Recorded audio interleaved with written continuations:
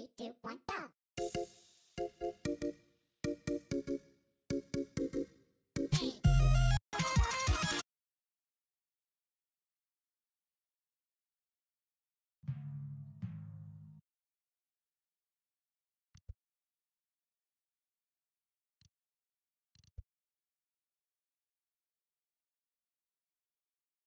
I heard y'all need help level. Don't worry, I got y'all with this video. I'm gonna show y'all the best method to get from level 1 to 500, starting with Town of Beginning. This is the island you will automatically go to when you first start the game. The first quest you will do is this one right here. It's gonna have you fight 5 or so of these bandits, and you're gonna farm this until you're level 10. When you're level 10, you can transition between this quest and that quest. What this quest is it's gonna have you fight the bandit boss in the middle, and he has a chance of dropping an armor piece. You do these 2 quests until you're level 15, and then once you're level 15, follow me.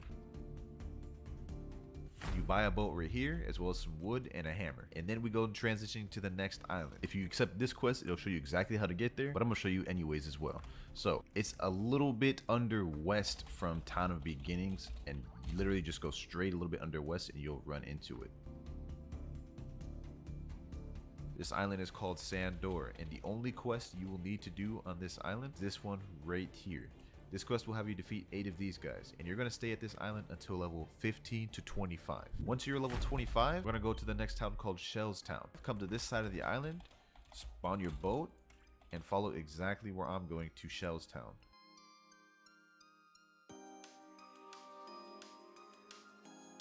As you guys can see, we are now running into Shells Town. When you go to Shells Town, you'll need to set your spawn right here, as well as get a log post right here. The first quest you will do is this one right here. This is going to have you defeat 8 of these marine guys. Now, you're going to stay at Shells Town from 25 to level 40. There is one more quest that you can do in Shells Town though, and I'm going to show you guys exactly where that is.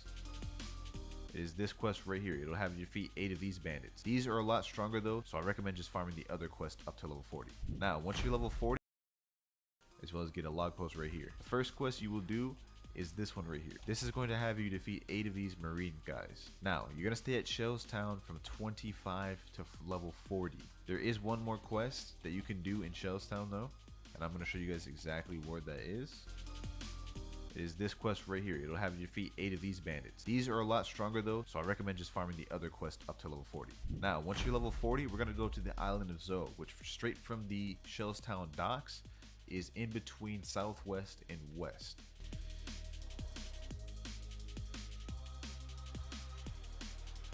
And we've just pulled up to Island of Zoe.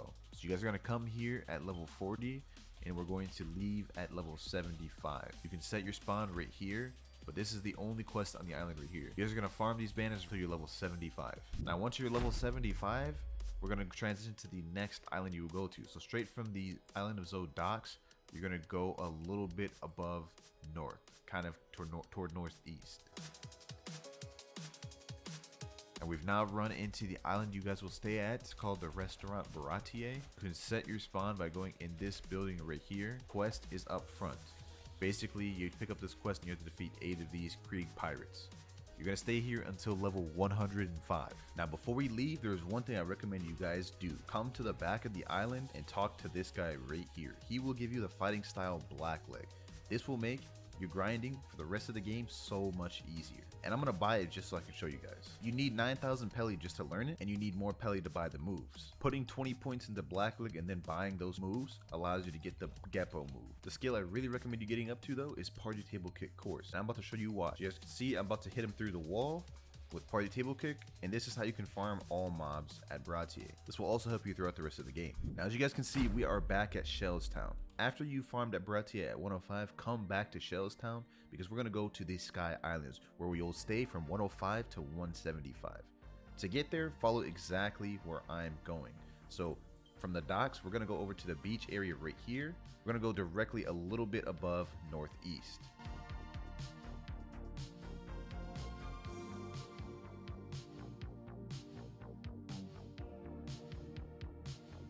And as you guys can see, we are running into the knockup stream. Now, an indicator to know if you're in the correct place, because the knockup stream is not always going to be there. You will see this rock right here. And all you got to do is just wait at this rock until the knockup stream comes back again. So going up the knockup stream with your boat, it'll push you directly up, as you guys can see. You guys have to be ready though. Keep going forward with your boat so you guys do not fall back into the ocean. Otherwise you will drown. But once you come down here, you're gonna set your spawn at this guy in front of this cafe. Since we're level 105, you're gonna come over here up to this column, accept this quest, and fight on these bandits until you're level 110. After you're done with that, follow to where I'm going.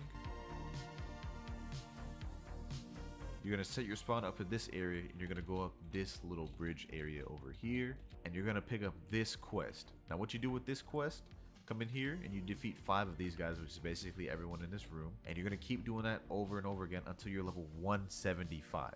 Once you guys are level 175 and made it to the rock, straight from the rock you want to go directly a little bit above northwest, and we will run to the next island we will need to stay at.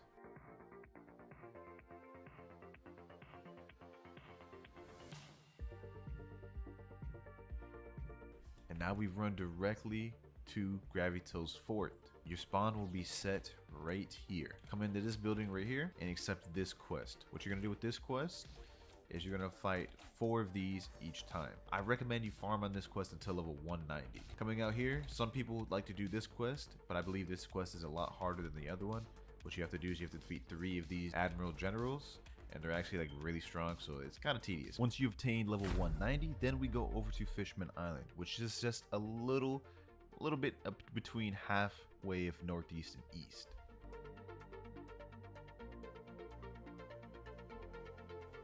And as you guys can see, we are pulling up to the Fishman Cave right here. It is actually fairly close. So this is gonna be a part where, you know, hopefully I get it right this time. So you're gonna buy a bubble from this guy. So what you do is you go into this little pool of water, you hold control until you go all the way down, and I'm gonna show you guys how to do this maze clearly and slowly. So you're gonna go in and you're gonna take the first.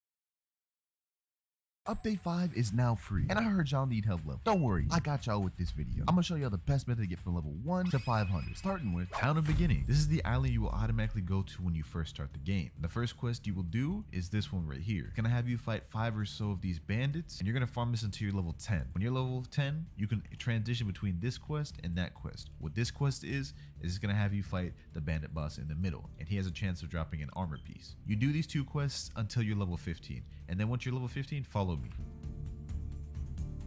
You buy a boat right here, as well as some wood and a hammer, and then we go transitioning to the next island. If you accept this quest, it'll show you exactly how to get there, but I'm gonna show you anyways as well.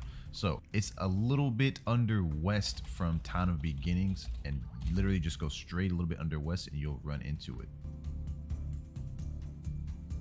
This island is called Sandor, and the only quest you will need to do on this island is this one right here. This quest will have you defeat 8 of these guys, and you're going to stay at this island until level 15 to 25. Once you're level 25, we're going to go to the next town called Shells Town. Come to this side of the island, spawn your boat, and follow exactly where I'm going to Shells Town.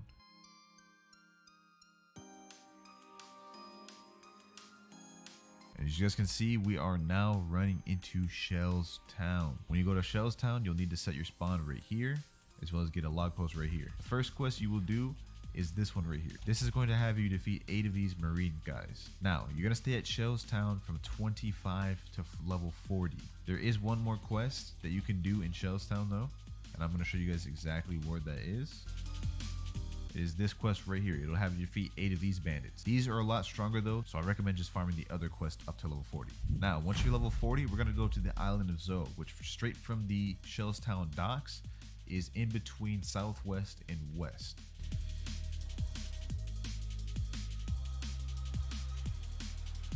And we've just pulled up to Island of Zoe. So you guys are gonna come here at level 40 and we're going to leave at level 75. You can set your spawn right here, but this is the only quest on the island right here. You guys are gonna farm these banners until you're level 75. Now once you're level 75, we're gonna transition to the next island you will go to. So straight from the Island of Zoe docks, you're gonna go a little bit above north, kind of toward northeast. And we've now run into the island you guys will stay at. It's called the Restaurant Baratier. You can set your spawn by going in this building right here. Quest is up front. Basically, you pick up this quest and you have to defeat 8 of these Krieg pirates. You're gonna stay here until level 105. Now, before we leave, there's one thing I recommend you guys do. Come to the back of the island and talk to this guy right here. He will give you the fighting style Blackleg. This will make your grinding for the rest of the game so much easier. And I'm gonna buy it just so I can show you guys. You need 9,000 Pelly just to learn it, and you need more Pelly to buy the moves. Putting 20 points into Blackleg and then buying those moves allows you to get the GPO move. The skill I really recommend you getting up to though is Party Table Kick Course. And I'm about to show you why. You guys can see I'm about to hit him through the wall with Party Table Kick, and this is how you can farm all mobs at Baratier. This will also help you throughout the rest of the game. Now, as you guys can see, we are back at Shellstown. After you farmed at Baratier at 105, come back to Shellstown because we're gonna go to the Sky Islands where we will stay from 105 to 175. To get there, follow exactly where I'm going. So from the docks, we're gonna go over to the beach area. Update 5 is now free. And I heard y'all.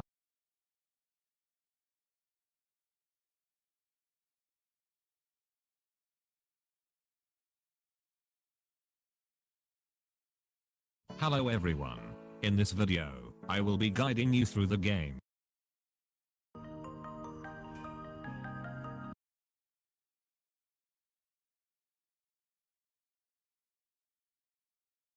Alright, so as you guys is very close to being here, and there's also been a lot of talk about GPO being free in update 5, and whether or not it's actually going to happen, this is going to be the biggest update we've had yet in GPO. So I think there's going to be a lot of new players, and yeah, that's where I come in. I'm going to show you guys how to get from being a level 1 noob with almost nothing in your inventory to level 425 pro with an inventory like this. Now keep in mind, this is no easy process whatsoever, so make sure to closely pay attention to the video. And I would really like to thank you guys for 9,500 subscribers. I do really appreciate it. So our next goal will be 9,550 subscribers, so if you haven't already, I would really appreciate it if you did hit that subscribe button. And as always, make sure to turn on all post notifications while you do that, so you don't miss a single upload that I do. And while you're at it, make sure to give the video a like and comment as well. I would really appreciate it. And without further ado, let's get right into the level guide. And for this leveling guide, I'm not going to use my devil fruit or anything like that, because obviously when you first start off the game, you're not going to have a broken devil fruit like Pika or, you know, any of those other Logia type fruits, or just a fruit in general, unless you're just the luckiest person in the world. But for starters, which is starter island, you're going to go over to Daff right here, accept the quest, and you're going to stay here from level 1 to level 20, and then we'll go on to the next island. But I'll show you how to fight these guys real quick. What you want to do is it's F to block, and obviously click to M1. So you want to come over here, 1 2 3 4, and then you just go ahead and M1 like that.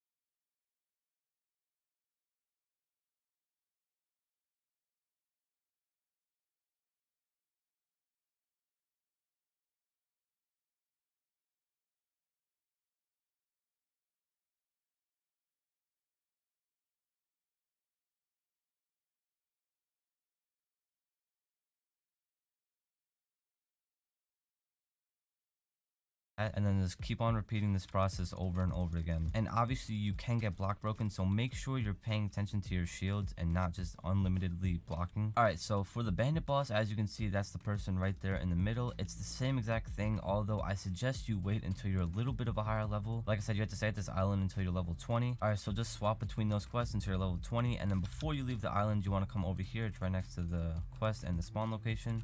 By the way, that's the spawn setter. You just talk to that guy to set your spawn.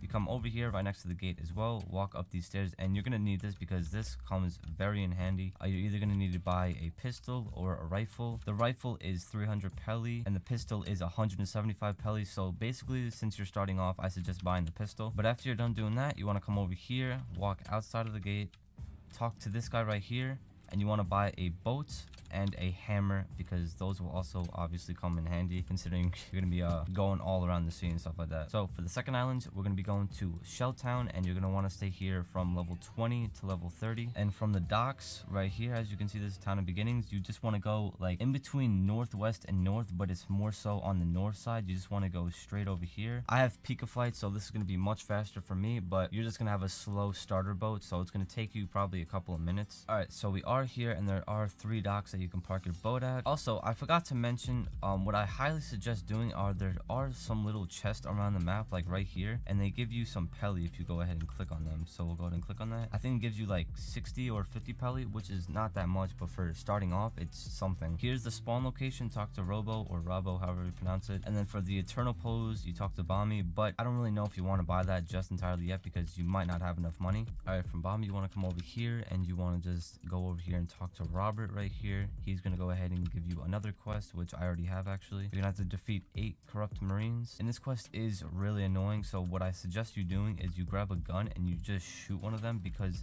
as you can see in the back over there, that guy has a rocket launcher, so you're not trying to get the attention of him. And just the same exact process, just block until they're done with their attack and then go ahead and punch. All right, so you just want to keep on doing that, and because these guys are stronger, you might want to learn how to perfect block. All you have to do is perfectly block as soon as they hit. So something like, let's try that again, something like that. Okay, that'll go ahead and perfect block, and you'll be able to get a whole entire M1 combo off of them. And you just keep on learning how to do that. It's very helpful in these situations. But if it is getting a bit too crazy down here, because there are 4 of them on top of the guy with the bazooka, if you come over here, walk past those stairs, there's going to be another 2 guys over here that are obviously a lot easier because there's 2 less and there's someone not with the rocket launcher. Actually, I'll show what it's like to actually walk up the stairs. Okay, well, they didn't attack me right there, but there's probably going to be someone following you, so if you want, he's going to go ahead and follow you, kill him first, and then you're going to have these 2 guys that you can carry out with. Alright, so once you get to level 30, you're going to go ahead and from Bomby, you're going to go straight in between southwest and west. You can take your boat. I'm going to use my Pika flight. You can go ahead and park your boat over here. Okay, Bomby is right here. Eternal pose is right there, and it's like right outside of the gate. And then once again, you want to set your spawn, go talk to Robo. He's right there, and then grab the quest from this guy. All right, so like again, shoot the NPC, bring him over here, and just go ahead and do the same exact process. Also, you're gonna be starting off the match, so make sure you want to go ahead and have most of your stat points in either strength and defense. Okay, those are gonna come in handy a lot, because like I said, with you needing to go ahead and block all the time to, you know, obviously prevent them from block breaking you, and then you can go ahead and get a free M1 combo off. You're gonna need a good amount of defense and strength to actually do damage to them. All right, so like I said, level 30 to level 40. So for the next island, we're going to want to go to Restaurant Baratier.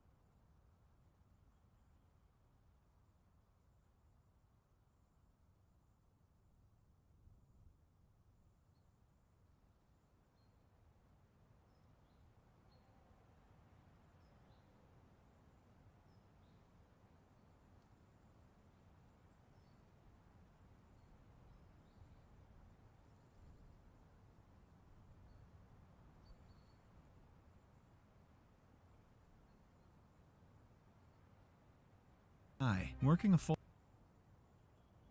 Brain-eating parasites are taking over your town. Not a lot.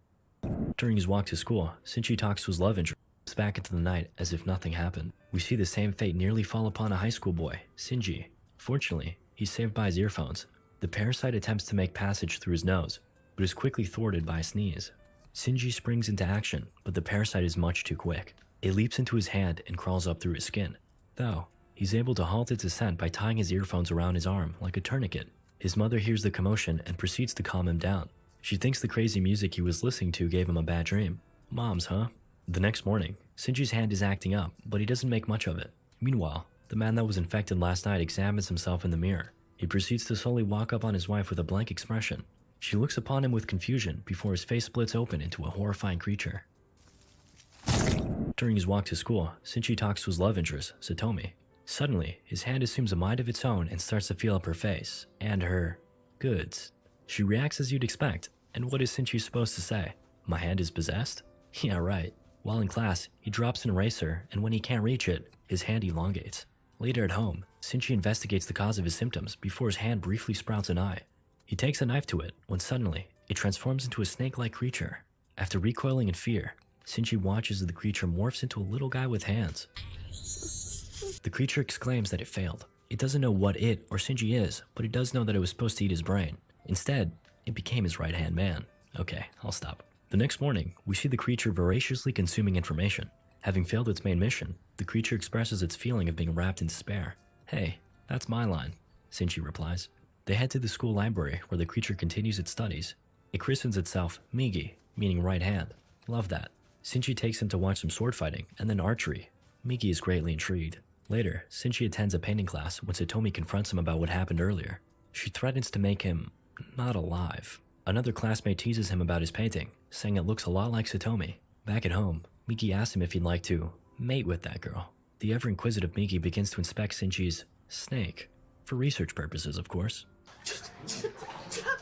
We see a few more murders take place as the parasites spread. Brutal. Sometime later, Shinji is riding a bus home when Migi abruptly requests to get off.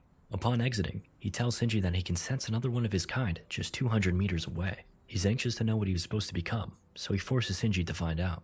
The pair finds themselves at a meat shop. When they enter, they stumble upon a creature devouring what remains of a man. Shinji can't help but be revolted, which prompts the creature to notice him. It detects one of his own, but Migi explains that the original host, Shinji, is still intact.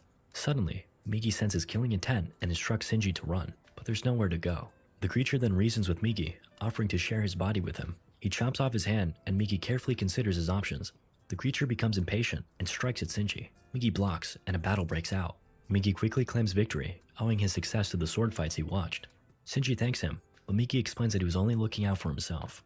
Switching bodies would have been too risky. Shinji meets up with his mom, and she voices concerns about him. As she holds onto him, we notice some scars on her hand. Shinji pulls away and tells her that school's simply been stressing him out. Before bed, Shinji and Migi watch some news about the parasite murders. Shinji really wants to talk to his mom about what's really going on, but Migi objects. Though he doesn't control his brain, he has other ways of keeping him quiet. Shinji calls him a demon, then goes to sleep. Migi takes a moment to reflect on this word, demon. We return to the meat shop where a crime scene has been established. A detective, Hiruma, examines the scene, noting the presence of a man-eating person that isn't quite human. The following morning, Shinji awakens to Migi researching about demons. Turns out, humans are what's closest to them. Ha! Cheeky. The pair arrive at school and are informed that due to an accident with one of the teachers, a substitute, Ryoko, has been brought in. Migi senses the presence of one of his kind, and you guessed it, it's her.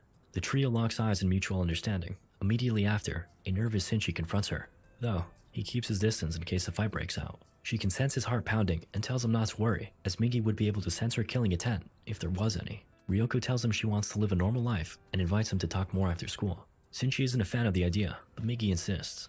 He's surprised that she's living like a human and wishes to learn more. The trio meet up at an aquarium when Migi senses the presence of two more quickly approaching parasites. Ryoko introduces them. There's Hideo, a smiley high school kid, and a sour-faced officer who wishes not to be named. Ryoko instead refers to him as Mr. A. She explains that in order to survive, they formed an alliance. She'd like Shinji and Migi to join. Considering he's human, Shinji is confused. Ryoko shares that she conducted an experiment with Mr. A. They got it on, and as a result, she became pregnant. Though they are monsters, the resulting baby would still be human. This raises the question, what are they exactly? Shinji is forced to join them since Ryoko is basically holding the school hostage. In fact, she can kill a whole classroom within 3 seconds. We later see the parasites in their secret hideout. Hideo and Mr. A enjoy a meal while Ryoko tests to see how long she a smiley high school kid and a sour We later see the pair with Mr. A. They got it on, and as a result, she became pregnant. Though they are monsters, the resulting baby would still be human. This raises the question, what are they exactly? Shinji is forced to join them since Ryoko is basically holding the school hostage. In fact, she can kill a whole classroom within 3 seconds. We later see the parasites in their secret hideout. Hideo and Mr. A enjoy a meal while Ryoko tests to see how long she can go without eating humans. A displeased Mr. A questions if she really intends on having Shinji join them. She believes him and Miki to be ideal research subjects for better learning how humans think. Meanwhile, Shinji eats with his mother, who senses he's hiding something. He gets up and turns his back to her, to which she reaches out in an attempt to comfort him. We once again take notice of her scars, and Shinji pulls away, telling her he's not a child anymore. Later on, he visits the school alone and paints the same figure from earlier. Migi realizes that rather than Satomi, the painting is of his mother. Migi asks about her. Considering she's the one feeding them, he deems her important. Shinji shares that as a child, his mother saved him from scorching hot oil by getting in the way. He feels immense guilt over this. Migi reflects on the human quality of self-sacrifice, something he doesn't quite understand. On the way home, the pair run into Mr. A. Migi senses tremendous killing intent and quickly hatches a plan.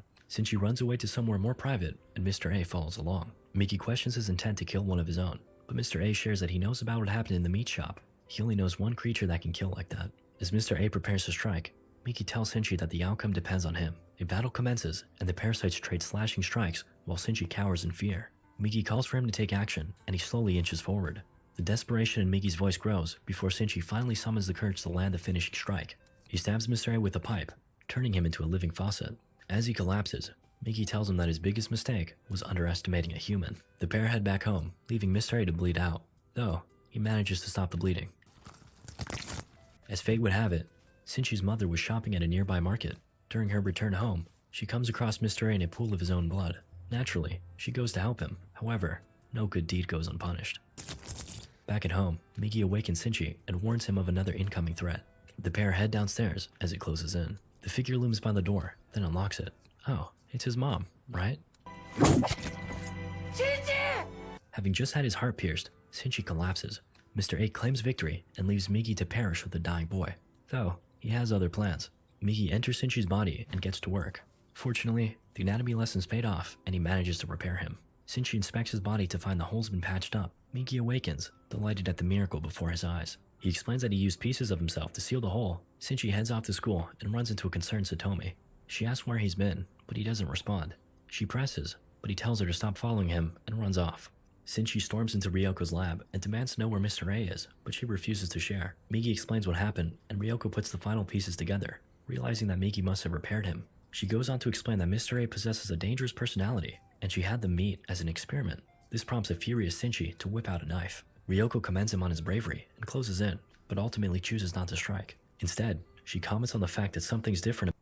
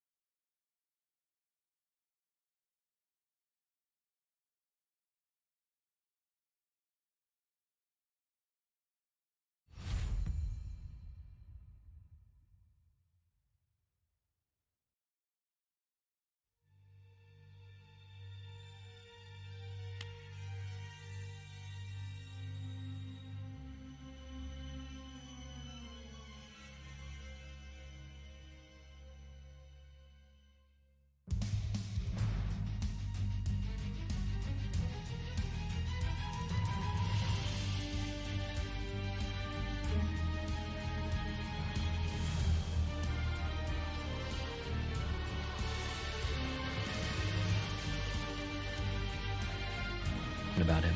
He's changing. We cut to the police station where Detective Hirama is informed that the fingerprints recovered from the iron pipe are the same ones that were found in the meat shop. The assistant also mentions that once again, human remains were found in the victim's stomach. The assistant remarks that the rumors must be true. Parasites are taking over the populace. Hirama warns him to tread carefully, or else the higher-ups will put a stop to this investigation. Sometime later, Shinji walks home when suddenly, Migi senses the presence of multiple parasites. He looks up to find a crowd gathered around an up-and-coming politician, Takeshi. Shinji joins in and realizes it's the man on the stand. Afterwards, and back at home, Migi is delighted to learn that one of his very own is posing as a politician. The prospect of parasites taking over the world excites him immensely. Suddenly, they hear a knock on the door. It's Detective Hirama and his partner. They briefly question Shinji about the murder that took place near his home. He sweats profusely as just behind his back, Migi is ready to strike. Fortunately, it doesn't come to that, and the men see their way out. The following day at school, Satomi reaches out once more to a cold Shinji. She's heard the news that his mother is missing and extends her condolences. All of a sudden, Hideo walks up and greets the pair before Satomi introduces him as the school's newest transfer student. Shinji stares him down and questions why he's here. Satomi lightens up the mood and makes them shake hands. We proceed with the greatest fight scene of the movie as Hideo and Shinji test the might of their grips. Hideo walks off and Satomi asks, "What the hell was that?" To which Shinji replies, "I was only testing his power." Satomi is swept away by a friend, and we learn that Ryoko was watching the entire time. Later, Ryoko talks with Hideo and reflects on the fact that Shinji is growing stronger. Hideo now understands why she wishes to study him. At home, Migi explains that due to his life-saving intervention, Shinji's cells have become forever altered. Shinji wishes to head out in search of Mr. A, which prompts Migi to note that along with his body, Shinji's personality is changing too. He shares that saving him came at a cost. Migi now has to sleep 4 hours a day. That doesn't seem like a big deal, until he mentions that he can't be woken up during that time either. And it happens randomly. During that time, he's effectively dead. What? Meanwhile at the police station, Detective Hirama and his partner discovered through a forum that pulling a parasite's hair causes it to curl up. Oh, thank God. At the hideout, the parasites discuss the news that their kind can be detected through such a simple test. Ryoko worries about their future, but Takeshi assures her that once elected, the town will become a safe haven for their kind. The following day, Shinji hangs out with Satomi after class. She offers to cook him dinner, so they go shopping. They have a good time, and she's glad to see that the Shinji she knew is still there. Upon exiting the store, Shinji notices a dying dog on the road. He walks through traffic to save it, but it's too late. To Satomi's shock, he disposes of the dog in the trash, calling it garbage. She's horrified, and wonders how he doesn't pity the animal. He coldly explains that the dog is now merely flesh and bones. She rejects his philosophy and runs off. A confused Shinji turns to Migi for guidance, who explains that was something he would have said. On Ryoko's end of things, she's confronted by the school staff who notice she's pregnant. We cut to her returning home, where she sees that her front door is already unlocked. Her parents await her. They apologize for barging in, but were concerned after learning that she suddenly quit teaching. To their dismay, they find that the rumors are true. She's pregnant. Ryoko remains silent, and her mother inexplicably realizes that she's not Ryoko. She begins to panic and pleads with her husband to call the cops. As they argue, Ryoko strikes. She briefly hesitates before offering the same fate to her mother. Afterwards, she carefully inspects her face in the mirror. Shinji meets with her the next day and learns that in her absence, Hideo will be looking over him. Like Ryoko, Hideo rarely eats humans. She's hopeful that this will be the solution to the parasite problem. Meanwhile, Hideo is posing for the art class. One girl notes that he has such a peculiar style. It's like he's not even human. She playfully plucks a strand of his hair and says she's just kidding. Uh-oh, I guess she's not. Why do you have to go and do that? Says Hideo. He counts up the students, and when one attempts to flee, unveils his true form. Ryoko and Shinji overhear the screaming students, and Shinji heads out. Hideo promises to make things painless, as long as they don't move. Satomi snatches a bottle of paint remover and tosses it at him. He quickly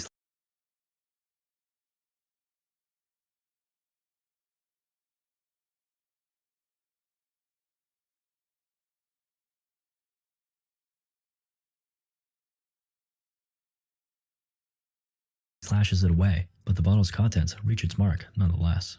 Hideo's tentacles shrivel up, and he blindly lashes out in pain.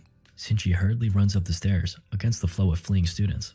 Upon arriving to the scene, he finds a hallway littered with mangled corpses. Panic sets in as he realizes that the butchered bodies before him are his classmates. As he hyperventilates, Miki calms him down. His breathing slowly normalizes, and his broken expression is replaced with one of determination. Up ahead, Hideo stalks the halls in search of Satomi, who's hiding in a locker. He senses her, and she narrowly avoids his strike. Before he can land the finishing blow, Shinji arrives to save the day. Well, actually, Miki deserves the credit here. Just look at those moves. Ryoko pulls up and expresses her disappointment with his strike. Miki deserves the credit here. Just look at those moves. Ryoko pulls up and expresses her disappointment in her comrade. He begs for help, explaining that the chemical attack has rendered him unable to morph his face. In response, she rolls a homemade bomb towards Hideo. After grabbing Satomi, Shinji hops out the window, then guides her to safety. Shortly after, police storm the building but are no match for Hideo's dexterous tentacle blades. Meanwhile, Miki informs Shinji that he can still sense Hideo's killing intent. Shinji arms himself, then climbs up an opposing building. He has a nice vantage point of the school, but it's awfully far away. No ordinary human could make the shot, but Shinji is no longer just a man. Nice. Ryoko joins him on the rooftop. Shinji remarks that he should have killed them both when he first met them. However, Ryoko reminds him that that would mean killing her human child as well. Miki chimes in, inquiring as to what she'll do with the child. Experiments, Ryoko replies. Shinji abhors this, but she further clarifies her intent. Mothers are a strange breed of humans, and she wishes to learn firsthand where their strength comes from. Before departing, she leaves Shinji with Mr. A's location. Later at night, Detective Hirama examines the crime scene, taking keen interest in the impact left by Shinji's attack. He looks off towards the opposing building and wonders who or what left it. The next day, Shinji seeks out Mr. A and the pair head off to battle under a bridge. Just before the fight commences, Miki gets sleepy, though he's able to morph into a sick blade before catching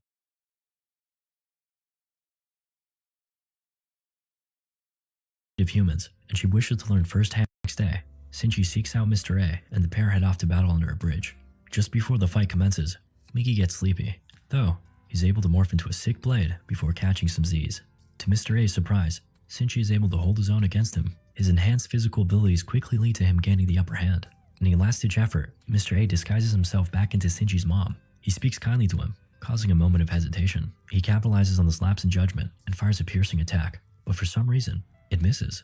We see that the strike was diverted by a hand, his mother's hand. In fact, the same hand that saved him as a child.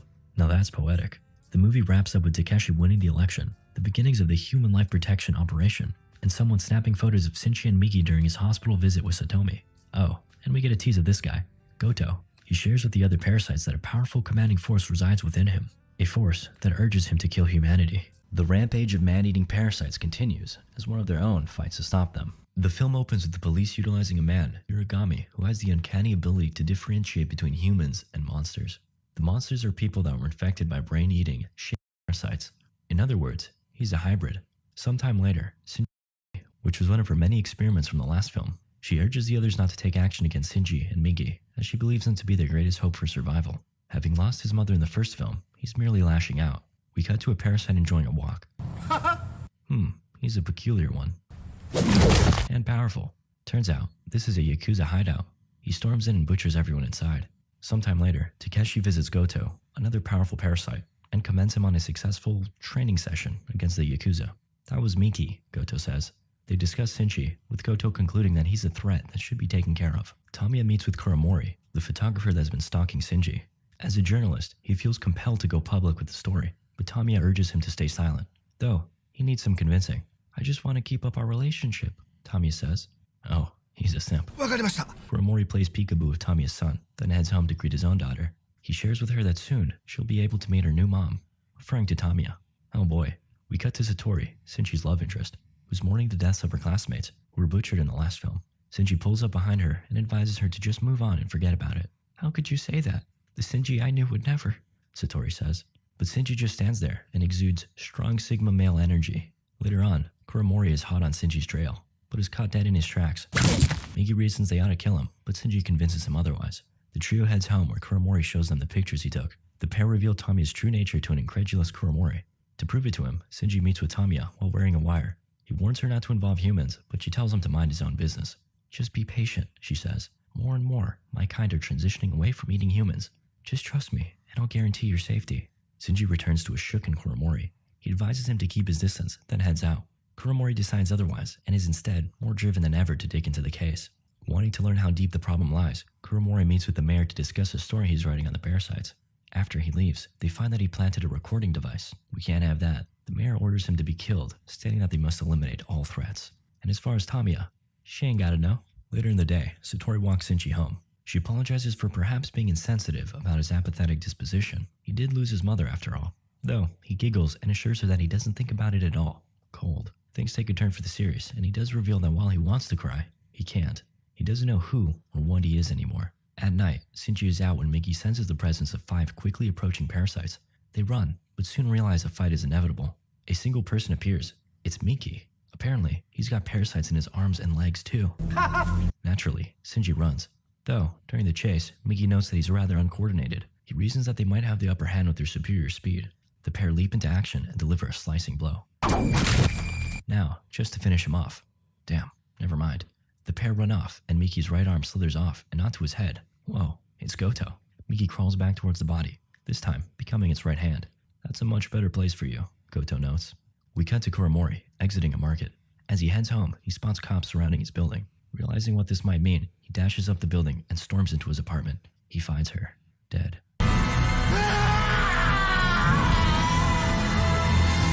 The cops question him, but he refuses to answer, instead offering up a blank expression. Though, behind that emotionless exterior lies the burning rage of 1,000 suns. Tamiya meets with the others and chastises them for killing Kuromori's daughter. Takeshi speaks up, stating that they ought to eliminate all their threats, including Shinji and Migi. She sternly warns them not to take humans so lightly, since they don't fully understand them yet. Unlike parasites, humans are not solely interested in self-preservation. They care about others and work together in the hundreds, thousands, and even millions. In numbers, humans form a powerful superorganism. Before heading out, she cautions them not to act alone again, as the fate of their species depends on it. Takeshi laughs as she departs. The others ask him what to do next, and he gives them that look. At her home, Tamiya breastfeeds her baby, then plays peekaboo. She notes the baby's laughter and practices the expression in the mirror. Suddenly, she senses something and heads out. She's being trailed by 3 others. They corner her. The humans call this a coup d'etat, she says. If you guys intended on killing me, why did you only send 3? Nani? Tamiya launches a discreet split attack. It's highly effective. The 3 pieces slither back and reform into her face. Creepy, but cool. Meanwhile at the police station, Kuromori has escaped custody. Tamiya returns home and finds that her son is gone. In his place lies a note telling her to meet him at the park tomorrow. We cut to Kuromori at the park with her son. He calls Detective Hiruma and tells him he's gonna have his revenge. They trace the call and start heading out to the park, but you can bet they're gonna take their sweet time. Simultaneously, the feds are preparing a raid on the mayor's building. Back to Tamiya, we see her searching for Shinji, but she runs into Satori instead. She gives her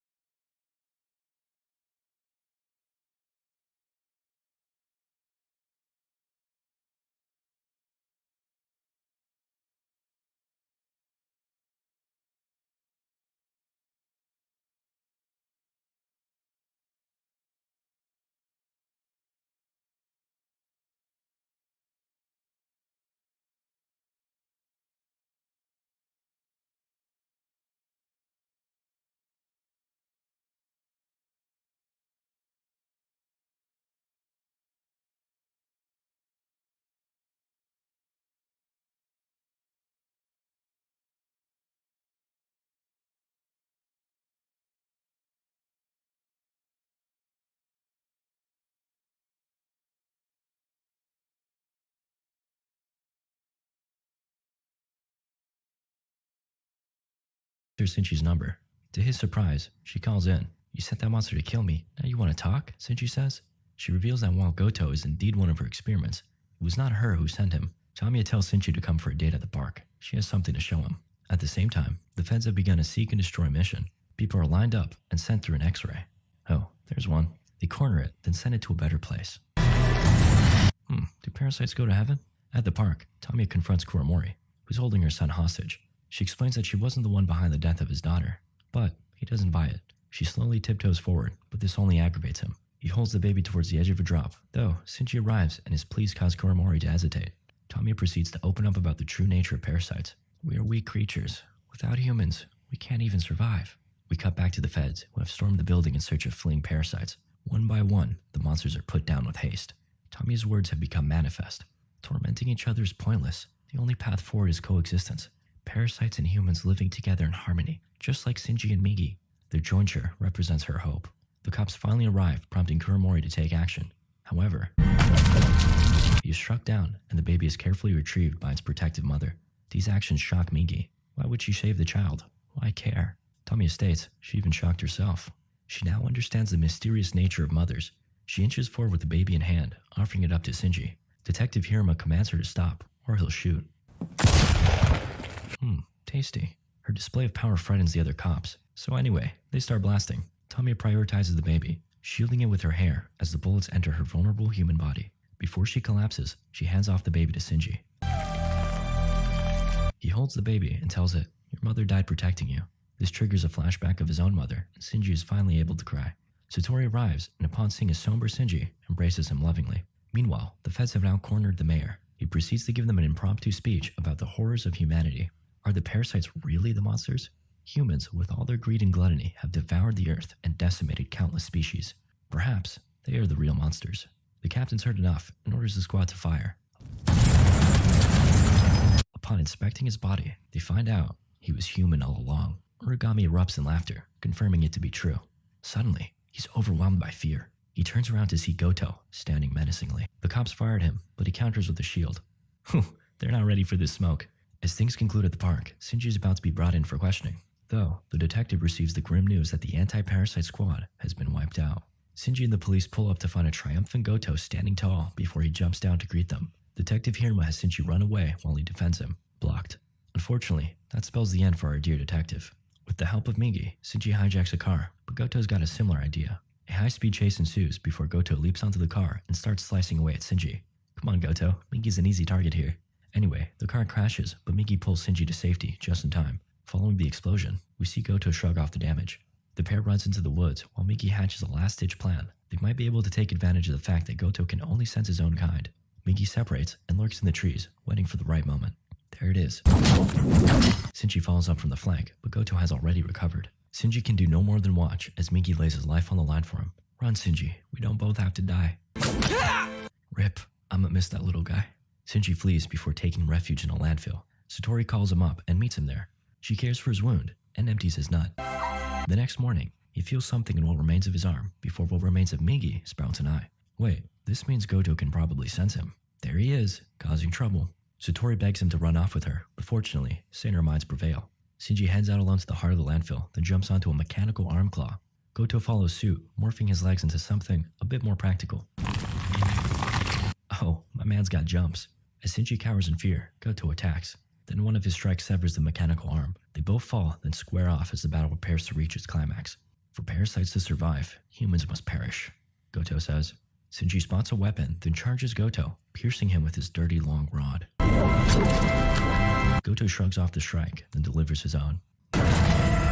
Nani?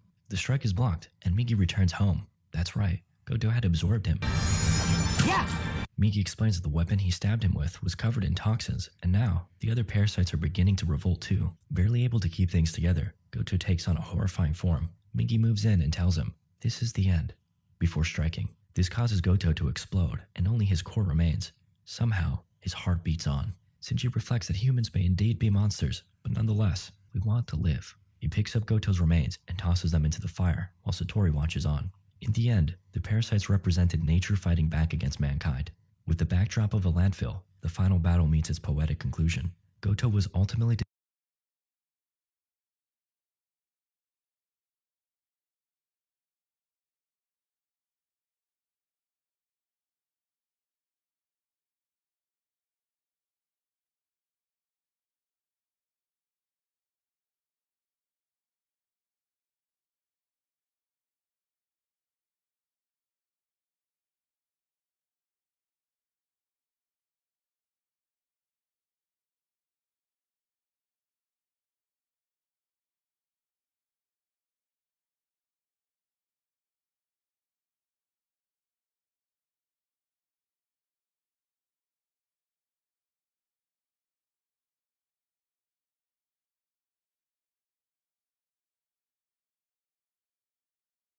Then we can talk it out, maybe.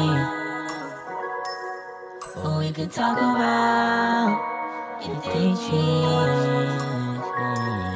Feels like a billion miles between you and me. So if you can go without it, I want you to leave. I want you to take control and let me know, 'cause I can't stay here, I need to go. If I give you money, I know I'm sure. If you play the mind, I'll show you goodbye.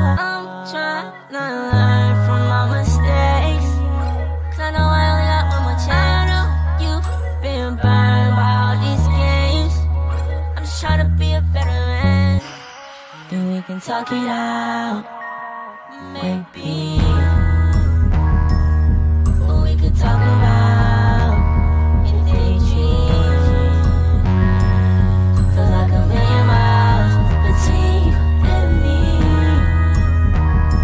So if you could go without it, I want you to leave. I want you to leave.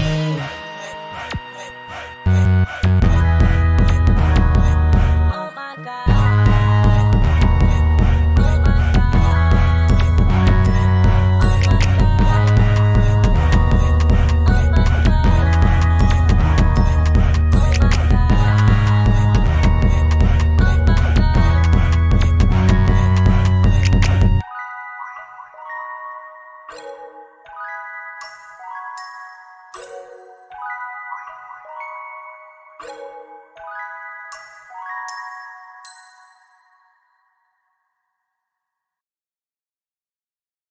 Why would I lie? Look me in my eyes.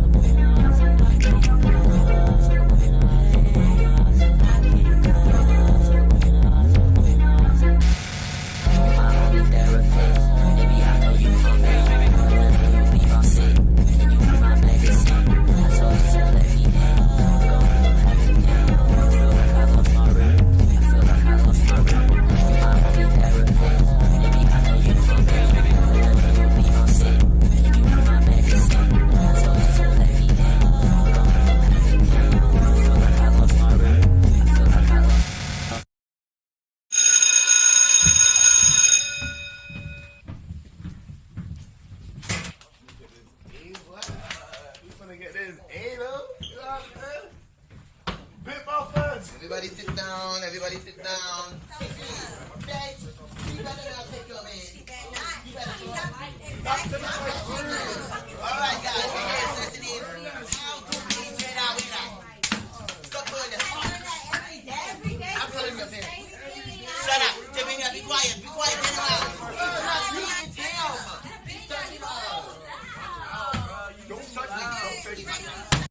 Bruh, Sabina, who do you think you are?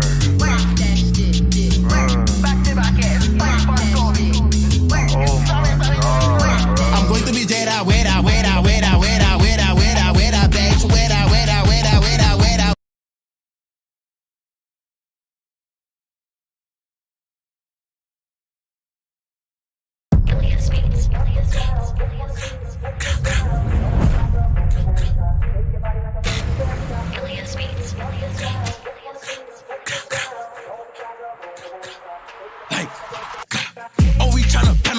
Bitch, I'm a 300 deaths and some flockers. Like who hotter? Top shotters. Hoodied up, dread down like a roster. I'ma stay hang out the beach on the flock 'em. Pop 'em, trap boy. Everything out there, we gon' hop 'em. Boy, hop out with the China chopper. Fuck what bro that we spent for a week. Slap with K only spent for a piece. Got a little thigh that I hold in my beam. Fuck that little boo who got left in a V. Slap with 2 shots, it's like 30 each. I've been feeding the itch and they catch a watch in and feed money. I been left in the seat. Nasty a bitch, nigga back on his knees. This is 300 DOA blow. blow for the guys. I'm on go for the guys. Smoke all with the guys. I hang out the view with the pole and the fly. They keep dissing like I ain't get back, don't know why. Some GBG, what are you dead, word of mine? Choco Nazi and Barry, you must wanna die. Choco J ripping dice, but what happened to? We don't mention that, but who got torch in his eye? Shake it, shake it, shake it, shake it. I want the fly cause I bet she get naked. Walk with amigos and Henny, no chasing. Like, shake it, shake it, shake it, shake it. I want the fly cause I bet she get naked. Shorty, she bugging, she want me to spank it. Like, you on hot, bitch, I'm on hot too. I pull up to your window like drive through. Come get shot with bullets, no bridle. Put a tag in your head, I could buy you. Like, huh? Like what? None of these bitches is tough. I'm with the shit till they give me a rush. Shorty be looking, think she got a crush. I'm not a step up, bitch, I'ma stop out. All of my eyes get mixed with the fiber. Bro, bitch said she was gon' touch me. She lying, Kuna Matata. All the bros not up and I boom for him. All the eyes so heaven got room for him. Everything dead, nothing is friendly. Up in my Prada, up in Balenci. Bitch, she stankin', know that I'm sanctioned. You crazy, bitch, I'm retarded. You okay? Sign is wrong. Try to play me, you know I perform. shake it, shake it, shake it, shake it. I want the fly cause I bet she get naked. Walk with amigos and Henny, no chasing. Like, shake it, shake it, shake it, shake it. I want the fly cause I bet she get naked. Shorty, she bugging, she want me to spank it. Like,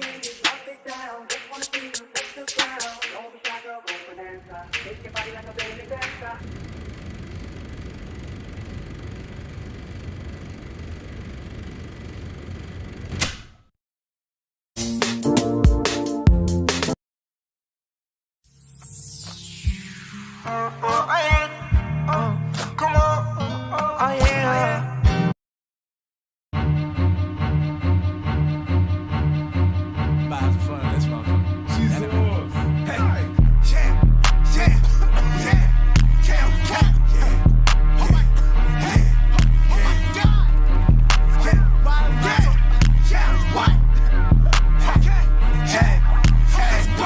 she in my car, she eat it up like Pac-Man. Dark night, all bad like I'm Batman. You like cheese, no wonder you a rat man. I'm dropping bombs and came straight right from Afghan. I told that girl, why you at this city? I told fuck a helicopter, about to go and pop around. And in my pockets looking fat, but my neck is looking chilly. Bitch, I'm starving, oh my god, but we ain't going to Chile. I told her, hold on, change the tempo. I just hit my elbow, shot her just like Velcro. Want her back like yes, told her it's okay. That bitch on a rabbit, I just want the cash, I just want the fish. Hey, 5, 6, 7, 8. Hold on with your patient. Hey, I'm feeling good, I'm feeling great. Take my time and you can wait. Beat me, sound and buckle. Redhead bitches like she knuckle. All my gloves just like I'm knuckle. Protect the green just like I'm knuckle. You're two-faced and call you knuckles. I'm power up and you in charge. I put the GameCube in the dog. I keep on laughing about knuckles. I'm the beats right to your puzzle. Got 10 turnovers like you Russell. Buck 50 with some muscle. Goddamn, I hurt my knuckles. Hey, baby, go to bed. Throw it back and then she twerk. Off the chain, she go berserk. I'm tryna fuck with her and her. Clean it up real quick. She gon' throw them, she gon' knock. Stacking up the chips. I just beat the fit. Ain't nobody gonna treat you better. Ain't nobody gonna treat you better. It's J-Dub. Ain't nobody gonna treat you better. Ain't nobody gonna treat you better. Ain't nobody gonna treat you better. Touch you better. Ain't nobody gonna love you better. More than I am. Ain't nobody gonna treat you better. Touch you better. Treat you better. Ain't nobody gonna love you better. More than I am. Ain't nobody gonna bring it back, turn around. Spin that ass like a merry-go-round. Do my dance while I'm taking you down. You want him around, so don't make a sound. Ain't no need to be running, babe. We gon' take that shit all the way. We gon' take that shit all the way, girl. You You still got that same wig on? Yeah, and what? You go buy it for me? You go buy it for me? I didn't think so. Somebody told me if you with your broke ass, broke ass, broke ass, broke ass, broke ass, broke ass, broke ass, bitch. Broke ass, broke ass, broke ass, broke ass, broke ass, broke ass, broke ass. With your broke ass, broke ass, broke ass, broke ass, broke ass, broke ass, broke ass, bitch. Broke ass, broke ass, broke ass, broke ass, broke ass, broke ass, broke ass, bitch. You go buy it for me? You go buy it for me? Don't be talking shit if you know you're not going to buy it for me. Yeah, you go buy it for me? You go buy it for me? Don't be talking shit if you know you're not going to buy it for me. She a broke ass bitch, I ain't fucking. All these damn rules, hold you bucking. On the gram, bitch, yeah, you lurking. I'm a real nigga, I ain't hurting. You broke, fam, pockets hurting. Benz riding foreign. My new bitch, yeah, she foreign. My ex bitch, that whole lame. Big body Benz switching lanes. Can't touch me, you hoes lame. Niggas watching me, that's a shame. Hoes cloud chase.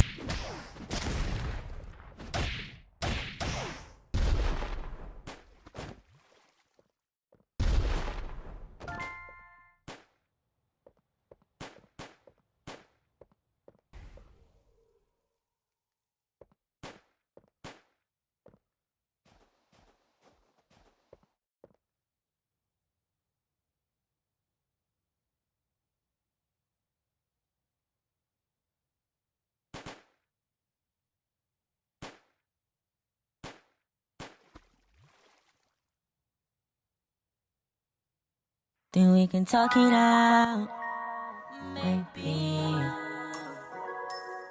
Or we can talk about your daydreams. Feels like a billion miles between you and me. So if you can go without it, I want you to leave. Take control and let me know, 'cause I can't stay here, I need to go. If I give you money, I know I'm sure. If you play the line, I'll show you the door. I'm trying to learn from my mistakes, 'cause I know I only got one more chance. I know you've been burned by all these games. I'm just trying to be a better man. Then we can talk it out, maybe. Or we can talk about your daydreams. Feels like a million miles between you and me. So if you can go without it, I want you to leave. I want you to leave.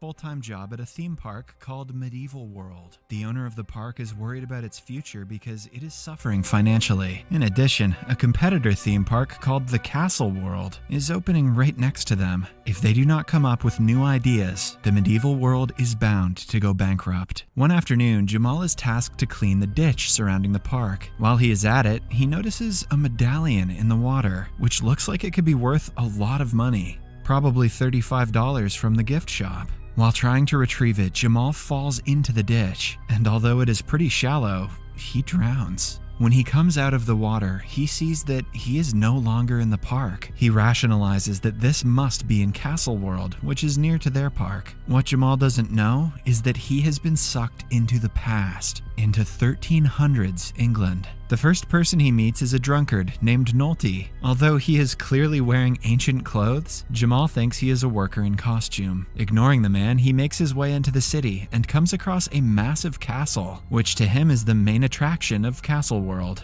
He tries to go inside, but is stopped by the guards. They ask him where he is from, to which he replies, Normandy. Jamal means Normandy from LA, but the guards assume that he is a French Moor, who they had been expecting to come next week. They let him in, and Jamal is introduced to a bustling market, where everyone is wearing clothing from the 1300s. He is impressed by the accuracy of the theme park, still unaware that he has traveled through time. Suddenly, his eyes land on a beautiful girl named Victoria. Jamal approaches her to shoot his shot, but they are interrupted by the cruel Commander General, Percival. He acts like he owns all the women in the town, just because he is a royal guard. Hence, his ego is hurt when he gets a bit too close to Victoria, and Jamal stops him. He threatens to complain to the manager about the misconduct. Percival pulls out his sword on him, but Jamal thinks it is fake and surprises everyone with his bravery. Following that, he meets a stranger who brings him to the king at his request. The king has arranged a marriage between his daughter Regina and the Duke of Normandy. He thinks Jamal is a messenger and inquires when the Duke is going to be here. A confused Jamal plays along and randomly names a date. Later that day, he is taken outside to witness an execution. He is excited, thinking that they are just actors playing along with the theme. The execution goes smoothly, but when Jamal picks up the decapitated head of a rebel, his world changes. He is so in shock that he falls unconscious without saying a word. When Jamal wakes up, he finds himself in his room with Victoria. He is wearing the medallion that he found in the ditch, which makes her believe he is one of her people. She shows him her medallion, which is similar to his. Turns out the medallion is a symbol of the rebellions, who are tired of the king's cruel judgment system. He has dethroned the former queen unfairly and has killed many innocents for criticizing his rule. The group of rebels want to kick him out of the kingdom and bring the former queen back into power. Still confused, Jamal asks her what date it is and finds out it is 1328 AD.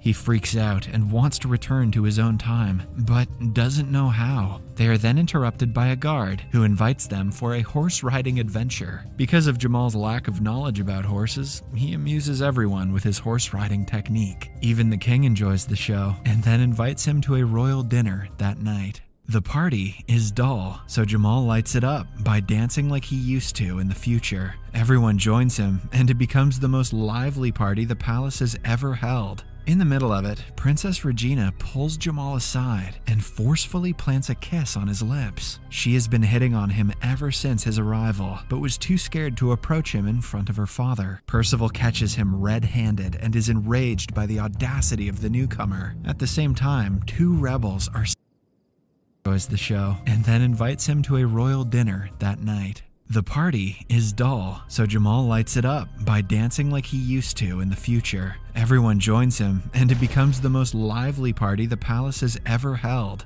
In the middle of it, Princess Regina pulls Jamal aside and forcefully plants a kiss on his lips. She has been hitting on him ever since his arrival, but was too scared to approach him in front of her father. Percival catches him red-handed and is enraged by the audacity of the newcomer. At the same time, two rebels are seconds away from attacking the king. Jamal hangs by the chandelier and lands on the king, ironically saving him from the rebels. When the situation calms down, Percival is reprimanded for not doing his job properly, while Jamal is praised and made the head of security. Percival drowns in jealousy and anger, but he's bound to keep his head down in front of the king's decision. Being the head of security, Jamal is given a bunch of responsibilities. He puts forward his idea to rebuild the opening to the castle with his head, which he argues will keep the enemies away. Before the plan is implemented, the king calls him for a more important task. A farmer was found stealing a turnip from the royal garden. Even though it was to feed his starving family, he is ordered to be executed for his crime. Moreover, since Jamal is the security head, he is the one that has to take care of the execution. When the king leaves, he lets the poor farmer go and even gives him some money for food. At night, Jamal asks to be presented with the finest chambermaid for his entertainment. He chooses Victoria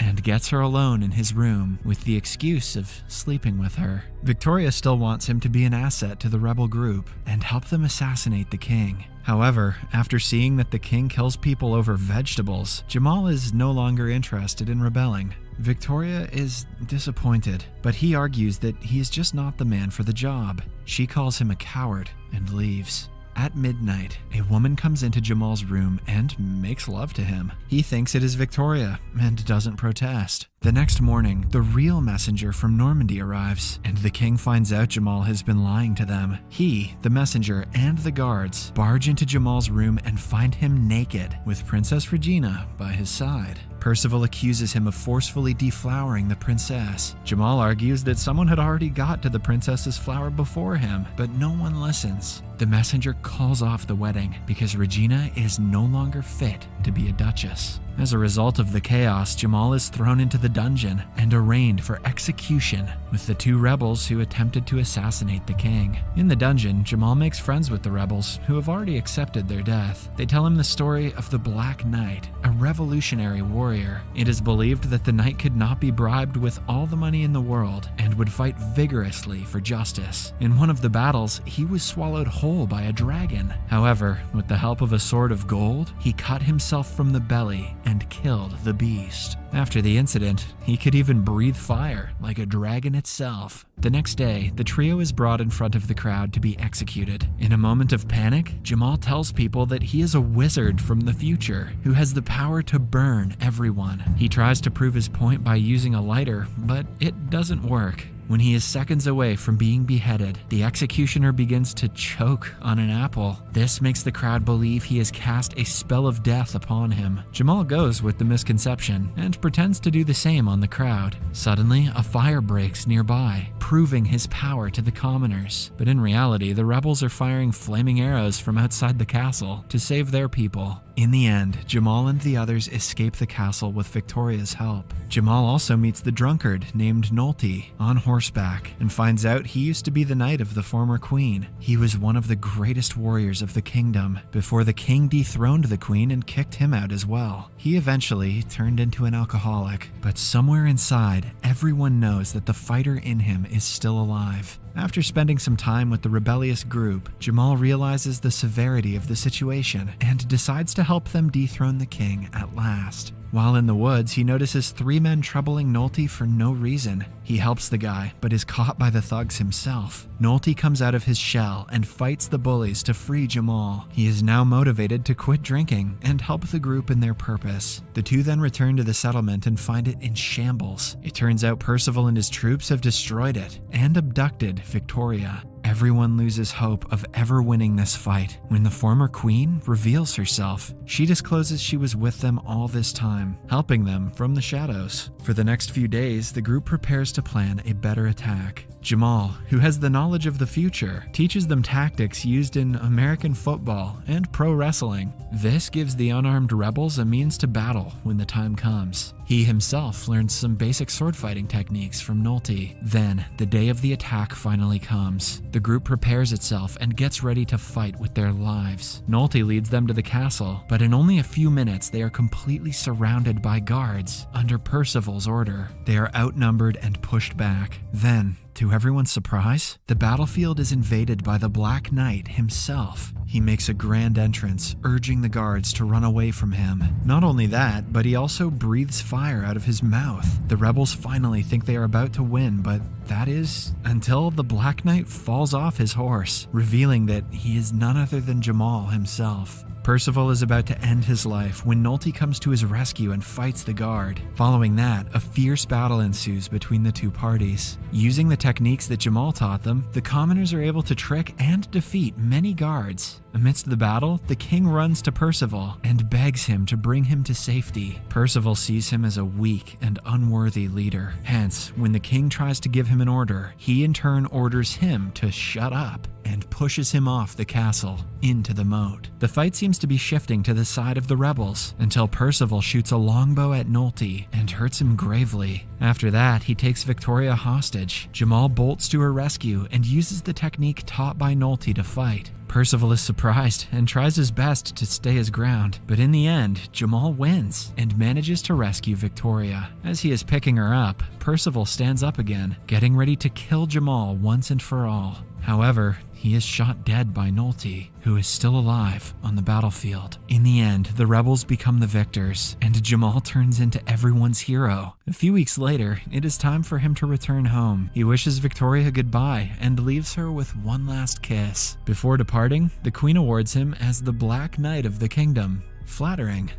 Racist, but flattering. A while later, Jamal wakes back up in the 2000s, surrounded by a paramedic and his colleagues from the theme park. They disclose that he drowned in the ditch and was saved, but has been unconscious ever since. The rational way to describe his experience would be to call it a dream, but Jamal knows it wasn't that. Before he went into the past, he wanted to leave his job, to transfer to the castle-themed park, where he could make more money. But now, his attitude has changed. Because he knows almost everything about the medieval world, he offers his ideas to the owner and makes the theme park more on theme.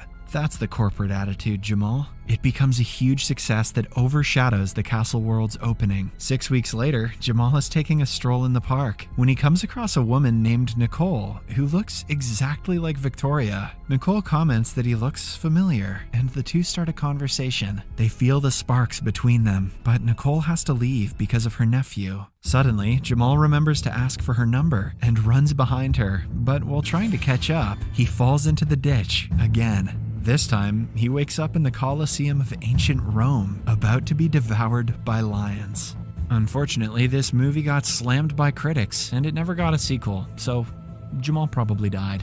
Subscribe for more videos like this, turn on notifications, and leave a like.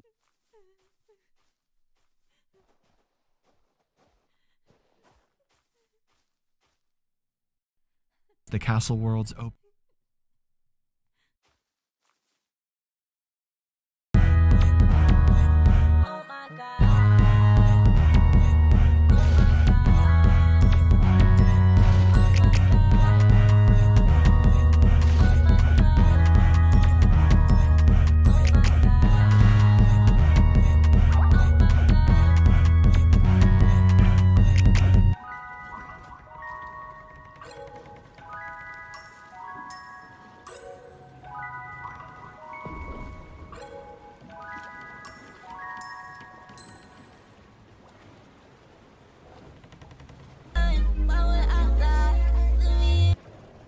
Then we can talk.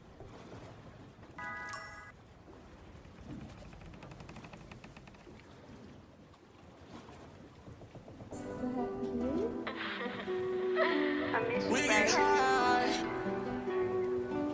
We get high. We get high.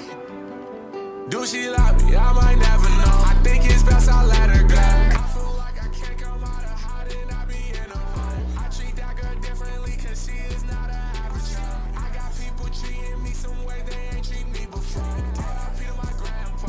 That wasn't even my grandpa. I remember that day you called me happy from your same self. I was always by your side. Might as well call me your damn slice. All these dudes keep calling my phone, but I know that I can't answer. Always put their feelings first, even though I know I'm hurt. Yeah, they know we came from the dirt, but I still had to put in work. I'ma keep on letting them hear me out to the day I leave this earth. I stop letting them treat me that way, cause I had to know my worth. Please don't let me out your heart. I will not know.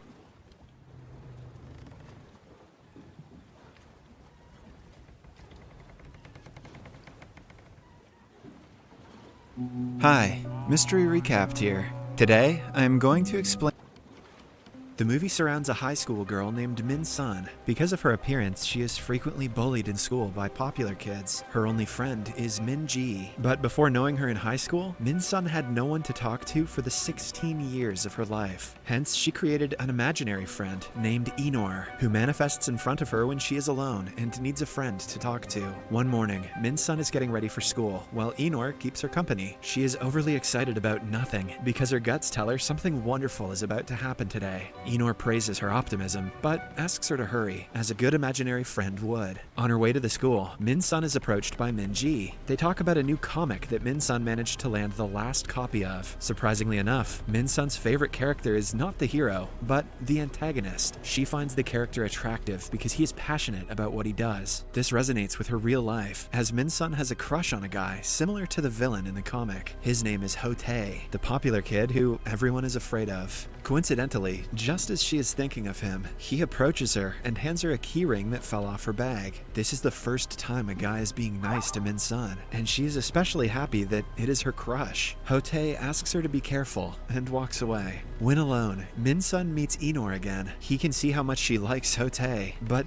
doesn't comment on anything about the guy. Min Sun, on the other hand, is over the moon, positive that many nice things are coming her way. Later that day, both she and Min Ji meet at a cafe. Min Ji seems to be bothered by something, but Min Sun doesn't notice it. They continue reading comics when a group of 3 bullies approaches them. Min Sun knows they bring trouble, so she tries her best to mind her own business, but they take the comic away and refuse to return it. The meanest girl from the group is Momo. She says she wants to borrow the comic and keep it for the next 10 years. When Min Sun speaks up for herself, they threaten to kill her. On her way home, things start to get out of hand, but just then comes Hotae to Min Sun's aid. His father is a businessman whose influence makes even the bullies fear him. Hotae beats up the guy in their group and sends them all away. He also gives Min Sun his number so she can call him if they trouble her again. After school, Min Sun is going through Hotae's social media, fawning over his pictures. After finding out what happened today, even Enor believes Hotae has feelings for his friend. As they chat about him, his name flashes on Min Sun's phone, and she rushes to meet him outside. When asked why he called, Hotae confesses that he likes her and wants to take her out on a date. Min Sun doesn't believe him at first, unused to male attention, but as Hotae leans in for a kiss, her dream becomes a reality. Min Sun closes her eyes, waiting for the kiss, but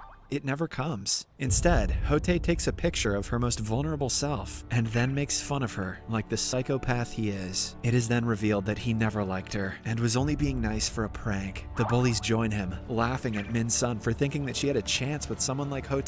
He is not just a bad person, but also a sociopath. Oh damn, I was joking, but it's actually part of the script. He rules over the school and uses his father's influence to terrorize people for fun. He wants Min Sun to take on the responsibility of his slave. She must come to him whenever he demands, and he can do whatever he pleases with her. Min Sun is still in shock, but she knows her life is going to turn into hell from now on. Moreover, it is revealed that Minji was also in on the bully's plan because she was threatened. The scene cuts to a month later. Min Sun turned her phone off and hasn't been out of the house since the bullying incident. She sleeps all day, drowning in depression. Her only companion is her imaginary friend, and he too is tired of seeing her like that. One day, he introduces her to the concept of revenge. The poor girl never thought going against the bullies was possible, but Inor motivates her enough to do something about her life. In the following montage, Min Sun changes her lifestyle completely. She manages her diet and exercises to lose weight. Not just that, but she wraps herself with tape and suffocates for hours, driven by the will to take revenge. Apart from her weight, she focuses on changing her attitude and gaining more confidence through several courses. Exactly a year later, Min Sun is a changed person. She is thinner and the most confident she has ever been, but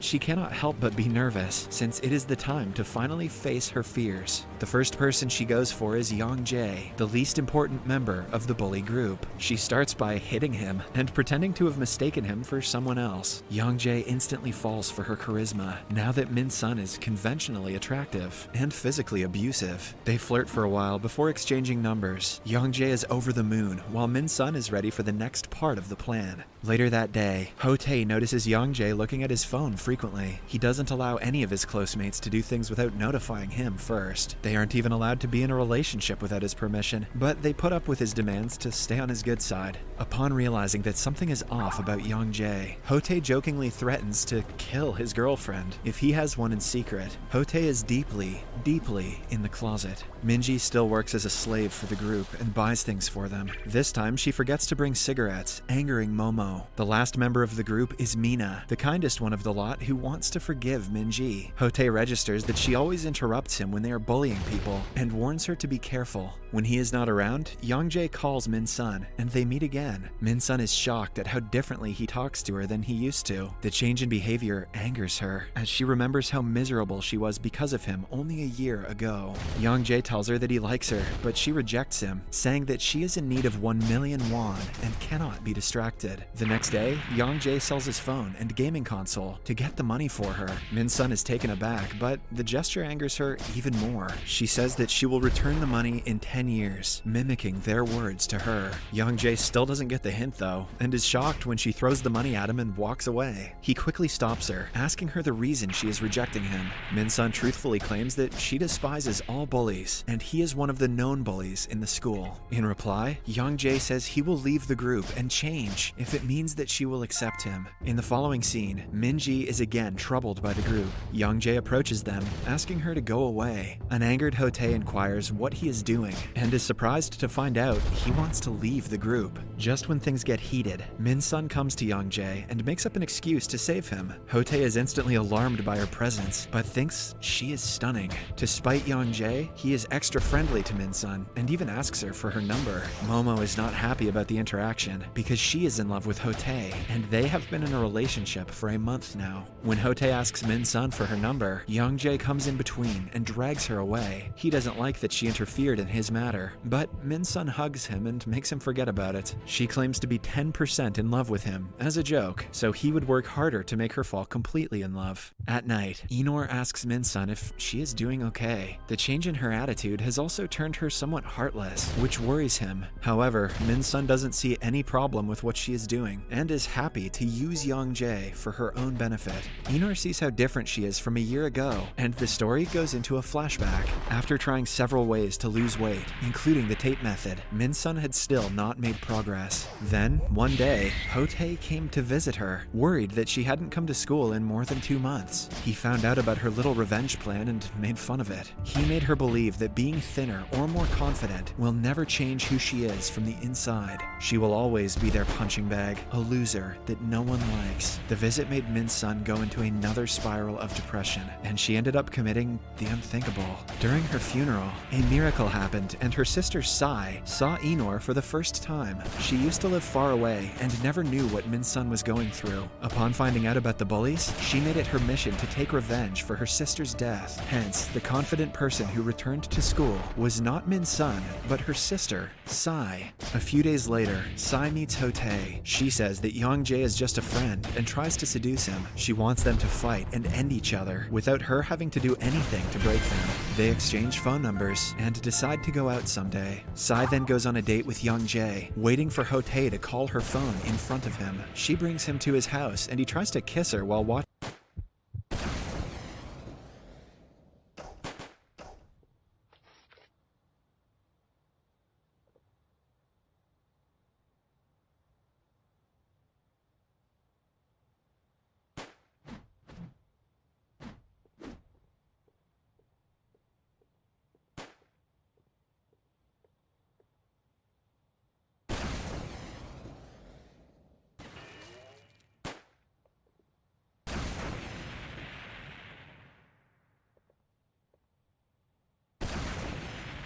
Watching the TV. The phone rings at the right time, and Young-jae sees Ho-tae calling her. She picks it up and agrees to go out with him the next day. Young-jae is stunned, but Sai recovers by lying that she was forced to give him her number, and she doesn't want to meet him either. Young-jae believes her and grows more hateful of his former best friend. He promises to get rid of Ho-tae at any cost, much to Sai's delight. In the evening, he calls Ho-tae in an alleyway, ready to hit him with a baseball bat. But, taking him by surprise, someone else knocks him out before he does anything. A week passes with no sign of Young-jae. Sai is worried that her plan might have failed after so much work. She still has to go out with Ho-tae and is terribly nervous given their history. Momo finds out about this on her and Ho-tae's 2-month dating anniversary. To apologize for forgetting, Ho-tae gives her a golden lighter as a gift. Still, Momo is not someone who lets things slide that easily. She gathers up a few men and goes to teach Sai a lesson for hitting on her boyfriend. The interaction is cut short when Sai tases Momo, and strangely enough, the guys do nothing. She leaves the bully with a final warning, asking her to never bother her again. Similarly, Mina,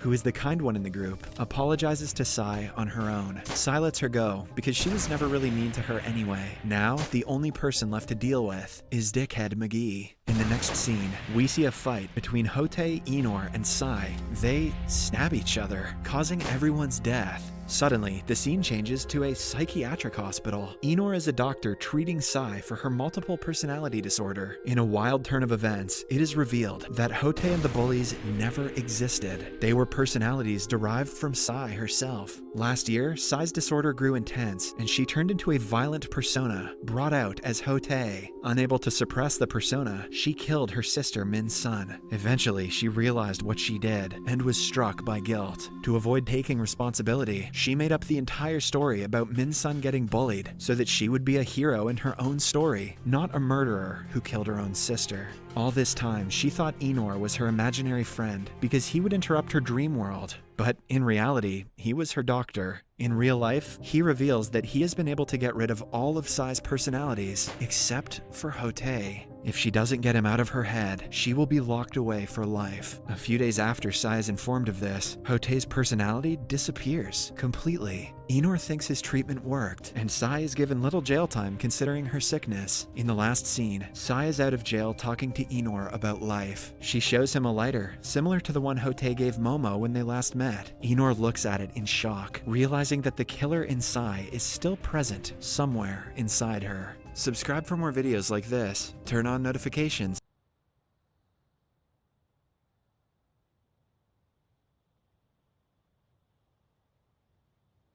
Hi, welcome to Prime Recap. Graduation is approaching and the students of Class 3E must eliminate their teacher before the entire planet is destroyed. Today we will continue with Koro-sensei's story with the live-action assassination classroom. The Graduation, from 2016. Graduation is just 6 months away and Class 3E at Kunagigaoka High School still hasn't been able to eliminate the octopus teacher. The creature that destroyed part of the moon will do the same to Earth, if not stopped by March next year. It is notable that the students' fighting skills have evolved a lot since they started the quest, but still it's not enough to destroy the yellow monster. As in a few months the whole class would be going through graduation, Koro-sensei takes the opportunity to ask one by one which career they plan to follow. Some students intend to enter politics, others opt for diplomacy. Karma, for example, wants to become a civil servant and so everyone has been revealing their plans for the future, except Nagisa. The boy was the only one in his class who still didn't know what he wanted to do after graduating from high school. Koro-sensei suggests that the boy think of something he can use his talent for assassinations on. As of all the students in the class he was the most skilled. Later, before class, Tadaomi informs the students about a school festival taking place next weekend. He emphasizes that this is a great chance for the students to complete their mission, as the event will take place in an open space and will include students from other schools, as well as several residents of the city. Therefore, Koro-sensei's attention will be scattered and the best time to attack him is precisely when he is most distracted. Tadaomi further reveals that the Ministry of Defense will send a sniper named Red Eye to ensure the alien is eliminated. Finally, the man warns that if the students are going to be responsible for destroying their teacher, they would have to hurry up and do it before the sniper does. Then Koro-sensei arrives in the room and claims to be looking forward to the festival, and as this would be a great opportunity for his students to be able to eliminate him, he decides to reveal his biggest weakness. The octopus says its greatest skill is speed, but it doesn't have much strength. If the students held his tentacles, he would not be able to move and would be susceptible to any attack. Hearing this, the students try to hold him back, but Koro-sensei easily manages to dodge them. In fact, revealing his biggest weakness was nothing more than a strategy to get the students excited for the school festival. When the big day arrives, the octopus dresses up as a clown to socialize with people at the festival. Only the great leaders of each nation knew about his existence, therefore, he could not appear in public without a costume. While handing out flyers to the newcomers, inviting them to watch the school play, Nagisa asks his teacher to leave as people might be suspicious of his disguise. Red Eye takes advantage as Koro-sensei shows off at the entrance to the festival to make his first attack, but the creature still manages to escape. Later, the play begins and the students plan to use this moment to eliminate the teacher. Their plan was to use the audience to prevent the octopus from revealing his true form and fleeing the spectacle. Even dressed in a giant peach, Koro-sensei manages to dodge the attacks and suddenly appears next to the sniper. Within minutes, without the man noticing, he was on stage, dressed as one of the main cast members, and the audience applauded the spectacle. At the end of the play, the teacher still thanks Red Eye for participating, because thanks to him his students worked even harder to eliminate him. Minutes later, Koro-sensei heads to the school shed, where 3 delinquents were threatening his students.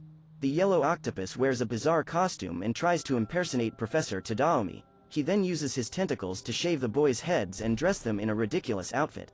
After witnessing this episode, the boys are scared and leave, and Koro-sensei returns to school with his students. At the end of the festival, the octopus helps his students to store all the materials used in the play. In that instant, Kayano reveals the tentacles she was hiding around her neck. Suddenly, she starts attacking the professor.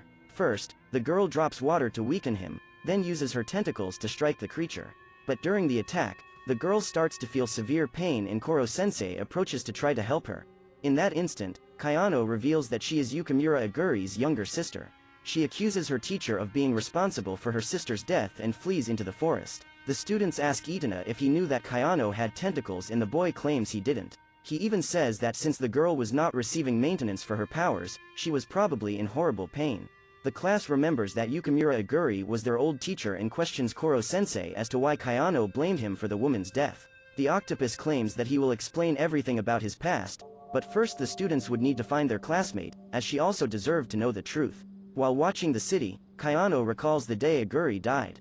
The girl went to her sister's lab to deliver something she had asked for. However, when she got there, she found that there had been a huge explosion. When she finally makes it to the lab, she finds her sister's body in the arms of a tentacled creature. As soon as the monster leaves, Kayano runs to Aguri and tries to wake her up, but at that moment there was no more salvation for her older sister.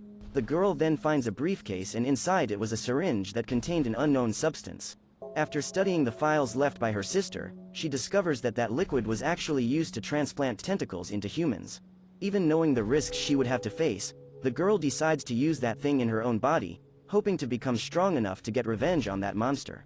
Before leaving, the creature had left a note for Aguri, saying that she could meet him at Kunagigaoka High School as Class 3E's teacher. Weeks later, Kayano passed the entrance exams at that school and was finally able to start her revenge plan. The next morning, Koro-sensei manages to find the girl and take her back to school, but she still hasn't given up on eliminating her teacher. Her tentacles are in flames and start chasing the octopus. Kayano's attacks possess devastating force, but if she continued like that for too long, her body could degenerate. Then, while dodging the attacks, Koro-sensei creates an afterimage of his yellow head to reveal his plan to stop the girl. He says that if the attacks continued, Kayano's life force would be sucked into the tentacles. Therefore, to prevent the girl's death, he would let her reach his most vital point, the heart. At that moment, one of the students would need to make the girl forget her bloodlust. Even knowing he could die, Koro-sensei allows Kayano to hit her heart. At that moment, Nagisa hugs the girl and gives her a kiss. The teacher manages to free himself from the tentacles and the girl's fury disappears.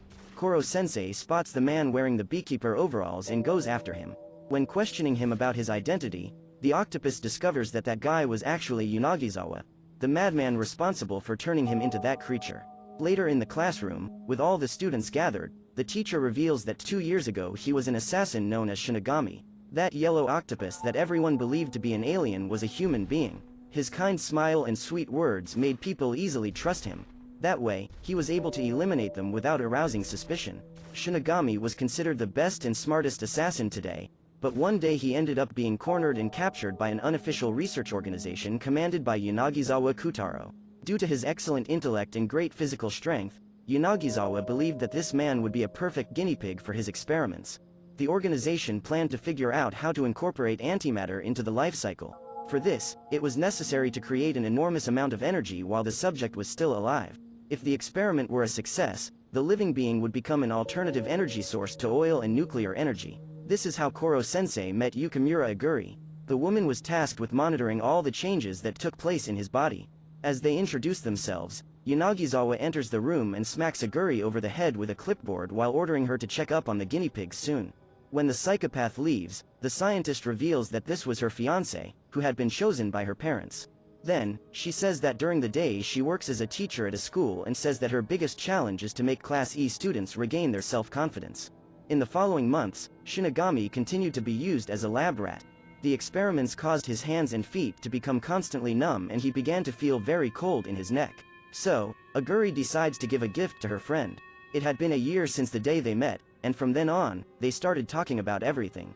As he felt very cold in the neck, the scientist decided to present him with a tie. However, she could not deliver the gift to the Shinigami, as it was against the organization's rules. That same day, she says that from next year on she will no longer be able to be a teacher. Unagizawa was pressuring her to leave school and go to work exclusively in the lab. But still, she wanted to use her final year in the classroom to make her students' eyes shine again. Finally, she thanks the boy for having supported her since the moment they met. Aguri states that she wishes she could touch him, and at that moment, Shinigami decides to reveal a secret. He is able to form small tentacles that pass through the cell and form a hand. That way, the young man could touch her. A few days later, Unagizawa receives news that 70% of the moon has been destroyed. During experiments carried out on the surface of the moon, a mouse was transplanted with Shinigami's antimatter generating cells and this generated the explosion. By checking the guinea pig's cell division cycle, the scientists discovered that on March 13th of the following year the Shinigami would also explode, destroying the planet. Unagizawa then orders his team to get rid of that thing, as it would end the cell cycle. Aguri was close by and listened to the entire conversation. She runs to tell the Shinigami about what happened and assures that she will find a way to save him. But the young man claims that he deserves to die, as he has spent most of his life killing people. However, he couldn't die without first experiencing that new power, so he decides to flee the laboratory. Shinigami uses its tentacles to destroy the glass and prepares to leave.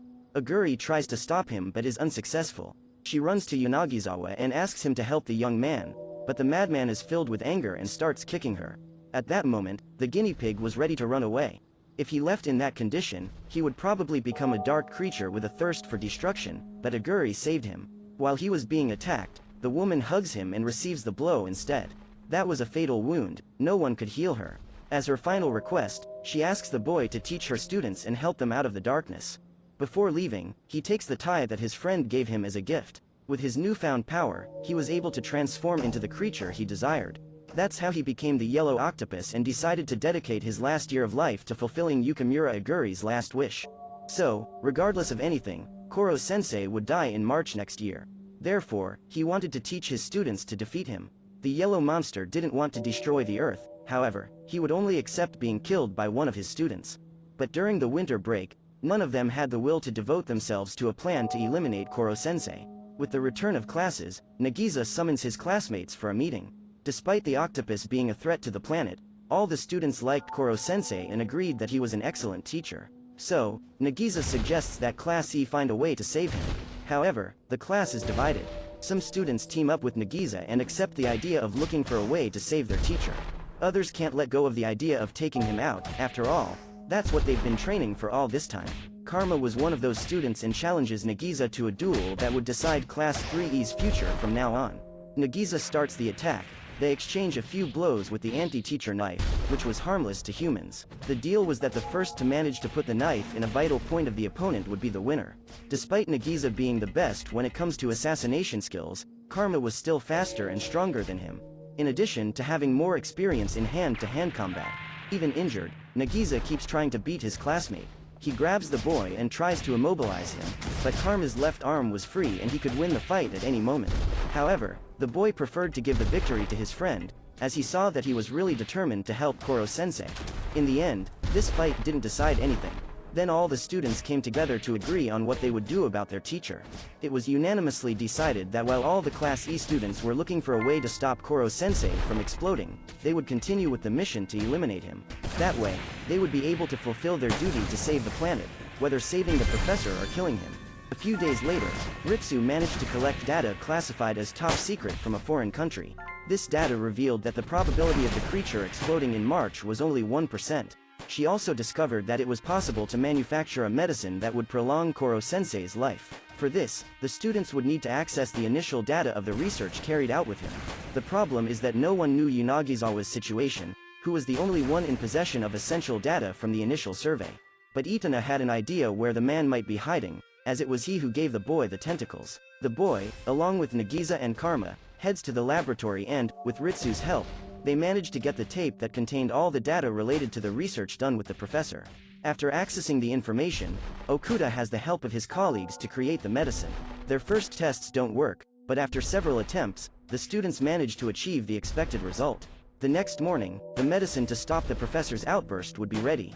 Meanwhile, at the Ministry of Defense, the project to put an end to the super creature is almost complete. It is a particle accelerator that was sent into space, and in 170 hours it would be ready to fire the laser that would end Koro-sensei. The next morning, Tadaomi goes to the teacher's office and gives his farewell. He says graduation is coming up and soon the relationship between the two would come to an end. The octopus says that even if it is difficult, they should fulfill their professional duties. Tadaomi agrees and leaves. After leaving the facility, he calls his superiors and informs them that the super creature is alone on Class 3E's premises. By doing so, a barrier is activated to prevent Koro-sensei from escaping. Before the students can reach the school to finish their medicine and give it to the teacher, the military captures them and takes them to an underground prison. They were to be detained there until the mission to eliminate the creature was accomplished.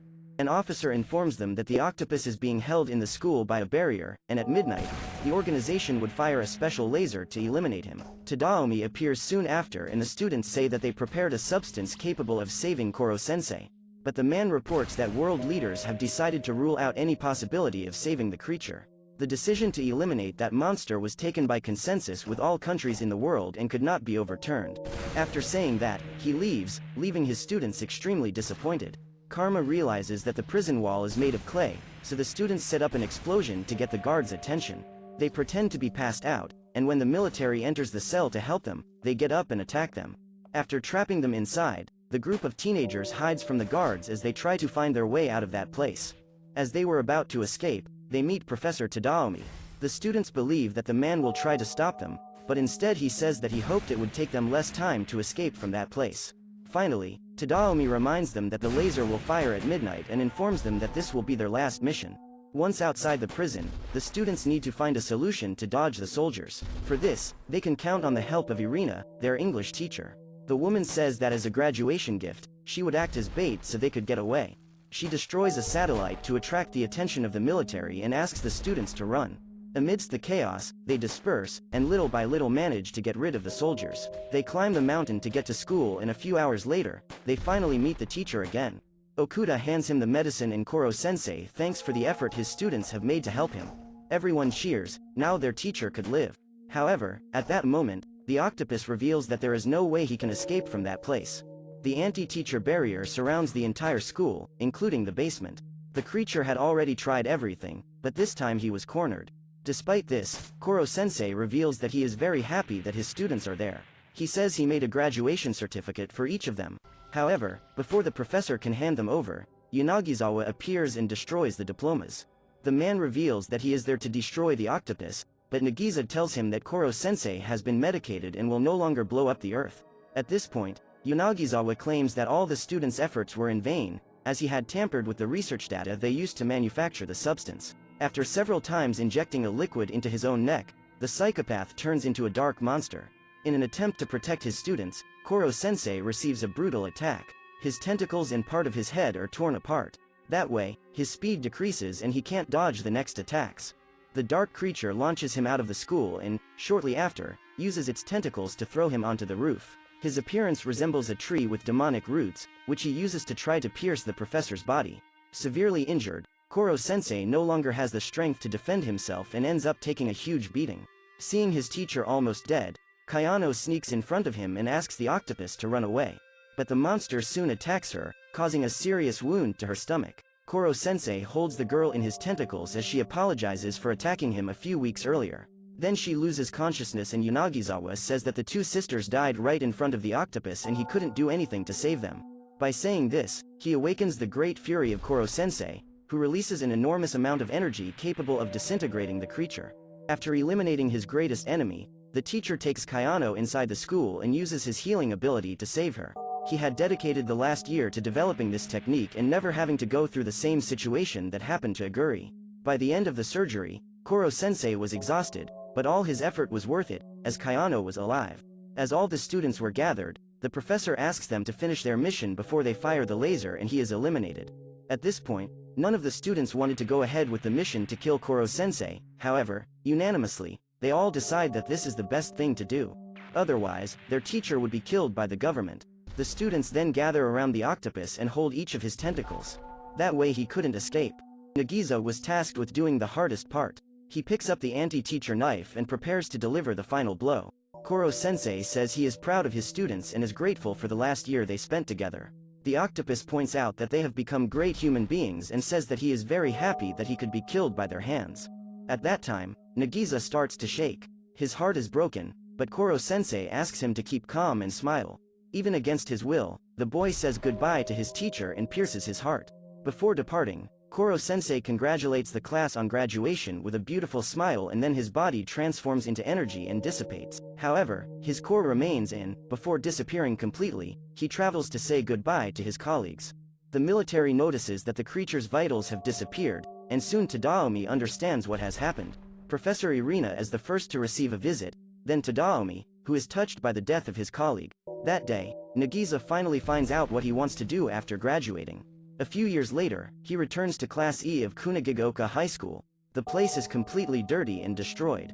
Nagisa goes up the stairs and is startled to see two boys fighting. Upon arriving in the classroom, the students mock him as they do not believe that such a young guy can be a teacher. Even though he is cornered, he asks the students to sit down, as the class will begin.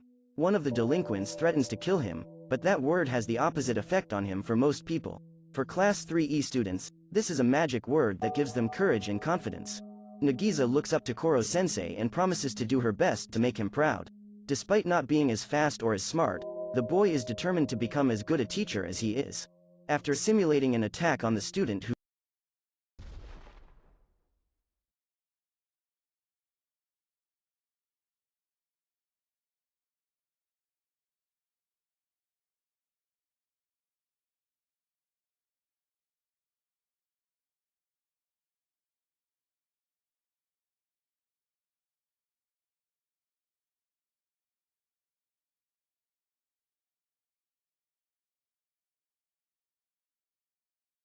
who threatened him. Nagisa wishes the boy good luck in trying to kill him, stating that he has until graduation to do so. That was the end of the story of Koro-sensei and his students. And do you guys think Nagisa will be able to educate the new Class 3E students? So, what did you think of this live action? Leave it in the comments below. And if you liked the video, like and subscribe for more movie recaps. See you next time.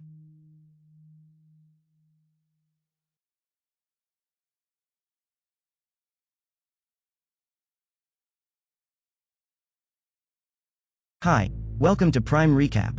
Alien parasites arrive on Earth and invade people's brains, turning them into lethal, human. Hi, welcome to Prime Recap.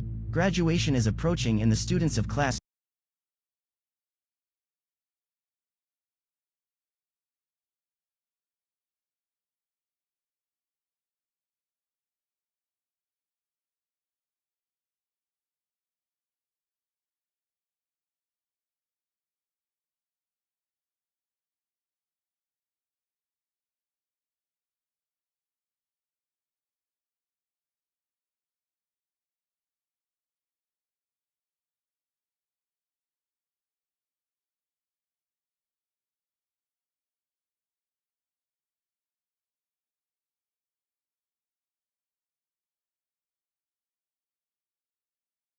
Hello everybody!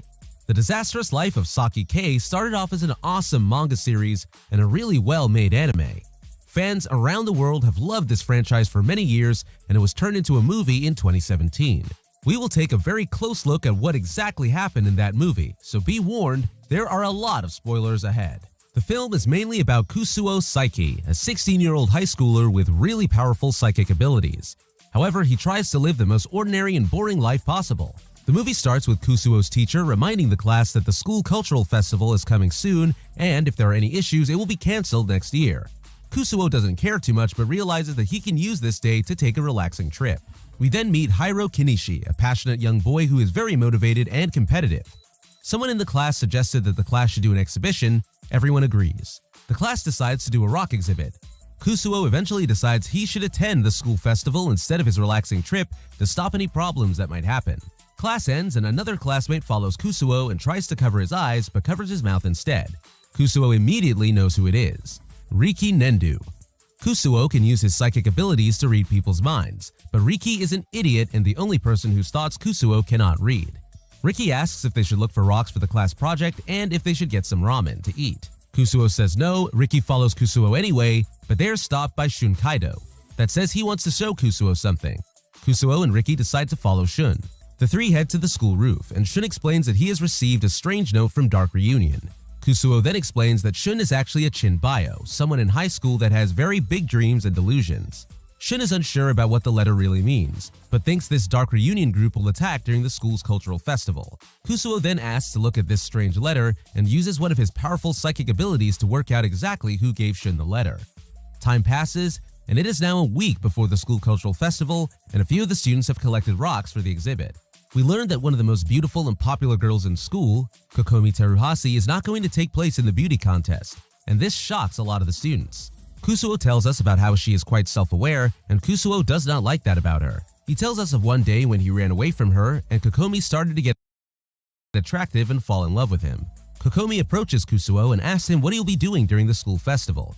He doesn't reveal much, but Shun arrives and tells Kokomi that Kusuo will be helping him fight the Dark Reunion. Kokomi doesn't know what to say and quickly leaves. The day of the school cultural festival finally arrives, and Kusuo notices a few bad signs while he is having breakfast with his parents. His mother tells him to stay safe at the festival, and his parents pray for him. He notices that Kokomi is following him, and the two walk together. At the school, the class is finishing off their rock exhibition. Everyone is sharing the story about their unique and crazy rocks. The entire class meets up for a discussion, and we are introduced to Aren Kubuyasu, a transfer student that arrived in the school around 3 months ago.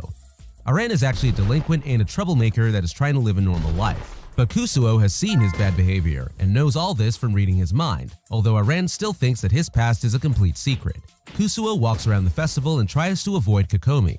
She is following behind him and wants them to go into the haunted house together. She tries to approach Kusuo, but her fan club stops her. They start telling her how disappointed they are that she didn't join the beauty contest, and Kusuo uses this opportunity to slip away. Kusuo goes outside and watches a magic show performed by Yuroku Chuono. The magic trick has him escaping from a box, but Kusuo thinks that he is in danger and teleports inside the box in an effort to save him. Kusuo is stuck in there and cannot teleport outside the box for another 10 minutes. Everyone goes to watch the beauty contest, and Kokomi is actually a judge. She does not know that Kusuo is still stuck in the box and is upset that she cannot see him around. We hear other mention of the mysterious Dark Reunion, and Shun goes inside the Dark Reunion hideout to check it out. Kusuo manages to teleport outside of the box from the magic act, and the school's 10-kilometer marathon is about to start. There is concern that nobody will be willing to run that far, but we learn that the winner of the marathon gets to stare at Kokomi, and many male students decide to participate. Kusuo also decides to take part in the marathon. The beauty contest is now over, and Kokomi looks around the school for Kusuo. Shin learns that there are magical items that can weaken the Dark Reunion and decides to find them. The marathon is almost over, and Riki manages to catch up. Kenichi is shocked that Riki is not tired at all, even though Riki is just wearing his regular school uniform and drinking something. Kenichi tries to run faster and more recklessly. Kusuo is forced to use his powerful abilities to stop traffic and change the traffic lights to stop his friend from getting hit by the cars and bikes on the road. Riki slows down to buy more drinks, but still manages to catch up to Kenichi. Kenichi has no choice and tries to distract Riki to give Kenichi a chance to win. But Kenichi is really exhausted and falls over with his trousers dropping down and his butt sticking out for everyone to see. Kusuo just finishes in the middle, but Kokomi approaches him and asks whether he would like to go to the haunted house together. He has no choice but to accept.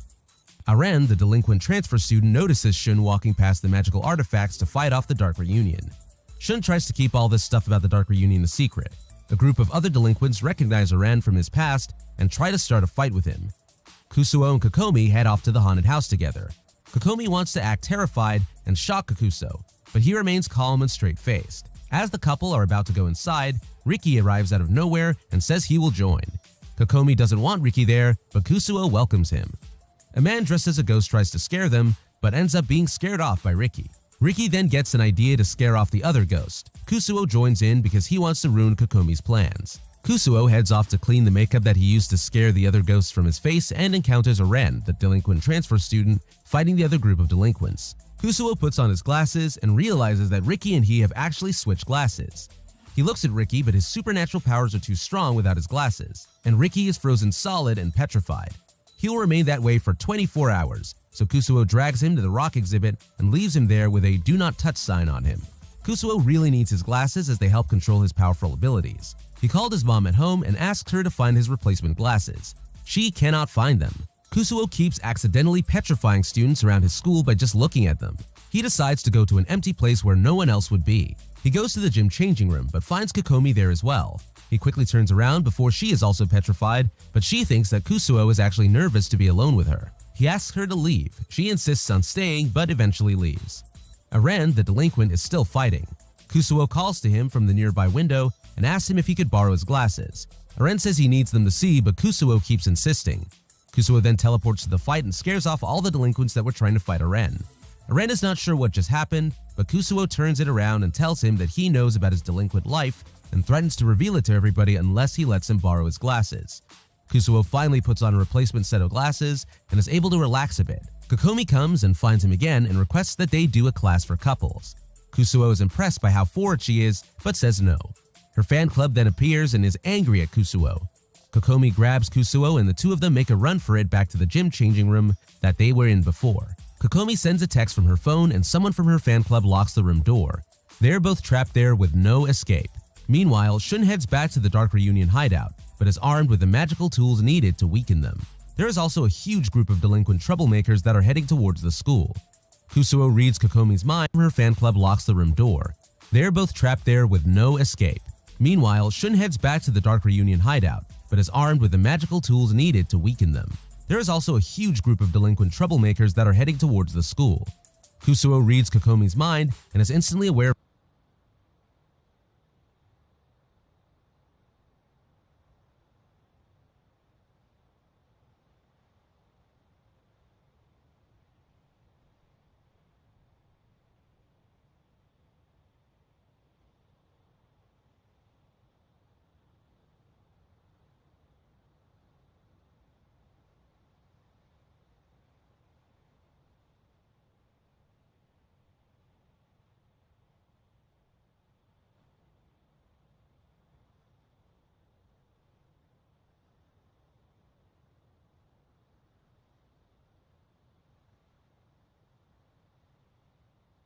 of her elaborate plan to lock them up together in this changing room and tells her she does not need to pretend to panic anymore.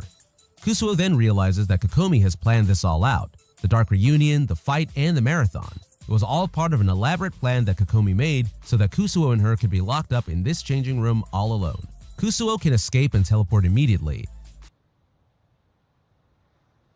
but that means that he will have to reveal the true nature of his insane powers to her.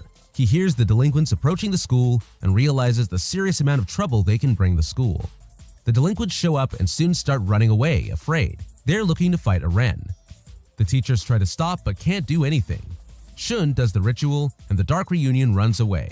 Kusuo has no idea how to stop them. Finally, using one of his powers, they all disappear. Urioku, the magician, states it was all part of his act and everyone claps. Kusuo is unconscious after using his powers like that. His mind control disappears and Kokomi can see Kusuo's true form, with pink hair and some weird things on his head. She takes them off and horrible things happen around the planet when she takes them off and on again. Kusuo wakes up and demands that she gives him the ball of his head back. She refuses and says she lost it. She tries to give Kusuo a lollipop, but he says it will not work. The whole building starts to shake and is teleported into space. Everyone saw the building disappear, and Shun thinks it was because of the dark reunion in space. Kusuo is okay, but Kokomi is freezing. She lies down next to him, but he moves away from her. Kokomi is scared that she will die, and she is about to tell him something, but passes out due to a lack of oxygen. Kusuo uses his powers to find his missing pin and puts it back in, slowly managing to land and return the building to where it was. But Kusuo also begins to She lies down next to him, but he moves away from her. Kokomi is scared that she will die, and she is about to tell him something, but passes out due to a lack of oxygen. Kusuo uses his powers to find his missing pin and puts it back in, slowly managing to land and return the building to where it was. But Kusuo also begins to feel weak, but manages to return everything to normal and walks away. The next day, Kusuo is eating breakfast with his parents once again. His parents are feeling positive and tell him to have a good day at the festival. As Kusuo walks to school, he explains that he uses his powers to wipe everyone's memory of the events that happened. He gets to live the day once again. The school class meets up in front of the rock exhibit. Kusuo looks at Kokomi and she looks back at him and gives him a smile. Kusuo sighs and looks away. Subscribe for more film recaps just like this. Leave a comment below and let us know what other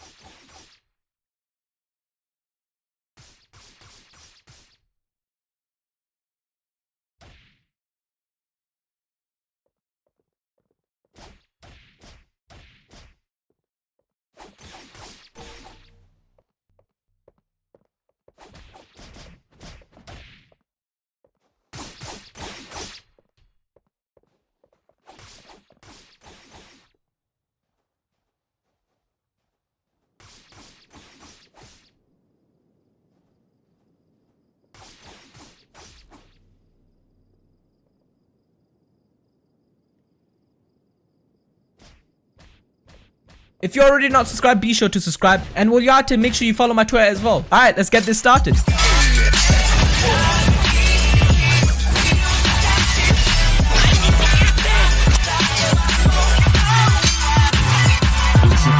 Alright, again, I'm not gonna do an intro because you guys are trolls. So please, can you subscribe if you're not subscribed? I want to get to 30k subscribers. Now the game is about to release, or the update 5 is about to release in like 2 hours, so I have to make this fast. I don't know how fast I'm gonna make this, but hopefully I can make this fast. Anyway, quickly to go through, I'm doing a giveaway for the people that are new to the game, because I know there's gonna be a lot of new players when the game goes free. Apparently the game will go free after a week of the update 5, so it's not immediately free. Also, here's a code for update 5. It's my code. I'm pretty sure it resets your stats. I don't remember what I put. Literally, it's been like 2 months, 3 months since I did that form. As I was saying, if you guys want a free devil fruit, I'll be doing a giveaway in my Discord. Basically, every update, Fo does a fruit rain where we go in a server, all the testers go in a server, and he just literally makes fruits rain from the sky, and we pick it up. Gaggity good, you get my point. Then we have like fruits. Anyway, every fruit I get from this fruit rain, I'll be giving it away, so join my Discord. I'm gonna be showcasing every item in update 5 now. I don't think it's every item. Like there's a lot of new items that I don't even know. Like, I tried to find every item, I looked around, and anyway, let's get. If you're already not subscribed, be sure to subscribe. The final one is like a guard break, I think. Ryuma's soul, which is interesting. Yeah, so the soul, this is used for to fight Moriala, I'm pretty sure. So you need this to.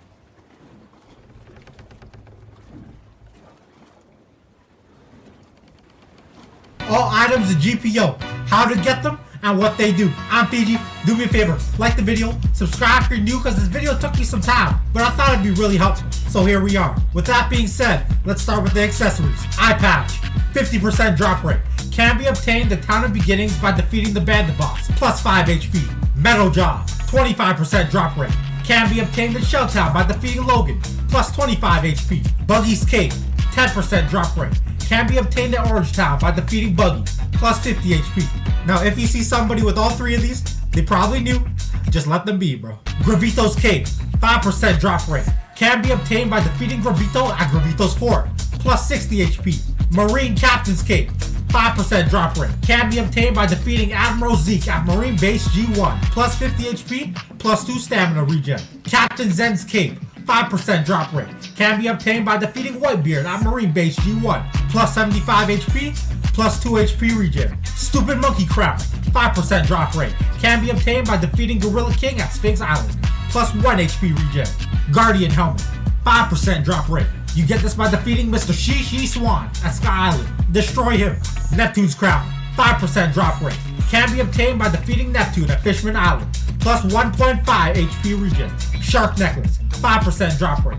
Can be obtained by defeating Ryu at Fishman Island, plus 1 stamina regen. Now the next 3 items got a 5 to 25% drop rate, and you get them through dungeons. Ice Necklace can be obtained by defeating the Hiei boss, plus 10% reduced freeze damage. Flame Scarf can be obtained by defeating the Mera boss, plus 15 reduced burn damage. Lantern of Hope can be obtained by defeating the Pika boss, plus 0.5 HP regen. Kingdom Guard outfit can be obtained by defeating Kingdom Guards of the Desert Kingdom, plus 65 HP. Pharaoh Ashkin's cape, 5% drop rate. Can be obtained by defeating Crocodile of Desert Kingdom, plus 75 HP, plus 1 HP regen. Cho's Crown, 5% drop rate. Get this by defeating the Crab King in Desert Kingdom. Drums, 1% drop rate. Can be obtained by defeating Thunder God Adaru at Sky Island, plus 2 stamina regen, plus 50 HP. People love those drums. Slayer's Mask, 1% drop rate. Can be obtained by defeating Sea Serpent and Rough Water. 0.5% base reduced damage. Slayer's Armor, 1% drop rate. Can be obtained by defeating Sea Serpent and Rough Water. Plus 75 HP, plus 2 stamina regen, plus 1 base reduced damage. Kraken Armor.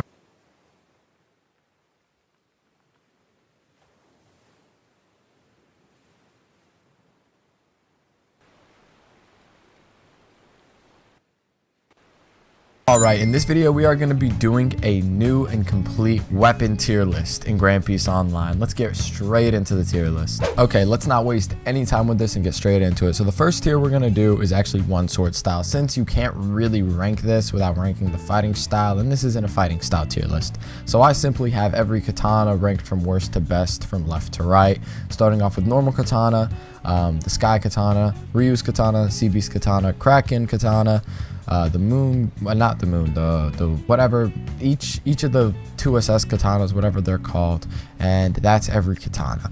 Then our first real tier is F tier. Now I only have 2 weapons in F tier, which are Festival Shield and Santa's Bells. The reason Festival Shield is in here is because it sucks as a weapon. It doesn't do very good damage. Damage scaling is awful. It's a slow weapon with very, very low range. Actually, I think it has decent damage scaling. I'm not positive, but it's still not great. It's a slow weapon with low range, which is absolutely horrible. I believe it's the only weapon in the game that does that, giving you slow M1 speed at close range, which absolutely sucks. And both of its skills are not very good. The counter is awful, likely one of the worst counters in the actual game, and then its grab is okay at best. So F tier is where it belongs, to be honest. It has no grinding capabilities and no PvP capabilities. So yeah, then we have Bells, which Bells is again horrible damage scaling. It's in like melee range pretty much, and it only has 1 skill, and that's to heal. Sure, the heal may be decent, but it's all it can do, and if you're really rating that as a weapon as a whole, it does a pretty bad job of being a weapon. They're Bells. So yeah, on to our next tier, which is D tier. Now this tier, it's up for interpretation. Don't get too mad when you see it immediately, but it actually, you have Bacento in D tier. Now Bacento for PvP, I do believe is D tier. If you're talking PvE, if you're talking grinding, it's probably way higher up. And it has a useless skill, which is to just give you a little bit of stamina, which I personally have never noticed. I think I maybe should have put Hook in C tier, but regardless, it's where it is now. And then its other skill that comes out quick, the little air cut, the crescent cut, whatever it's called, it can be used really easily if you just chuck it out. It goes out so fast, it's pretty much free poke damage, so I really do like that. Neptune's Trident, pull can sometimes catch people off guard, though it is a little hard to use, but it has a really good base damage for a really fast speed, which is really nice, and its guard break is also really good, so I do like Trident as well. Then we have CC and PCC. Now, CC and PCC, I do believe I put them high. I don't think they really deserve A tier, but I didn't want to make a lot of people mad because I know a lot of people are diehard fans of CC and PCC, but whatever. They have really good M1s. That's something they got across the board. Good speed, good scaling, all that good stuff. So that's really nice. Their skills are mid. One of their skills is completely useless. The heal is honestly pretty useless.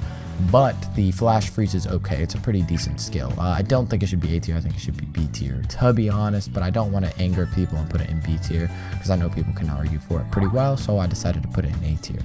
Then you have Demon Jester, Scythe, and Festival Lance. Demon Jester Scythe is all around a solid weapon. Good M1 speed, good range, really good guard break that pulls people in. That's pretty much free damage and a free guard break.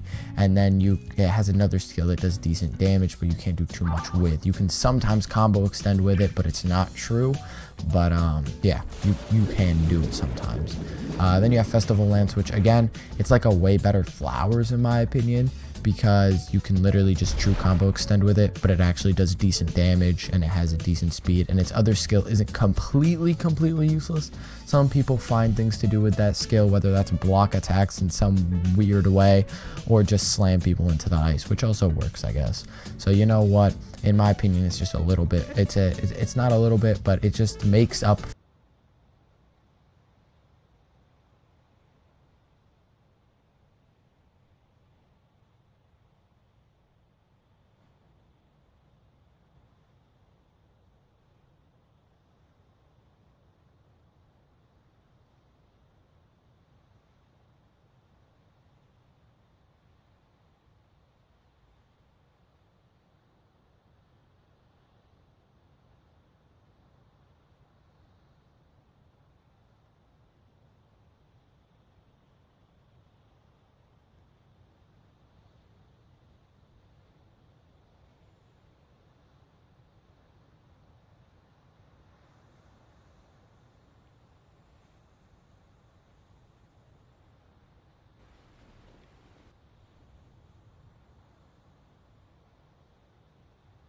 for where Flowers lacks extremely.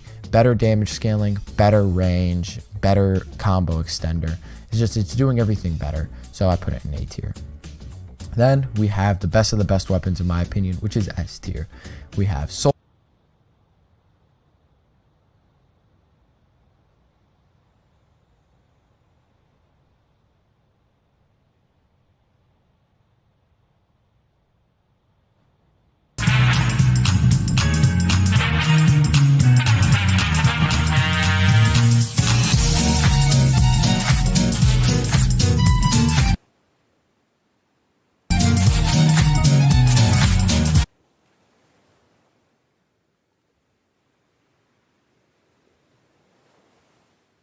In this video, I'll show you guys how to get to the Baratia, and we want to start off at Shell's.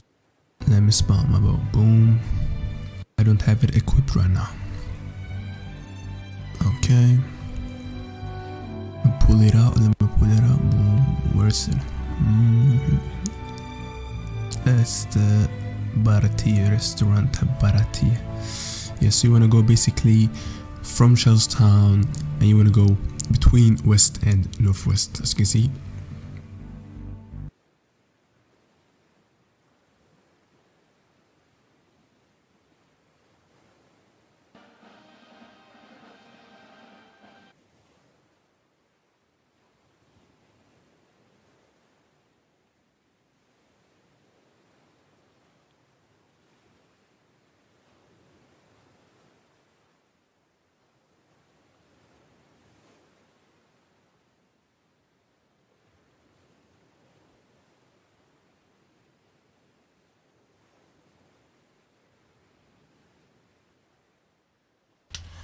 Alright, so Arlen Park, you're gonna want to go between northwest and north, more towards the north though, not all the way towards the north, but a little bit more. Now to get to the restaurant, Barachi, I don't even know if that's how you say that, pronounce it, but just go straight northwest, slightly more towards the right of northwest, just a little bit more, and just keep going straight, and you should see it.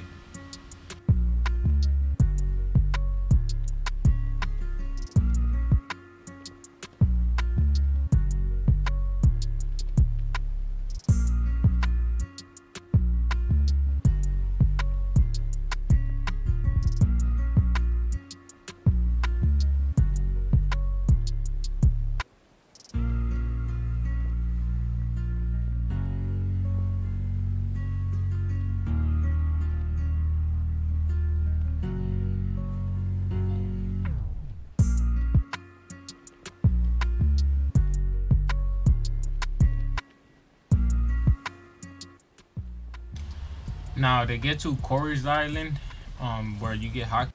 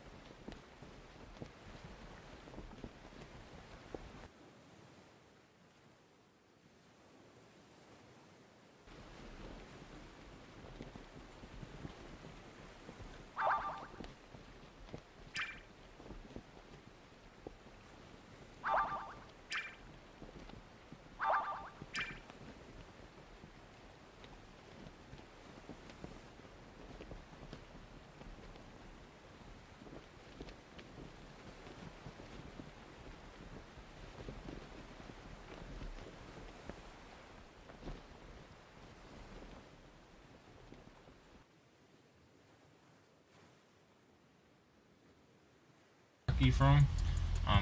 You gotta go towards between south, west, and west, but more towards. Now to get to the restaurant, Barati, I don't even know if that's how you say that, pronounce it, but just go straight northwest, slightly more towards the right of northwest, just a little bit more, and just keep going straight, and you should see it.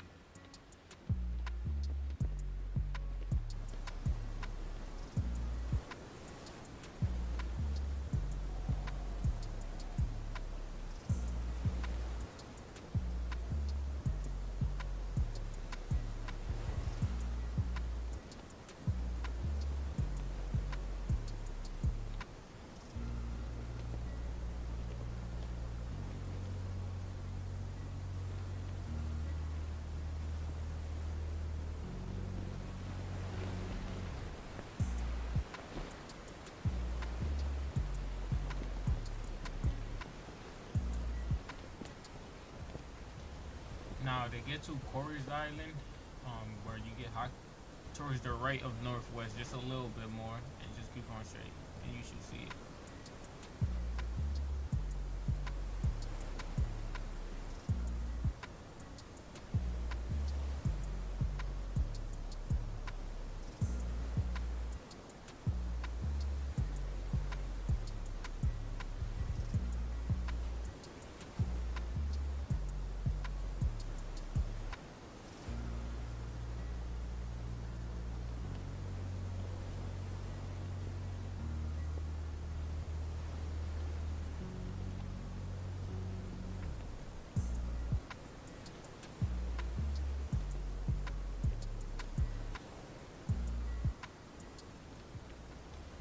Now to get to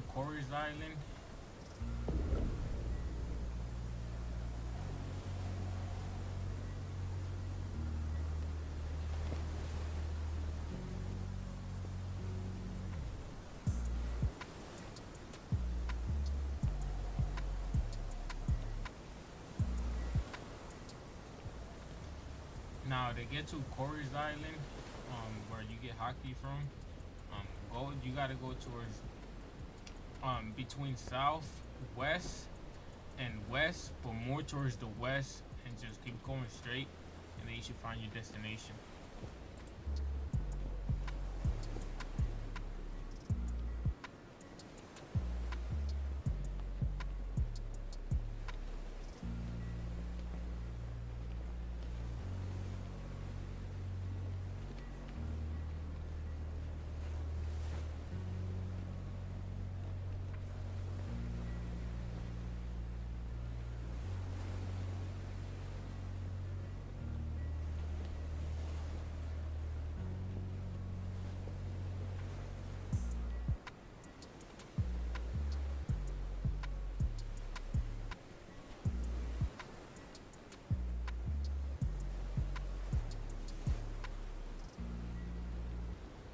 Now for Shellstown, go between northwest and north. Just go right in between, a little bit more towards north, just a little bit, and just look at the screen and just go straight from there. You should reach your destination.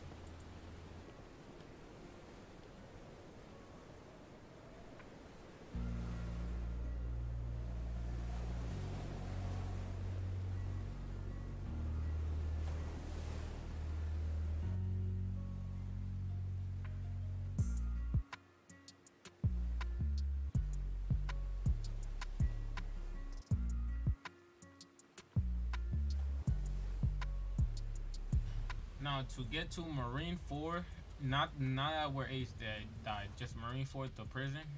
Just go straight northeast from Beginners Island, and you should find your destination.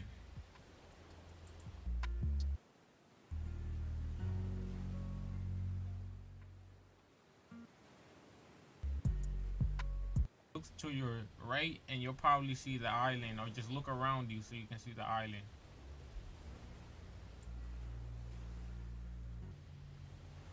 Now for Skyland, go between north and northeast, but more towards northeast. Just go more towards northeast, but still in between, but more towards northeast, and just go straight from there, and you'll find your destination.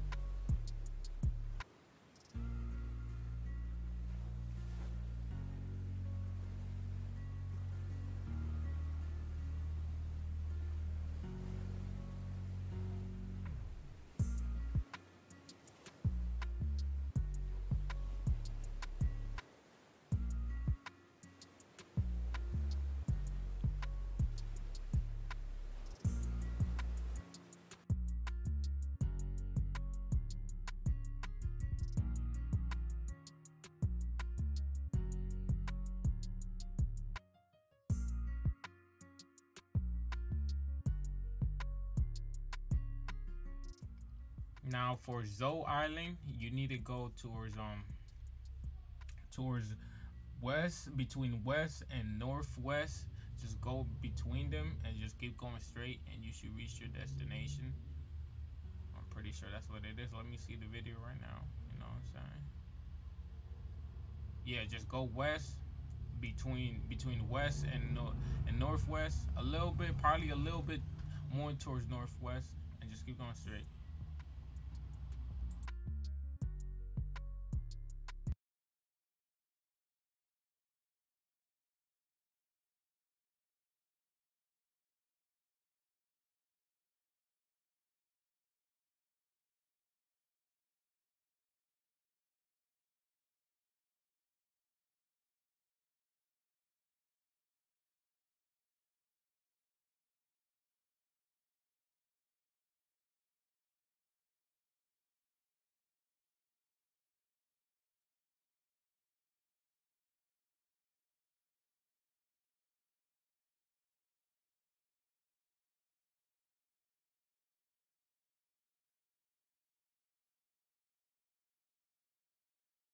Something about the conversation doesn't feel right to Takeshi. He sees fireflies flying around, and Qual's voice in his head constantly asks him to question everything. He follows the voice and goes to another room in the house. There he finds a clone of Hemingway, the little girl who he met long ago, and one of Bancroft's employees. All three of these people were Rylene, and she has been keeping an eye on him ever since he was revived. Upon being called out, Rylene doesn't deny the claims. Another flashback shows that after boarding the aircraft, Rylene attacked Quell and deliberately blew it up. She already had a backup clone, which is how she survived. She was also the one who tipped off the police about envoys and got them killed. She says she did everything for Takeshi because Quell was supposedly about to get them all killed, and it is not the kind of life she envisioned for her brother. For the past 2 centuries, Rylene has been trying to bring Takeshi back.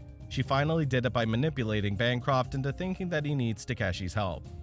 Everything that happened from the beginning of the show was her plan all along, and even the Ghost Walker works for her. An enraged Takeshi holds a sword to her neck, but he cannot get himself to kill her. He has finally registered that Rylene is not the person she used to be. The world has changed her into a heartless demon. She is so far gone that the torture VR chamber is also her creation, and she feels no guilt for the deaths she caused. A while later, Rylene discloses that she isn't done yet. Takeshi is yet to prove who killed Bancroft for him to gain complete freedom. When Takeshi refuses to do anything she says, she threatens to kill his loved ones. He reluctantly has to take the Ghost Walker's help to frame someone at random.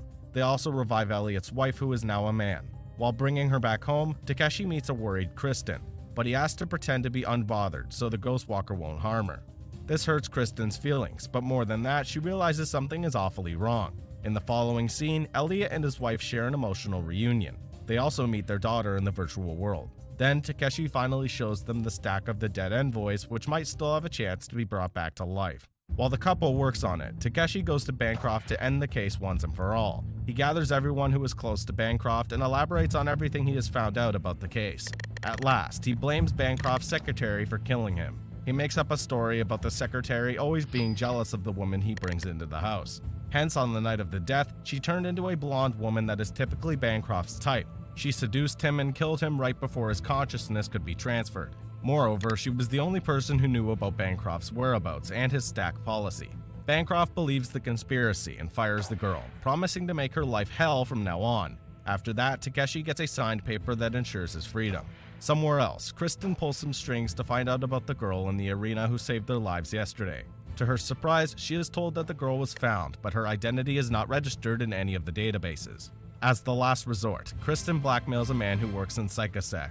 It is the place where many clones are kept and dealt with. The guy brings her to a vault where she finds a clone of Rylene. However, he locks her inside in the middle of the meeting. Suddenly, a naked Rylene breaks out of her pod and attacks Kristen. They get into a fight and Kristen shoots her dead. But the fight doesn't end there. Many other clones attack Kristen one after another. She battles and defeats them bravely. When everything calms down, she sees a little girl crying in one of the vaults. In the last scene, we see Kristen hugging the girl. Subscribe and hit that like button to help our channel grow. Turn the notifications on. Takeshi is with Poe talking about what happened at Bancroft's. Their conversation is cut short when an injured Kristen arrives at the hotel. Takeshi brings her inside and helps her bathe. Meanwhile, Poe goes to Elliot's daughter Lizzie in the virtual world. He can sense that she is doing something to connect the virtual and the real. He knows it might be dangerous, but after everything Lizzie has been through, he doesn't want to stop her from doing what makes her happy. In the room, Kristen tells Takeshi about his sister's clones that attacked her earlier. As they talk, she bluntly asks him if he loves her. The question takes Takeshi aback, and he realizes something is wrong. Upon giving it a thought, it is clear to him that the woman is Rylene and not Kristen. Rylene doesn't try to hide it and makes fun of him for finding out later than she expected. Takeshi begs her to reveal where Kristen is, but she is smarter than that. Using Kristen as a pawn, Rylene wants to bring her brother on her side again. Meanwhile, the Ghost Walker is in front of Kristen's family home. He has been sent there to kill her entire family just to teach Kristen a lesson for killing the clones earlier. He pretends to be a worker from the church and makes Kristen's uncle his first kill. It is followed by her mother, then her little siblings who were only kids. Takeshi finds out what Rylene is planning and runs to Kristen's home. However, he walks into a bloodied house and realizes he is too late. This is the last straw as he can no longer wait for his sister to return to her former self. Later that night, he meets Rylene at a restaurant and shows her Mary Lou's stack. He has found out that Mary Lou was killed and her stack was stolen by Rylene. Not just that, but Rylene owns the brothel called Head in the Clouds. She is the one who employed Mary Lou and hid her death from the police. She has even found a way to embed unauthorized Neo-C on humans. She registers all her employees as Neo-Cs, which will not allow the government to use their stack to find out about the murder. With fake Neo-Cs, she can hide the deaths of her employees as she did with Mary Lou. Rylene is impressed that Takeshi was able to discover the ins and outs of her business, but she is unsatisfied that he now knows her hands are covered in the blood of innocent prostitutes. She doesn't show a hint of regret and still argues that she did everything so they could have a better life. She gives Takeshi the last chance to join her, threatening to kill Kristen, but to her surprise, he still refuses and walks away. Outside, he boards a flying car with Miriam and drives to her fantasy land. Rylene lets him go because she is sure she can get him to turn around and join her. Then, we see that the real Takeshi is still at the AI hotel with his friends. To explain how the duplicate Takeshi came into existence, we are taken 18 hours earlier. After finding the dead bodies of Kristen's family, Takeshi goes to Elliot and his wife. They meet at the AI hotel, where they are joined by Kristen's colleague Mickey. Takeshi wants to do everything on his own because being involved might get his friends killed. However, Elliot and the others are adamant about helping. Following that, they make an elaborate plan. First, Takeshi is going to make a doppelganger of himself through the process of mind cloning. The doppelganger is going to meet Rylene, refuse her offer, then take off with Miriam. This way they can ensure that Rylene won't know what the real Takeshi is up to. Next, Elliot installs a camera into Takeshi's eyes that will record everything he sees in the next 24 hours. Takeshi wants to break into the brothel, make his sister confess, and record it. Then, her position and power will be harmed, and without them, she will have a chance to be her former self again. Even after everything that happened, he wants her to come back home from evil and is ready to accept her. However, the problem remains that only the most elite customers get to receive service from a brothel as exclusive as the Head in the Cloud. To solve this problem, a fake identity is made for Elliot. He is given the title of military general with many connections. With that kind of influence, he easily gets a pass to the brothel and its exclusive services. In the meantime, Kristen is with Rylene joined to a virtual world. The Ghost Walker is torturing her again and again in VR. Rylene wants her to suffer for trying to take her brother away from her. Then there is Lizzie, who is continuing to look for the answers of the universe. Takeshi comes to wish her goodbye, but her words are confusing even to him. Perhaps an AI could understand what she is trying to do, but Takeshi doesn't have the time to dwell on it yet. They wish each other goodbye before separating. After that, Elliot lands at the brothel and is received by the manager. Takeshi is staying hidden in the car until Elliot derails the heat tag system that can detect Takeshi's presence. However, Elliot is distracted when he finds out the prostitute he has been given is a poor 19-year-old girl. She is ready to be killed and tortured for his sake and thinks that she will be reprogrammed after that. However, Elliot knows that the brothel will kill her permanently, so the customer could get the entire sadistic experience. He feels bad for the naive girl and knocks her out with a drug. After finding out the lengths the brothel goes to torture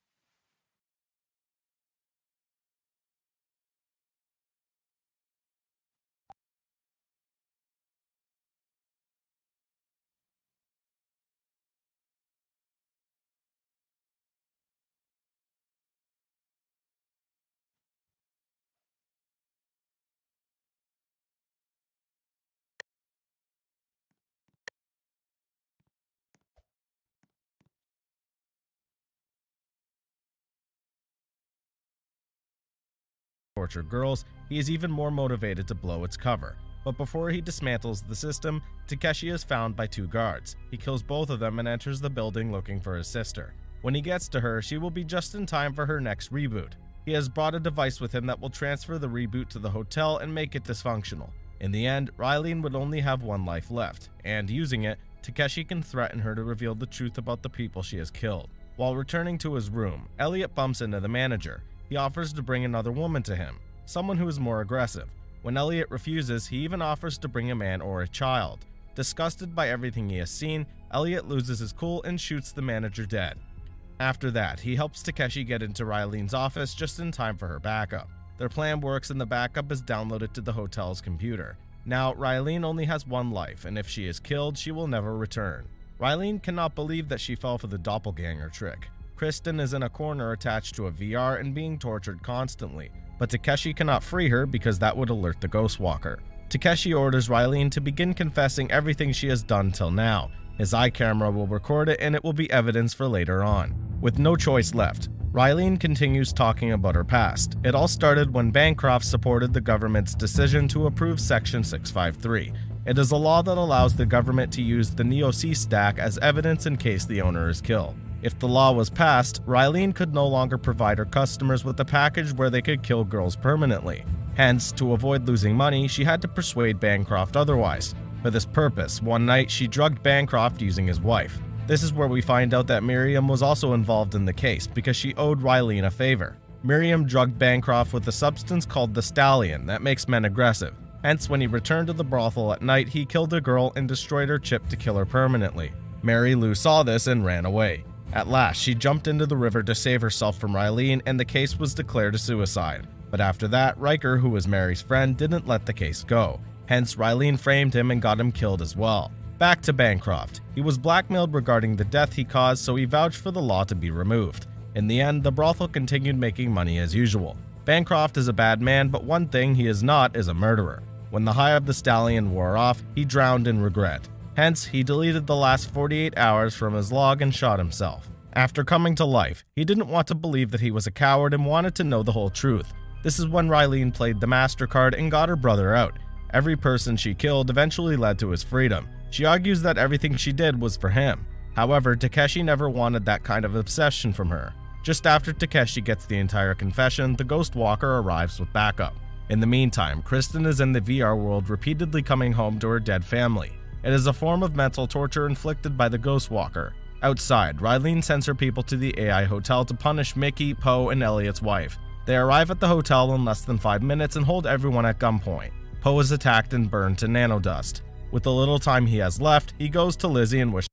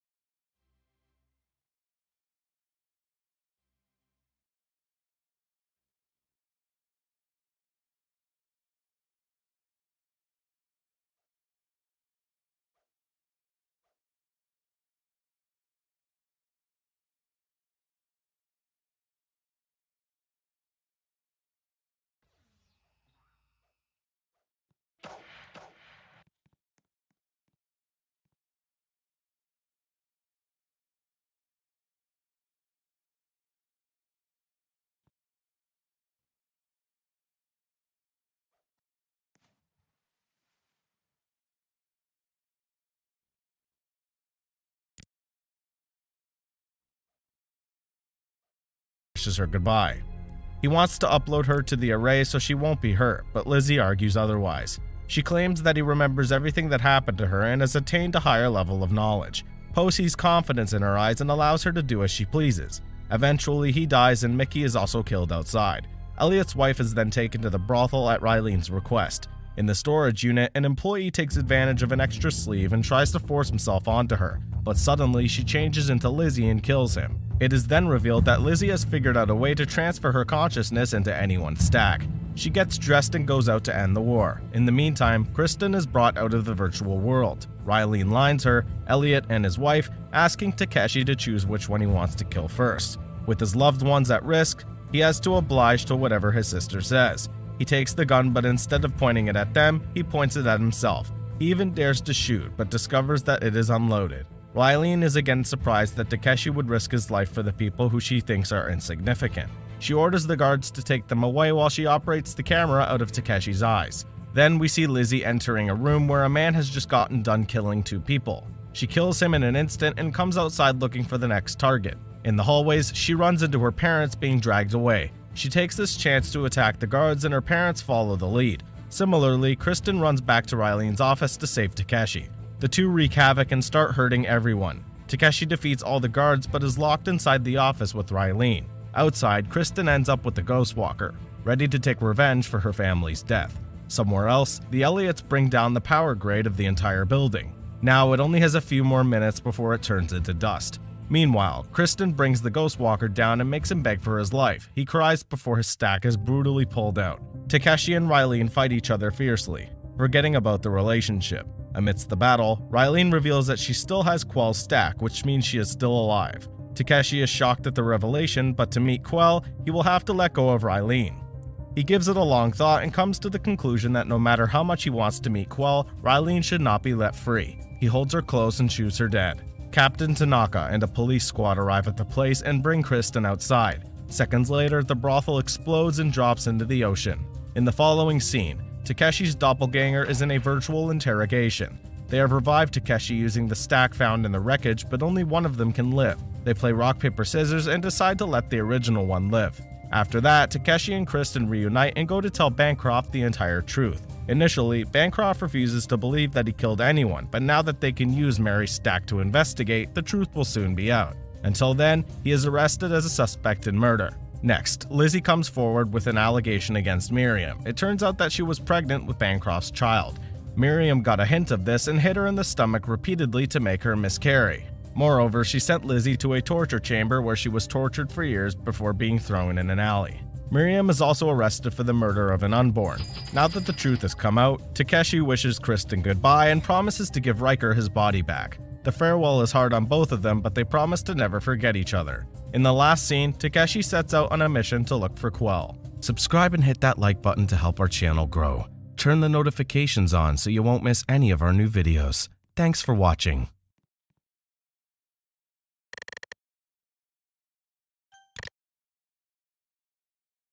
Remy is a French oil painting tradesman. He lives a normal life with his wife Lucille and 2 children. One day, while playing with the kids, Remy sinks into the chair. He quickly gets up, but the strange occurrence remains on his mind for a long time. Starting that day, he experiences similar occurrences frequently. He sinks deep into the couch and even his own bed before quickly pulling himself back up. Because there is no plausible explanation, he assumes it is all in his head and ignores it. One afternoon, Remy is in the studio with the kids. He forgets to close the tap, which results in the entire studio being flooded. The simple mistake costs him his entire fortune and ruins his career. While trying to retrieve the remaining good paintings, he again sinks into the floor. This time, he is unable to pull himself up and ends up in a lake somewhere in another world. Apparently, this world has 3 suns. Soon, a group of tribesmen notice his presence and run towards him. A terrified Remy walks backward and is pulled back into the water.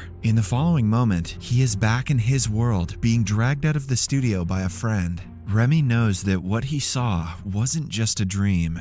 Later, at home, he tells Lucille about his experience, but she dismisses it in an instant. Instead, she has another thought occupying her head. Lucille has fallen in love with her boss, Dr. Geller, and wants to move in with him. She feels sorry for Remy but has chosen her happiness over their marriage. Losing his wife right after losing his career is the worst thing that could have happened to Remy. Still, he tries to be understanding and talks to her about their relationship. To his surprise, Lucille has even brought Dr. Geller to meet him. Honey, this is the man who's cucking you. Remy simply allows them to do whatever they please and promises to move out in a few days. Following that, he goes to his family looking for reassurance. They listen to him but change their attention towards his cousins soon after. A defeated Remy goes to the kitchen to spend some time alone when he faces another series of strange occurrences. The family cat freezes midair in a jump. Remy holds it and spins it around, but the cat seems to have turned into a stuffed toy.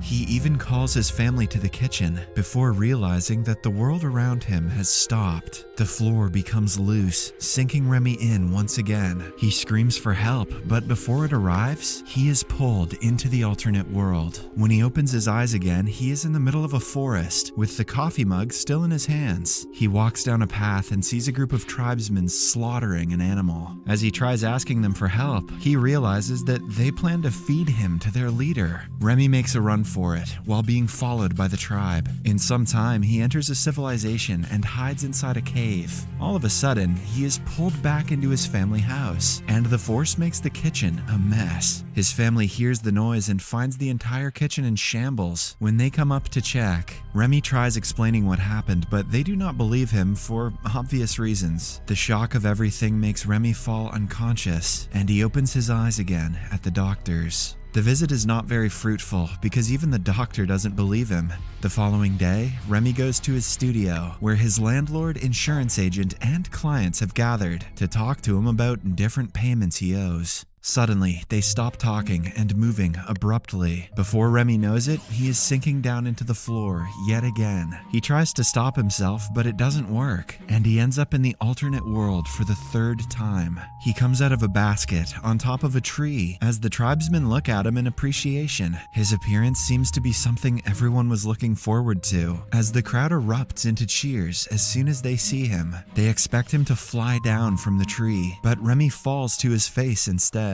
The language barrier between him and the people causes confusion at first, but then he is forcefully made to eat a green berry, which magically makes them understand each other. The leader of the tribe finally reveals the secret behind Remy's appearance to their world. It turns out that they have been troubled by a flesh-eating giant named Zotan for a long time. He kills and eats anyone he pleases, making the people live in fear every day. The mages of the tribe found a solution written in ancient books that said only a man from another world can save them from the giant beast. Hence, for the past week, they have been performing rituals to invite the said hero to their world. The reason the strange things were happening to Remy is because he is the savior of the tribe. A shocked Remy claims to be nothing of such sort and refuses to help them, but they hold him upside down from the edge of a tower to change his mind. He is then taken to an isolated room where he is supposed to think of a plan to kill the beast. Hungry after an eventful day, Remy holds a watermelon and is suddenly teleported back to his world. This time, he doesn't bother telling people about his experience, knowing that no one will believe him.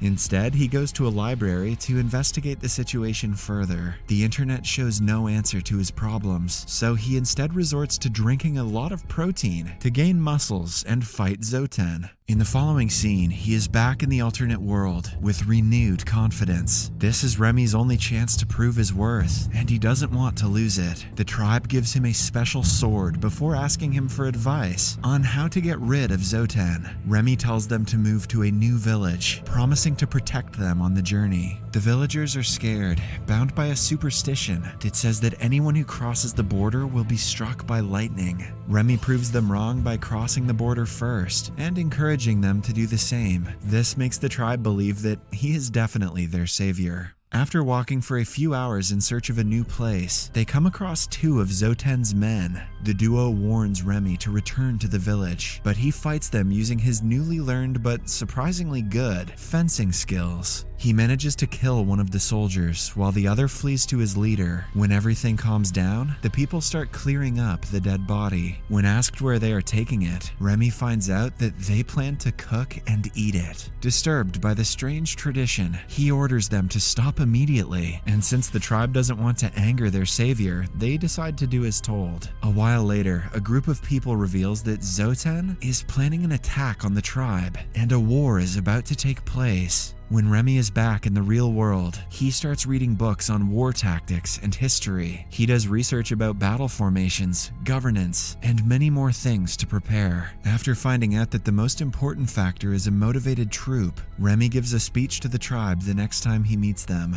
With a little encouragement, the people are ready to fight for themselves and their families. One day, Remy decides to stay with the tribe and spends the night surrounded by women. They are all ready to do anything to please him. But Remy remembers being cocked and cannot get aroused. Their advances make him realize that he is still deeply in love with Lucille and wouldn't want to be with anyone else. Sometime later, Remy returns to his home in the original world. After tending to his son, he returns to the tribe, only to find himself in the middle of a battlefield. The tribesmen are losing miserably, so he asks them to retreat to higher ground. They do as told, preventing any more loss of lives. Then, Remy decides to put his strategy into action and goes to a sleeping rival troop. He starts insulting and slapping them at random, urging them to chase him. Things work out exactly as he had imagined, and the rival troop is exposed on an empty battlefield. This is when Remy motions his army to attack and hides inside a tree trunk himself.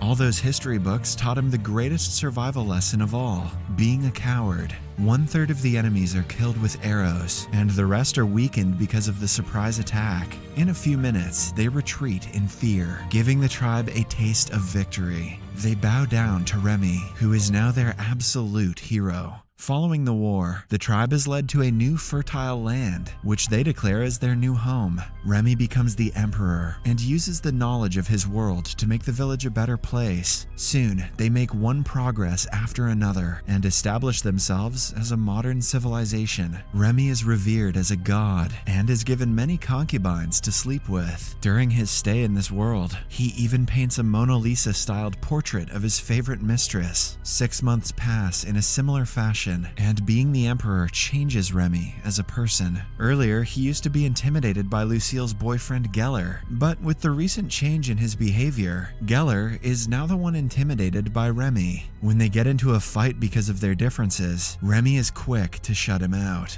It gives him a sense of satisfaction that the man he once lost to is scared of him. As time passes, Remy's achievements turn him into an arrogant man. He treats his people like servants, letting the success get to his head. The people of the village quietly follow his orders for a few months, but start to revolt as time passes. When Remy gets a hint of this, he goes to his subjects to talk about the problem. They claim that they are overworked and paid less just for the sake of his amusement. The village doesn't need more fancy palaces. Instead, the emperor must make efforts to make people's lives better. Remy tries negotiating with the rebels, but it doesn't work. Having had enough, they capture him and kick him out of the village altogether. Upon returning to the real world, Remy goes to a friend, asking for help to reopen his studio. He is now evidently more humble than he was when he was an emperor. His life gets back on track as he develops a romantic relationship with a client named Delphine. They start to date, but just when she leans in to kiss him for the first time, Remy is pulled back into the alternate world. The tribe has called for him again, asking him to kill Zoten to fulfill the prophecy. Although Remy doesn't want to get involved, he is led into a cave with the beast. A brief fight later, he is about to be killed. But just then, he throws a sphere in a random direction and manages to kill Zoten. When the tribe sees the creature dying, it erupts into cheers, getting ready for the final part of the ritual. It turns out that they have to kill and eat Remy in order for the prophecy to be fulfilled. He runs into the woods to save his life, but an old mage destroys an artifact behind him. Without the structure, Remy won't be able to return to his world. He is soon found and is about to be killed when suddenly Suddenly, his concubine retrieves the burning artifact and throws it into the river. As a result, he is teleported back to his family at a hospital. Lucille and Delphine meet each other. Upon finding out that their divorce hasn't been finalized yet, Delphine decides to stay away from Remy. In the following scene, Lucille realizes that she is still in love with Remy, and Geller was a huge mistake. She tells him that she has kicked the guy out of her house and is willing to give their relationship a second chance. In response, Remy asks her to always be happy and walks away on her ass. Hell yeah, Remy. Back in another world, the people build Remy's statue to honor him as their savior. A few months later, Lucille and Remy are on a beach with their children. Oh, enjoying their life as a family. The final scene shows Remy watching the TV and finding out that his painting of the Mona Lisa has been found at an archaeological site. However, historians think that it was made by a 10-year-old Da Vinci because the portrait is mediocre.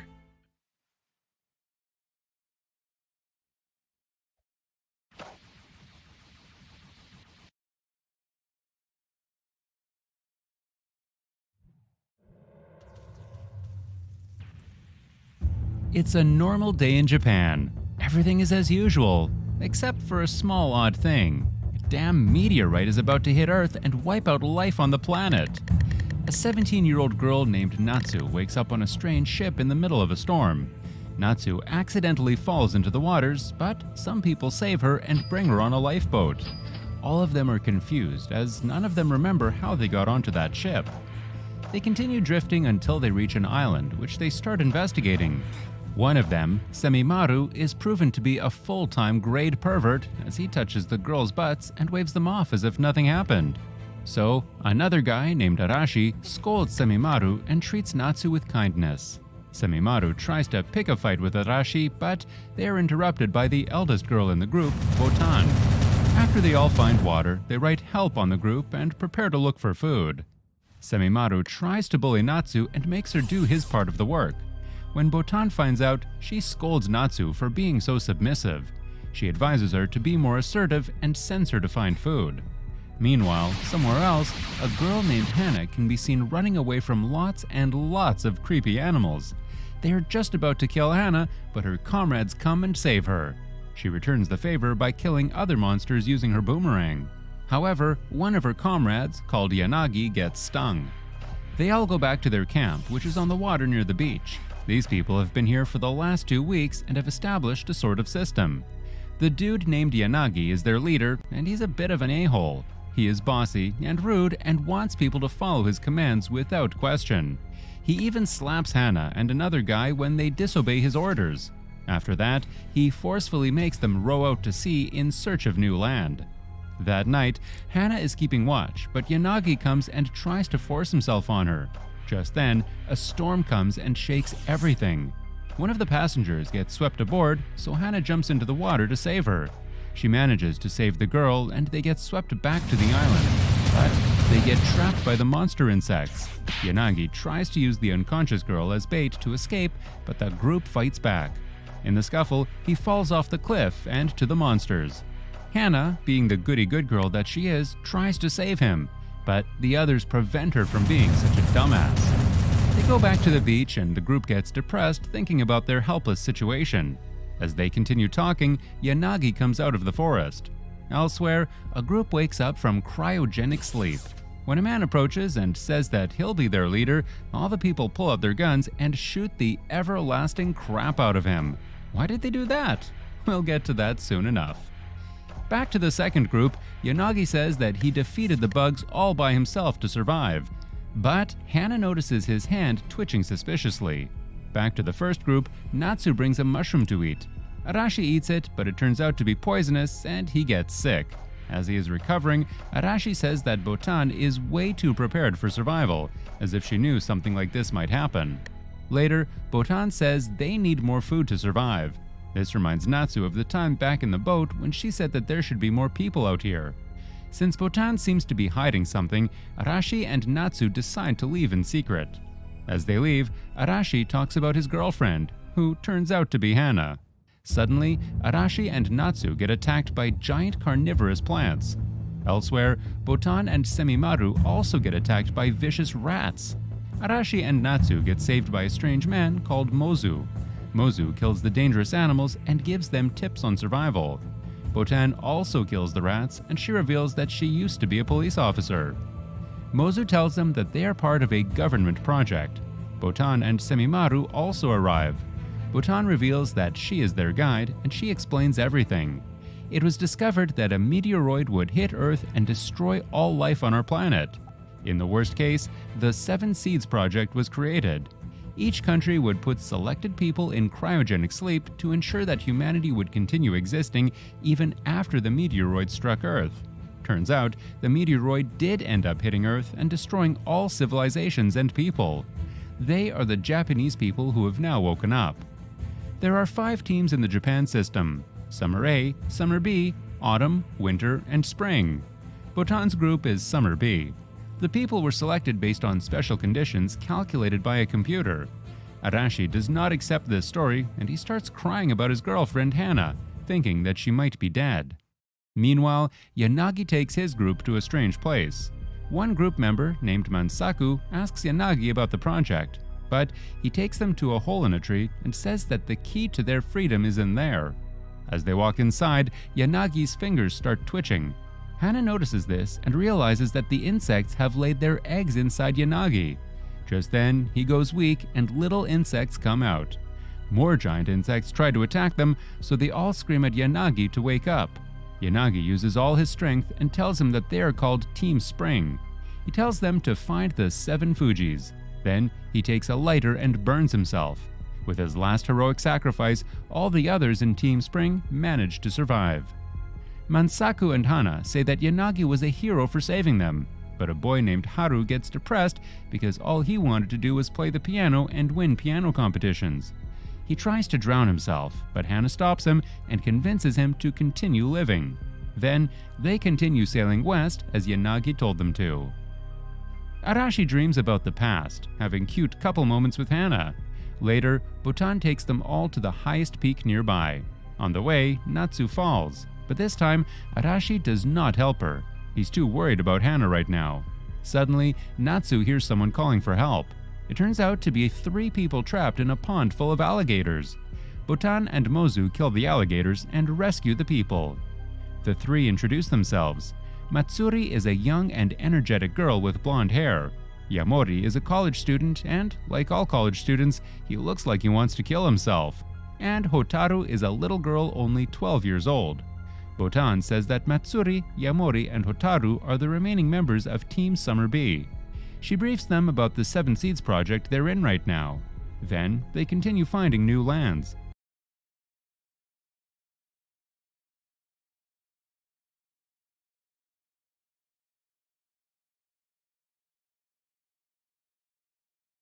Welcome back to Fox Recaps.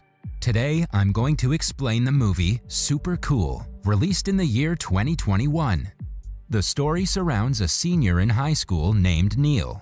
He is an imaginative kid who loves to draw and write comics. He also fancies a classmate named Summer, but has never had the guts to express his feelings to her. She is popular and cool, everything that Neil is not. In the opening scene, they're on the school bus when a masked man shoots the driver dead. The students try hiding under their seats, but the man looks through them and captures Summer. Her friend and a popular kid, Chad, try to stop him but backs off, terrified of the gun.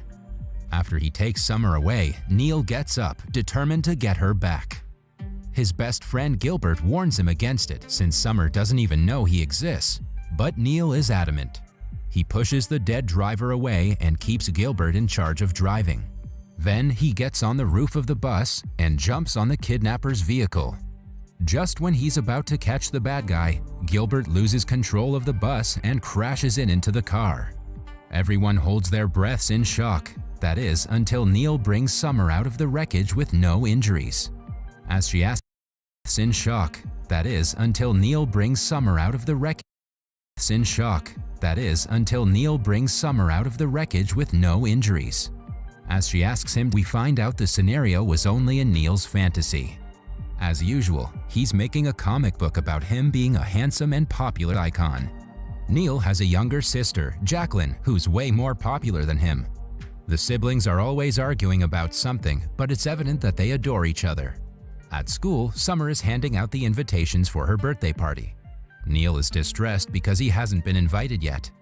Gilbert suggests he make a wish at 11:11 p.m. to make the miracle happen. Neil knows he's only joking and doesn't think much of it. During the lunch break, Gilbert urges him to go talk to Summer. He supports his best friend and wants him to show a little courage since he's been in love with Summer since middle school. When Neil refuses, Gilbert pushes him to Summer's table. Neil is so nervous that he accidentally pukes on her, destroying any chances he had to go to her party. Later that day, he locks himself in his room and drowns in self-loathing.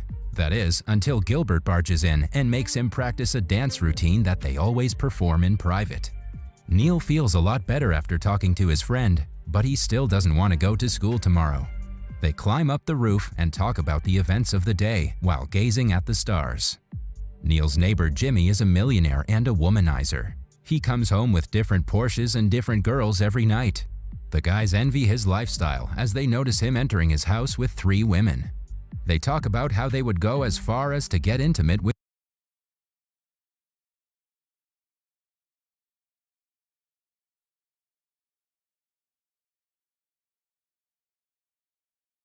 each other to be rich. Neil's parents, who are right below the room, overhear the wild conversation and look at each other in horror.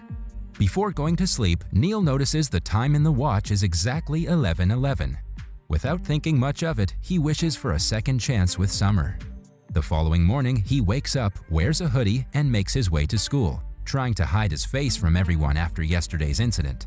Strangely enough, Gilbert ignores him and walks away uninterested in talking to him. Neil looks into the mirror and sees that he's changed into an entirely different person who is way more attractive than the real him. Even his body has changed alongside his voice.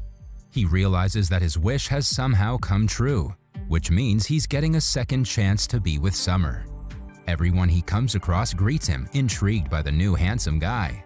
He then meets Gilbert and tells him something only Neil would know to prove his true identity. Initially, Gilbert is skeptical, but by the end of the day, he believes his friend. At home, they tell Jacqueline about the strange change in appearance. Although she doesn't believe him initially, Neil proves himself by drawing in his regular style. They name him Ace and ask him to enjoy being attractive while it lasts. Following that, Gilbert and Ace go to a clothing store to get him clothes that match his personality. Neil finds out how much privilege pretty people get when a random dude invites him to a party. It turns out to be an exclusive party called the Fuckingham Palace, hosted by a wealthy businesswoman, Victoria V. The man advertises the party as a wild orgy, which excites Gilbert. He accepts the invitation on Neil's behalf because the event is on the same night as Summer's party. Then, the guys go to a music shop where the popular kids of the school hang out. As Ace, Neil talks to Summer and manages to land an invitation to her birthday party. Although she doesn't seem much interested in him, Neil is overjoyed. Gilbert thinks that Neil will have to hook up with some girls to build up confidence and practice before doing the same with Summer. Moreover, all the popular guys have fancy cars.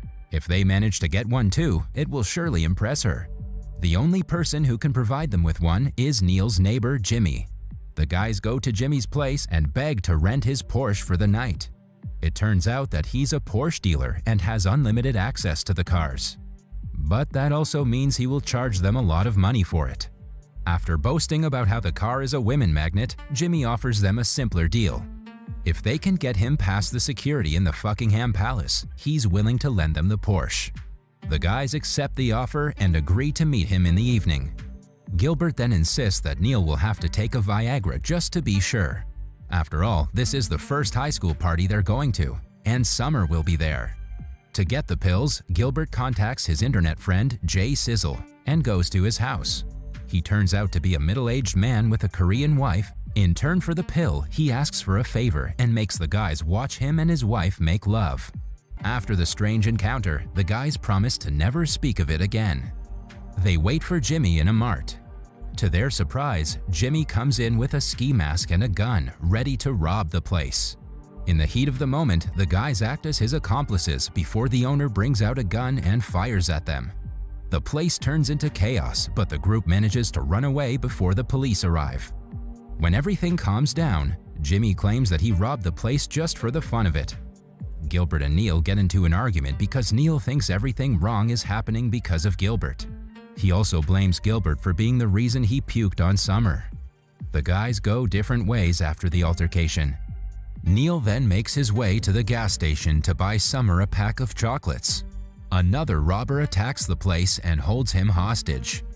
In the end, the officer recognizes him as the mart robber from earlier, and he has to run away in a taxi before being caught.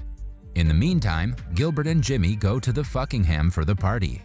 As they had expected, the place is filled with half-naked people dancing, drinking, and doing illegal medicines. Jimmy notices a man walking into the VIP room and decides to check it out. On seeing bundles of money inside, he spontaneously plans to rob it. But the security catches him before he can get his hands on the money. The act also gets Gilbert in trouble with the host of the party, Victoria V. As compensation for destroying her party, she seizes Jimmy's Porsche and threatens to kill them if they try to retaliate. Meanwhile, Neil reaches Summer's party and meets her. However, the interaction doesn't go as planned because Summer walks away in the middle of it. The other popular kid named Chad is furious, seeing Neil trying to get close to Summer. He challenges Neil and promises to get with Summer before him. Somewhere else, after being kicked out, Jimmy refuses to leave his Porsche behind. Through a sewer, they make their way into a fenced ground where their Porsche is. On the way, Jimmy encounters a snake but holds its head quickly before being bitten. When they reach outside, Gilbert panics because of the snake. Just then, Victoria V arrives in the parking lot, threatening to kill them. Gilbert knocks her out with a rod before running away with Jimmy. On their way back home, Jimmy reveals that it's his 30th birthday today, and he lives in his father's basement. The money and cars are only a show. In actuality, he's drowning in debt. The guys go to his room in the basement and play video games until Jimmy's father arrives with a cake. All three of them hang out together for a while. Then Gilbert remembers Neil and that it is a big night for him. They get in the Porsche and go to Summer's party to support him. Chad starts a dance-off to impress Summer and prove that he's better than Neil. After his mediocre performance, Neil is called to the dance floor. At the same time, Gilbert arrives and decides to join him. The guys perform the dance choreography they've been practicing for a long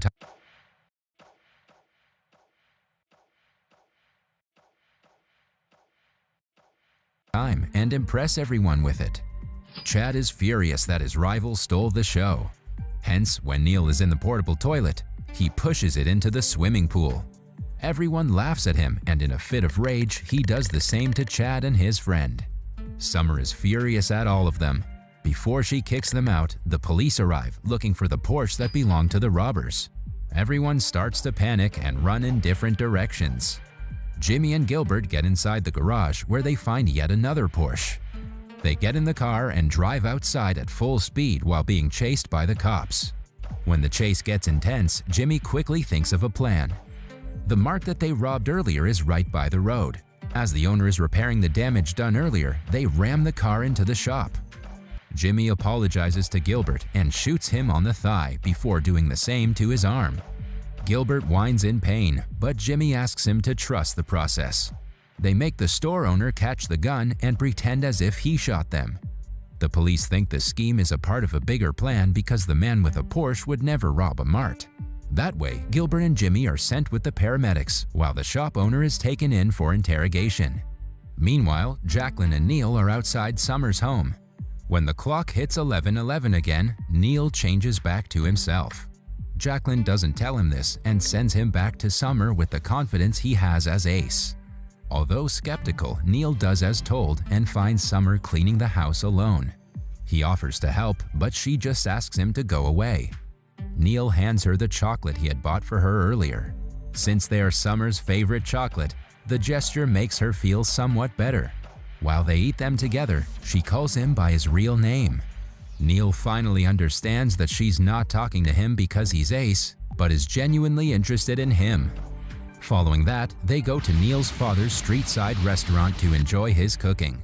Neil also finds out that Summer has been noticing him for a long time and knows that he likes to draw. He nervously allows her to read inappropriate comics he has made of her, but Summer seems to genuinely like it. That was all from the video. I hope you liked it. Subscribe for more content like this and hit the like button to help us out. Also, leave a comment if you want us to recap your favorite movie. Until next time, take care.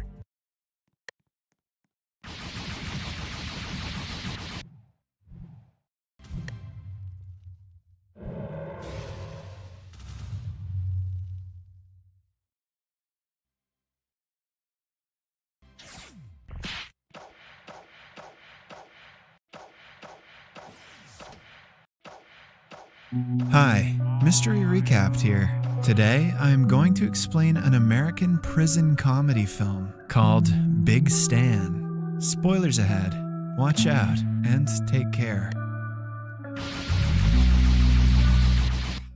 Stan Minton is a real estate agent living in LA who has everything he wants in life. He is filthy rich and has a beautiful wife, Mindy, who he cheats on, loves. Stan has a unique way of selling properties to his clients. He usually cheats them out of a small amount, which has over the years grown large. Hence, one day, he is arrested for first-degree fraud. He is found guilty and is told that he will get a sentence of at least 3 years in prison. Desperate to find a way out, he asks his lawyer to bribe the judge. The lawyer does as told, but the conviction is absolute. By faking a charity event, he only manages to get Stan 6 months free time before being imprisoned. After the hearing, the lawyer suggests Stan take a long trip to Brazil and never return, but he cannot do so because all of his assets have been frozen. Stan has no choice but to live the next few months in fear of what is about to come. Starting that day, he does everything quicker because of the limited time. One evening, he is on a date with Mindy, who wants to have a kid so she won't be alone when he is gone. Stan thinks the idea is absurd because they will have to give up the kid for adoption when he returns. He dreads the idea of having children, which creates a rift in his relationship with his wife. Mindy storms off after his comment, while Stan drives to a bar at random. While drinking, he notices a man beside him with a tattoo about going to prison. He asks the guy for tips on prison life and offers him $100 to talk. The man starts by saying that the prison guards do not care about the inmates and their fights. The prisoners could kill each other, but as long as they don't escape, they let you do anything. He also adds that Stan looks like someone who would most definitely be sexually violated by the inmates. Stan realizes that all the rumors about men turning gay in prison are true. He is weak and submissive, which makes him the perfect target. When the man suggests he get several tattoos to avoid being targeted, Stan shows him a tattoo of his mother on his arm, which clearly won't work. The man then advises him to join one of the groups in the prison.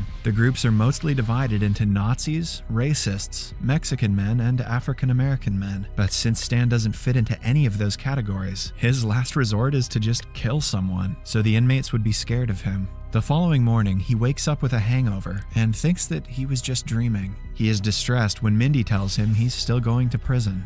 To uplift him, she mentions his special quality is that he always finds a way. This encourages Stan, and he makes it his mission to become an alpha in the next 6 months. Effective immediately, he exercises every day and gets a tattoo on his behind to make it less attractive. He also joins a karate class, but is bored when asked to learn the basics. He challenges the teacher and gets in a fight with one of the kids, which results in him being thrown out of the establishment. This is when he meets an old man named the Master. He impresses Stan by breaking a hole in the wall with no effort. He is Stan's only hope to learn self-defense before going to prison. Hence, he brings the old man home to train with him. The Master starts living with them, much to Mindy's annoyance. On his first day of training, Stan is woken up at 5 in the morning by blood from an animal liver pouring on his face. Then, the Master makes Mindy blend ox pancreas and horse tongues to make a smoothie for her husband. His methods of training are different and over the top. Some days he hits Stan with a flaming stick, while other days he hangs him by his skin to test his endurance. He also feeds Stan a variety of weird food, like scorpions and snakes. Mindy, who is tired of the Master smoking all around the house, asks her husband to get rid of him.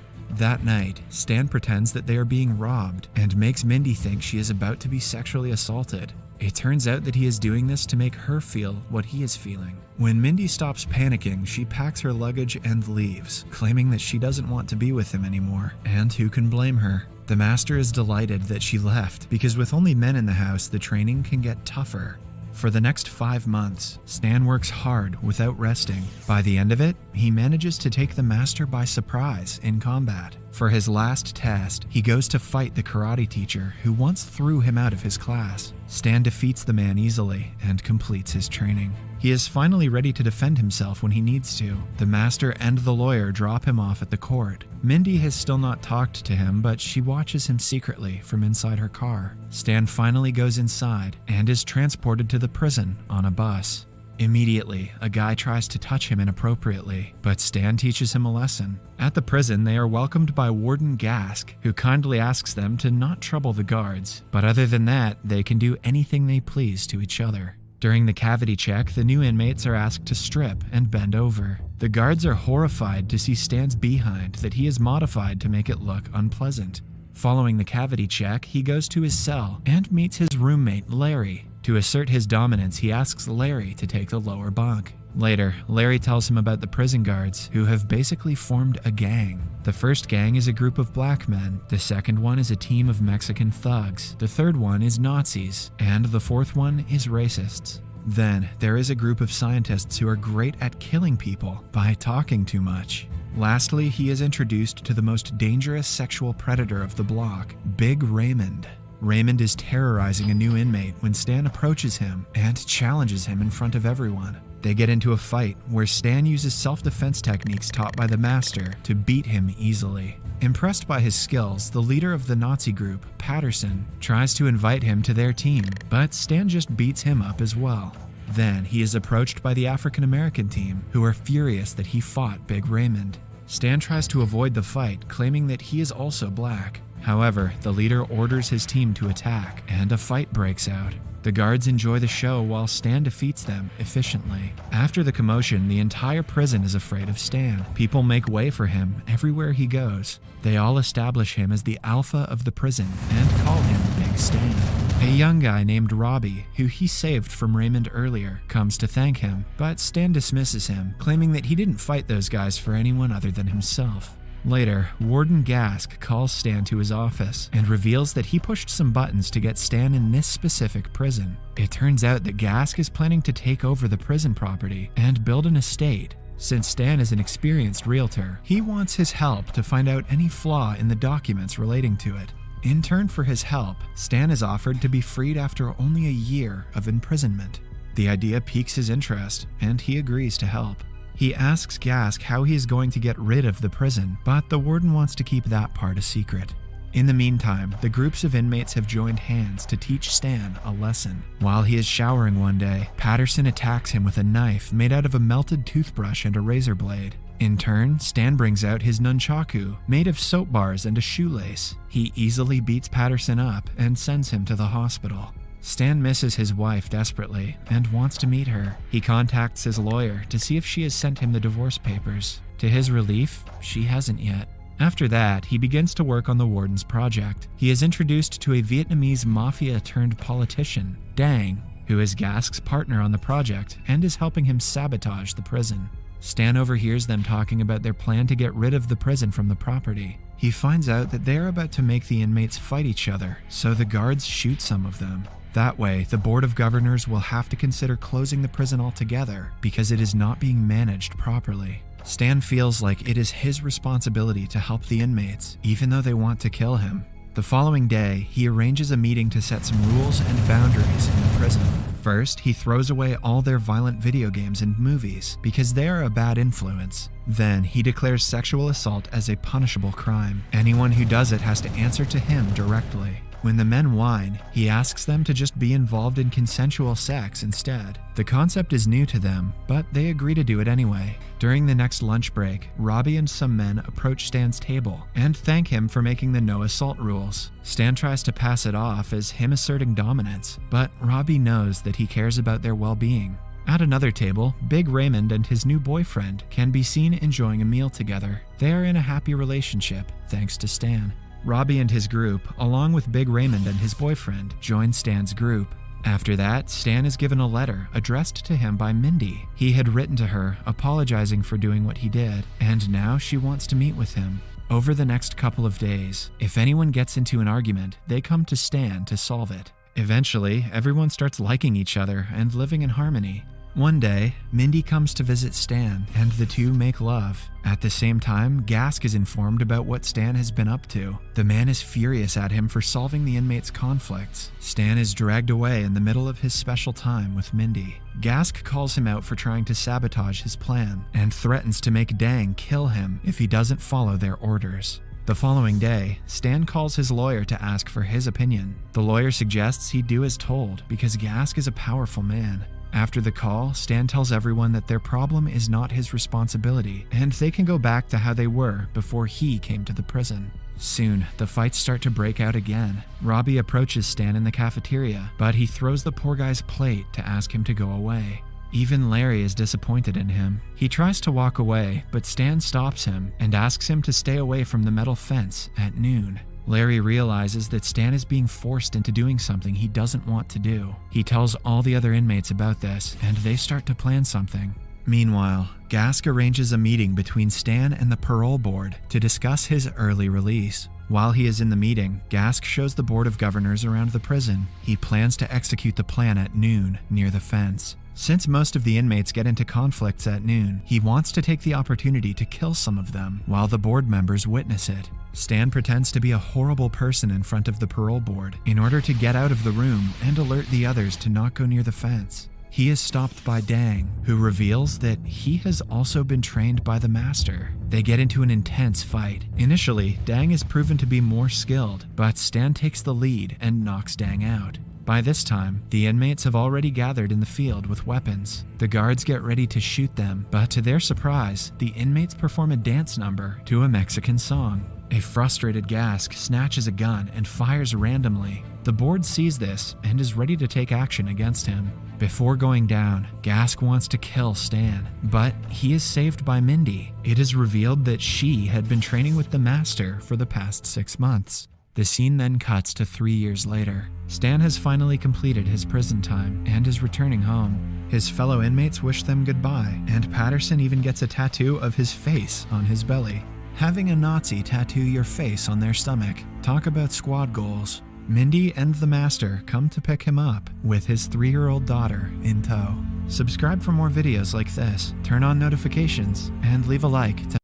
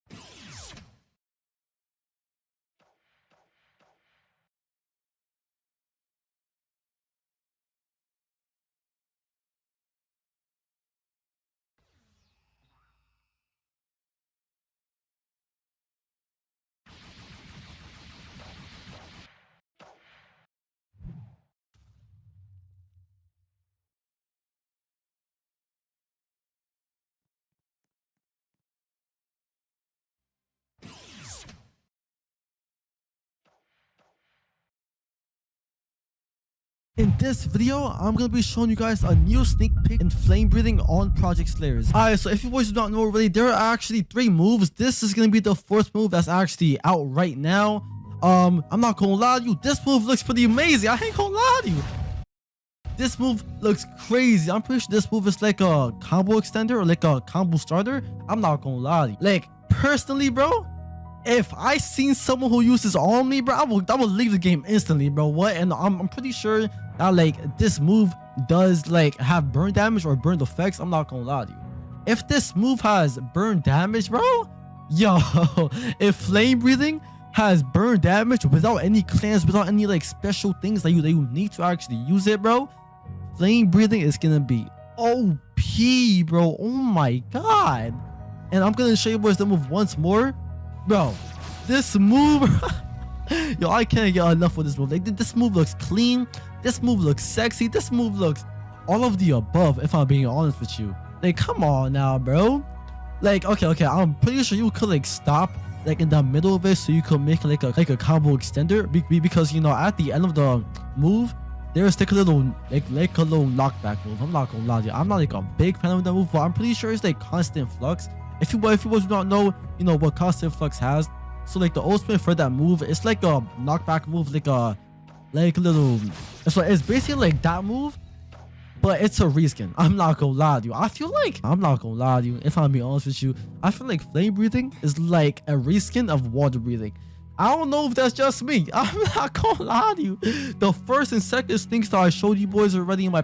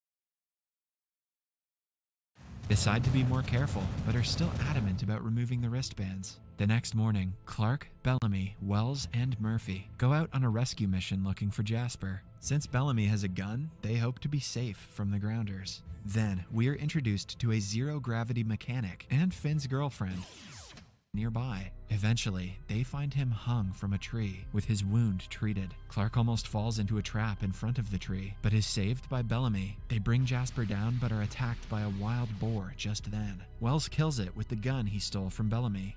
I liked this scene better when it was a polar bear. Finally, the group has food for the night and has rescued their friend. On the Ark, Abby asks Raven to repair an old escape pod in 9 days, planning to return to the Earth to save the others. Raven agrees, but only if she also gets to go to the Earth with her.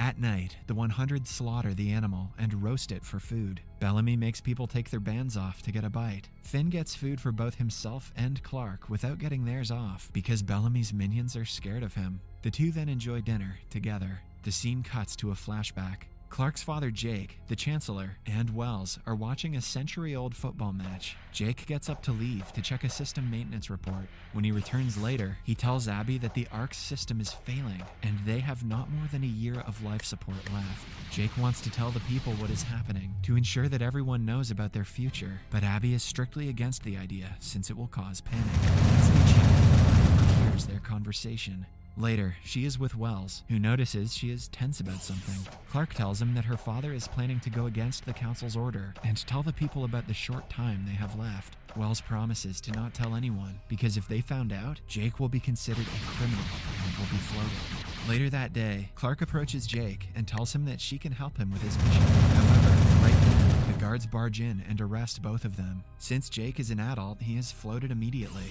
while Clark is imprisoned for being his accomplice. She assumes that her best friend told his father about the secret that got her father killed. On the ground, Jasper is back, but in very critical condition. The grounders seem to have applied medicine to his wounds, but he will still die if not given proper medication. He moans and whines in pain, causing the others to ask him to die. Except, that is, for the group that rescued him, who tries their best to make him better. Clark meets a little girl named Charlotte, who has recurring nightmares about the Chancellor executing her parents. She was arrested for attacking a guard, which makes her hate the Chancellor even more. 3 days have passed since the group rescued Jasper, but his health is not getting any better. Most of the campers want to kill him, but Clark insists there is still hope.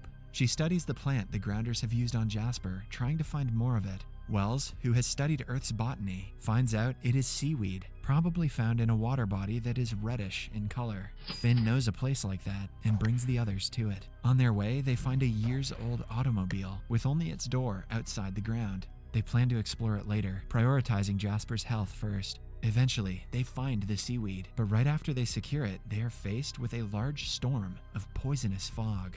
The trio runs away before getting inside the automobile to save their lives. Somewhere else, Bellamy and his minions have come out to hunt. He hears a noise from behind him and throws a spear, only to see Charlotte. He sympathizes with the little girl being sent with a bunch of prisoners and includes her in the hunt. Suddenly, they are also attacked by the poisonous clouds. Bellamy brings the little girl to a cave and saves them both, but he hears one of his teammates, Adam, screaming outside. At the camp, everyone gets inside the ship to protect themselves from the clouds. Finn finds a bottle of alcohol in the place they are stuck. As they talk, the conversation about Clark's father is brought up. She blames Wells for betraying her and causing her father's death. Wells apologizes for the 100th time, but it is not enough. Bellamy also shows his good side by waking up a scared Charlotte. He makes her understand that she must kill her inner demons to not be afraid anymore. The next morning, the cloud passes and everyone comes out. Finn has discovered that Wells is hiding something about Jake's death because he doesn't talk about it at all. He asks Clark to make sure if Wells was the one who reported her father that resulted in his death.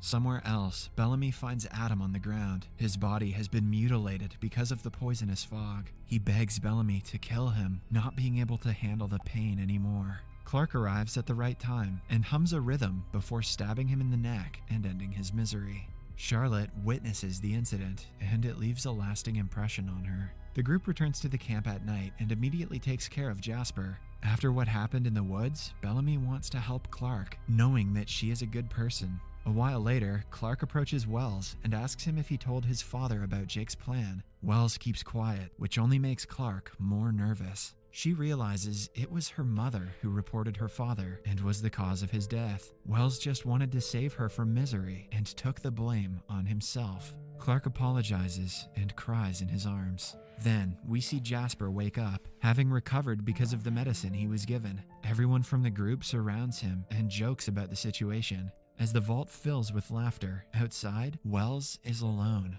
Charlotte approaches him and asks if she can stay by him for the night. Suddenly, she stabs him in the neck and hums a rhythm like Clark did earlier. She wants to kill him because his father floated her parents, and it is the only way she can get rid of her demons.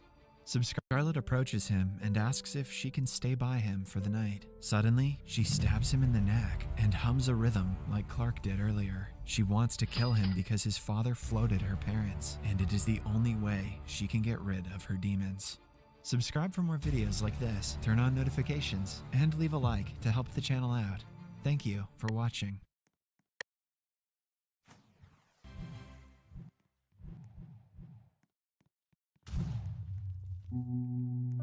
Hi, series recapped here. Today, I am going to explain the second part of a post-apocalyptic science fiction series called The 100. Spoilers ahead, watch out, and take care. Hi. Clark apologizes and cries in his arms. Then, we see Jasper wake up, having recovered because of the medicine he was given. Everyone from the group surrounds him and jokes about the situation. As the vault fills with laughter, outside, Wells is alone. Charlotte approaches him and asks if she can stay by him for the night. Suddenly, she stabs him in the neck and hums a rhythm like Clark did earlier. She wants to kill him because his father floated her parents, and it is the only way she can get rid of her demons. Subscribe for more videos like this, turn on notifications, and leave a like to help the channel out. Hi, series recapped here. Today, I am going to explain the second part of a post-apocalyptic science fiction series called The 100. Spoilers ahead, watch out, and take care. The next morning at the camp, Clark sits in front of Wells' grave mourning his death. Finn is scared for her safety, so he asks her to go inside the wall that they have built around the camp. They believe that Wells was killed by the Grounders. Clark in turn asks Finn to be careful, knowing that he was roaming around the woods at night. Finn secretly hands her a pencil, something that was considered a luxury in the Ark. He doesn't tell her where he found it, but Clark is too distracted to care. Monty is still working on trying to communicate with the Ark using the wristbands. Clark helps him by offering hers since it is still working. Abby panics when her daughter's band also stops working. She still hopes that things are stable and the band stopped working because of a malfunction. In the camp, everyone is working hard to build a safe community. They are almost done building walls and are actively searching for food. Murphy orders everyone around ruthlessly. He even pees on a thirsty guy, refusing to let him drink water if he doesn't work. Meanwhile, Octavia is helping Jasper to walk again. He is paranoid about walking outside of the wall, traumatized by what happened the last time. Suddenly, he trips and notices cut off fingers on the ground. The duo knows they belong to Wells since his fingers were missing when they recovered the body last night. They immediately bring the fingers and the knife they found to Bellamy. Clark sees that the knife has Murphy's initials on it and assumes it was him who killed Wells. Bellamy wants to let the incident go because it will cause dispute in the community, but Clark is adamant. She cannot live while Wells' killer gets away with murder. She storms outside and calls Murphy out in front of everyone. He retaliates, but the initials on the knife are enough to prove him guilty. The other people in the camp are already mad at him, and this gives them the opportunity to take out their anger. They attack Murphy out of the blue, preaching about law and order.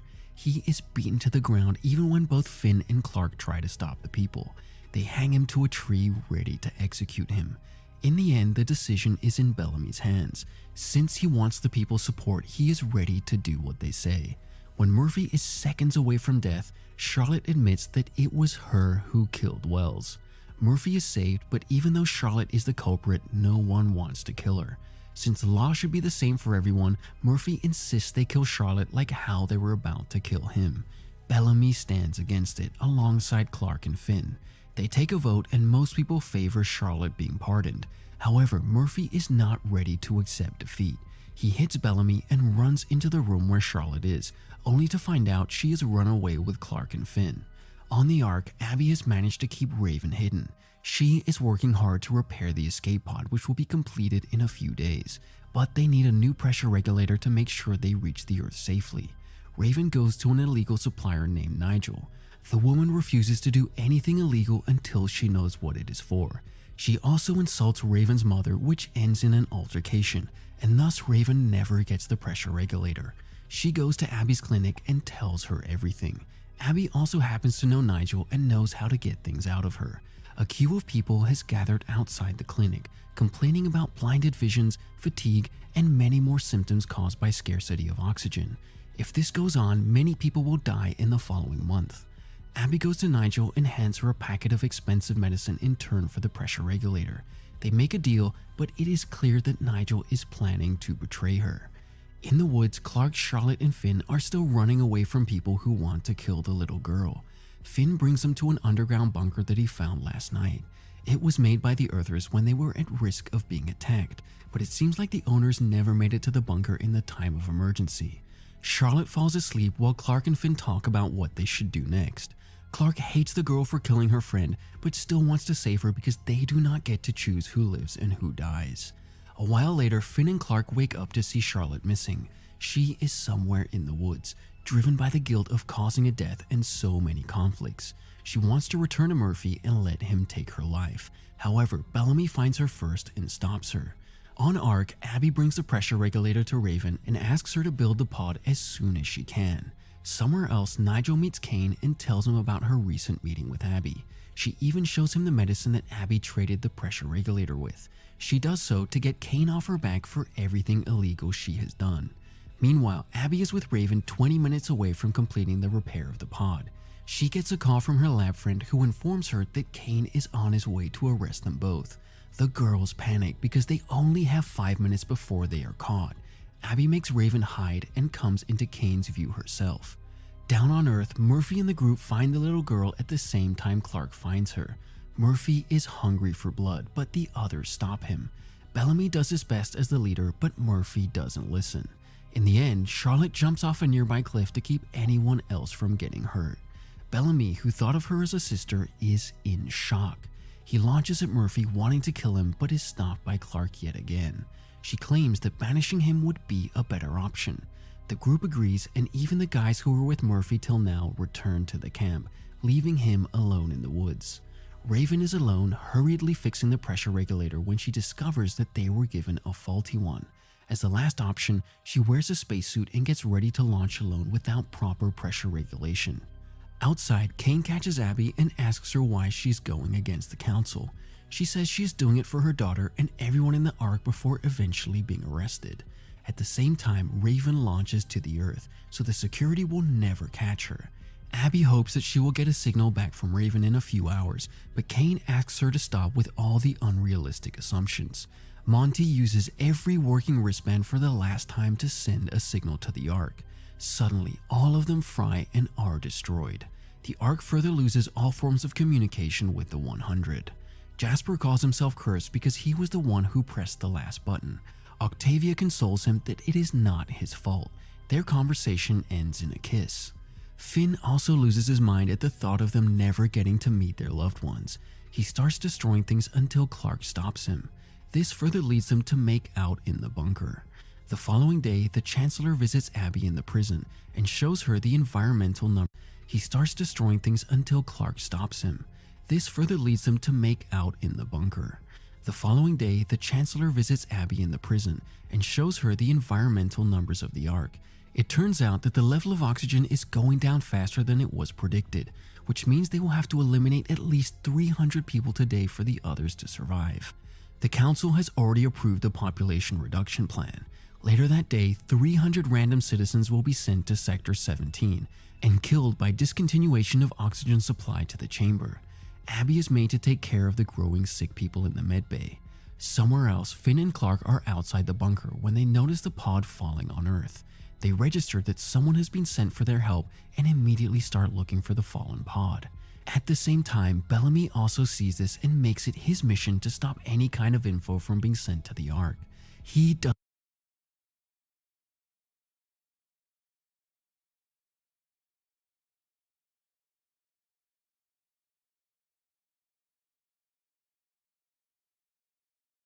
doesn't want people to convict him of murdering the Chancellor, hence he keeps everyone at the camp and secretly goes looking for the pod.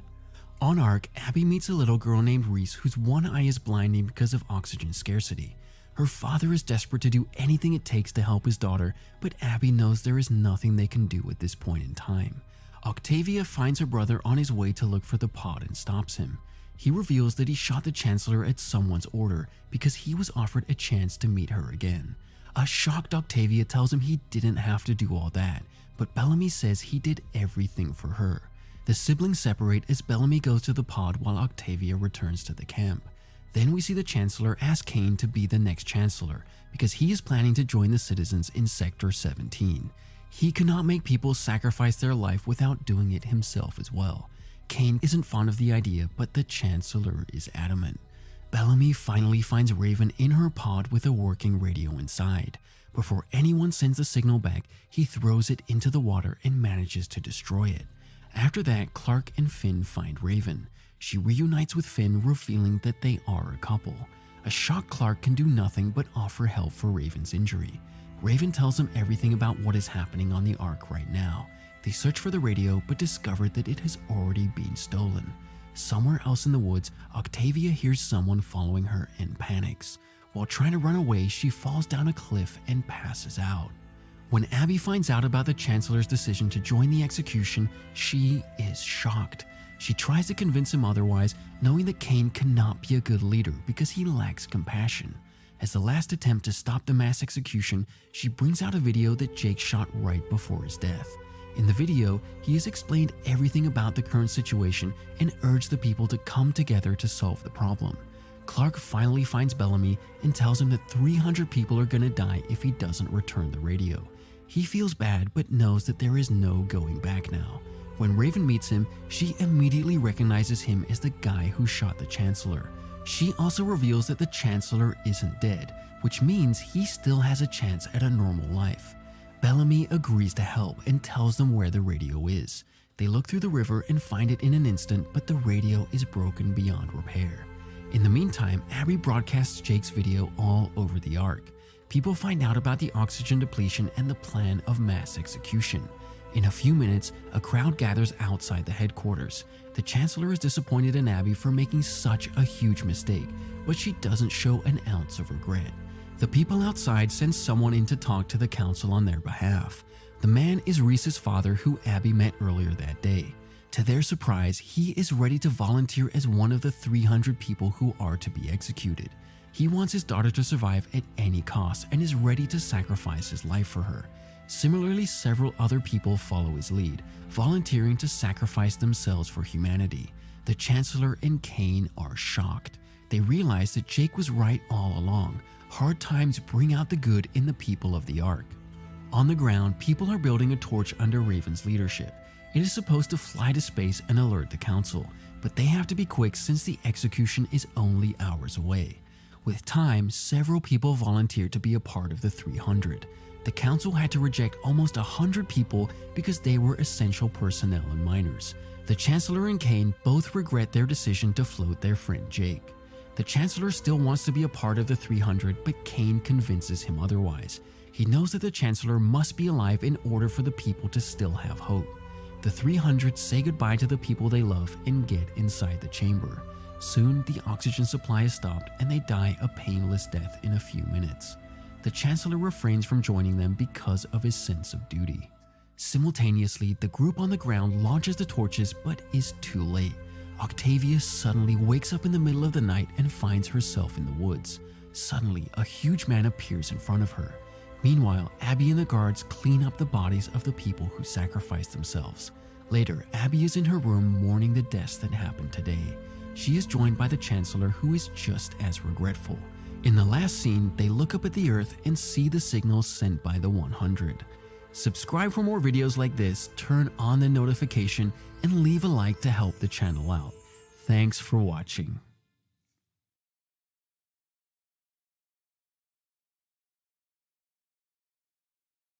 Hi, series recapped here. Today, I am going to explain the third part of a post-apocalyptic science fiction series called The 100.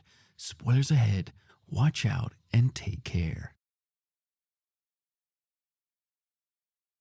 17 years ago, Bellamy's mother gave birth to Octavia in private. She was crying in pain and discomfort but refused to call a doctor because no woman was allowed to have a second child in the Ark. Bellamy made sure his little sister was okay after her birth and took care of her ever since. They hid her inside a tiny compartment in the ground before every inspection. Octavia grew up never meeting anyone other than her brother and mother. For the first 16 years of her life, she was confined in a room and often under the floor. Their mother seduced higher officials and got Bellamy a job as a guard. This ensured a bit more seduced life. She was confined in a room and often under the floor. Their mother seduced higher officials and got Bellamy a job as a guard under inspection. Octavia grew up never meeting anyone other than her brother and mother. For the first 16 years of her life, she was confined in a room and often under the floor. Their mother seduced higher officials and got Bellamy a job and often under the floor. Their mother seduced higher officials a job as a guard. This ensured a bit more safety, but it didn't help Octavia's loneliness. One day, some teens organized a neighborhood mascot party, giving her the perfect opportunity to go out without being caught. Bellamy was a guard and could protect her, so he allowed her to have fun for the evening. But things went wrong when the party had to be stopped by a solar flare. The security guards arrived to ensure their safety, but it ended up in Octavia getting caught. As a result, their mother was floated, Bellamy was kicked out of his job, and Octavia was imprisoned. 1 year later, the commander called Bellamy to speak in private. By now, Bellamy was a mere janitor who hadn't met his sister in over a year. The commander told him about the 100 being sent to the Earth and Octavia being a part of it. He knew that Bellamy wouldn't leave his sister alone and would do anything to get to her. Hence, in turn for a seat in the dropship, the commander gave Bellamy a gun and asked him to shoot the Chancellor. Bellamy took the opportunity and is now on the Earth. Currently, in the camp, he notices that Octavia is missing. He looks through all the tents but cannot seem to find her. Clark is still mad at him for breaking the radio, but she agrees to help him find his sister. Then we see Octavia wake up in a room where she was brought by a grounder. When she notices that the bone in her knee is severely dislocated, suddenly a grounder appears in front of her. He uses a hot metal rod to attack her and the screen goes black. Back in the camp, the 100 organize a search party at Bellamy's order. Finn is tense because he has started to like Clark, but now that Raven has risked her life to come to him, he doesn't know what to do next. He tries talking to Clark, but she dismisses the conversation. She wants to back off knowing that Raven needs him more than she does. Outside, the group notices several flashing lights in the sky. They register the lights as the dead bodies of the people being thrown away from the Ark. Bellamy is to blame for all the deaths because if he hadn't thrown the radio away, they could have informed the Ark on time. He doesn't want to talk about it at the moment and instead focuses on looking for Octavia. Finn joins the search party while Clark and Raven work on building a radio. A while later, Octavia wakes up again and sees that her knee has been treated. It turns out the grounder who appeared earlier was trying to help her. Still, she knows that she cannot stay in the room for too long and starts looking for a way out. She finds a loose stone on the wall and manages to crawl through the tiny space in between it. This reminds her of all the hours she used to spend in the tiny compartment under the floor. Her trauma resurfaces, but she calms herself down. Eventually, she makes it outside and runs away. Somewhere else, the group finds Octavia's traces and follows them down to the opening of the grounder's area. It is remains of human bones hung from the trees to keep others away. Most people return to the camp not willing to risk their lives, but Bellamy, Jasper, Finn, and a few more of their friends keep walking forward. Meanwhile, Raven and Clark come to the bunker to look for mechanical parts that they need to fix the radio. Raven talks to Clark about her mother, but she is in no mood to listen. After finding out her mother was the cause of Jake's death, she doesn't want to think about her at all. Moreover, a strange awkwardness prevails between Clark and Raven because of Finn. They find a remote-controlled toy car that has all the parts needed for the radio. While looking around, Raven discovers a tiny metal sculpture of a two-headed deer that the group saw when they first landed. Finn made it for Clark a few days ago when they were together. Raven knows that Finn only makes those for the people he loves and realizes that he was with Clark before her arrival. Bellamy and the group are going forward when one of their friends is abducted by a grounder who had been hiding. Raven knows that Finn only makes those for the people he loves and realizes that he was with Clark before her arrival. Bellamy and the group are going forward when one of their friends is abducted by a grounder who had been hiding in the trees. Soon they are attacked by many other grounders who were together. Raven knows that Finn only makes those for the people he loves and realizes that he was with Clark before her arrival. Bellamy and the group are going forward when one of their friends is abducted by a grounder who had been hiding in the trees. Soon they are attacked by many other grounders who are much more skilled hunters than them. All Bellamy can do is run for his life and hope no one gets killed. Suddenly, a guy steps into the grounder's trap and is impaled to a sharp branch. Similarly, a girl is killed as well. Somewhere nearby, Octavia sees her friends and is about to catch them, but the grounder who helped her earlier stops her. He calms her down and brings her back to the hideout they were in. Octavia registers he is trying to save her from the other grounders who are killing her friends. Hence, she doesn't resist when he takes her back. When she is tired of walking, he even picks her up. Octavia tries talking to him, but he doesn't reply, making her believe he doesn't understand their language. In the hideout, he chains her down to keep her from running away again. Back in the woods, Bellamy and the group are surrounded by the killer grounders. They are seconds away from being attacked when a war horn blares, alerting everyone of an acid fog coming their way. The grounders run away, leaving the group in panic. Since they do not have time to find a safe place, they take cover under a tent and hope for the best. A few minutes later, they come outside to notice the alarm was false. Then Bellamy notices the grounder who saved Octavia. He follows the guy to the hideout. It's clear that the grounder is helping them find her, but the group doesn't realize it. Back in the bunker, the girls find what they are looking for and return to the camp. Clark notices Raven is quieter than usual and inquires what is wrong. Raven comes clean and asks her if she was hooking up with Finn. Clark stays silent, but it only confirms Raven's accusation.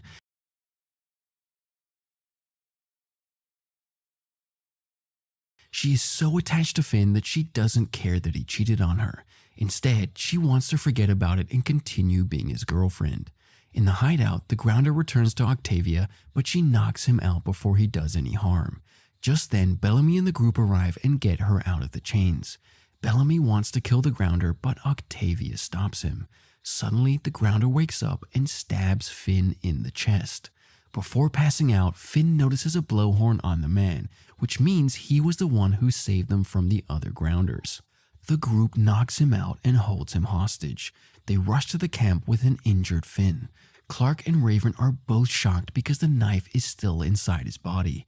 They need to talk to Abby now more than ever because Clark cannot save Finn without her mother's expertise.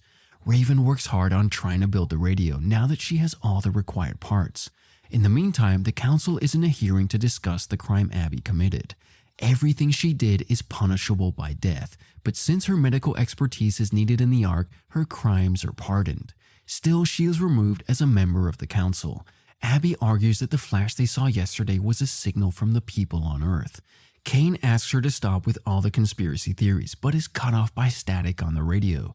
Raven has finally established communication with the Ark.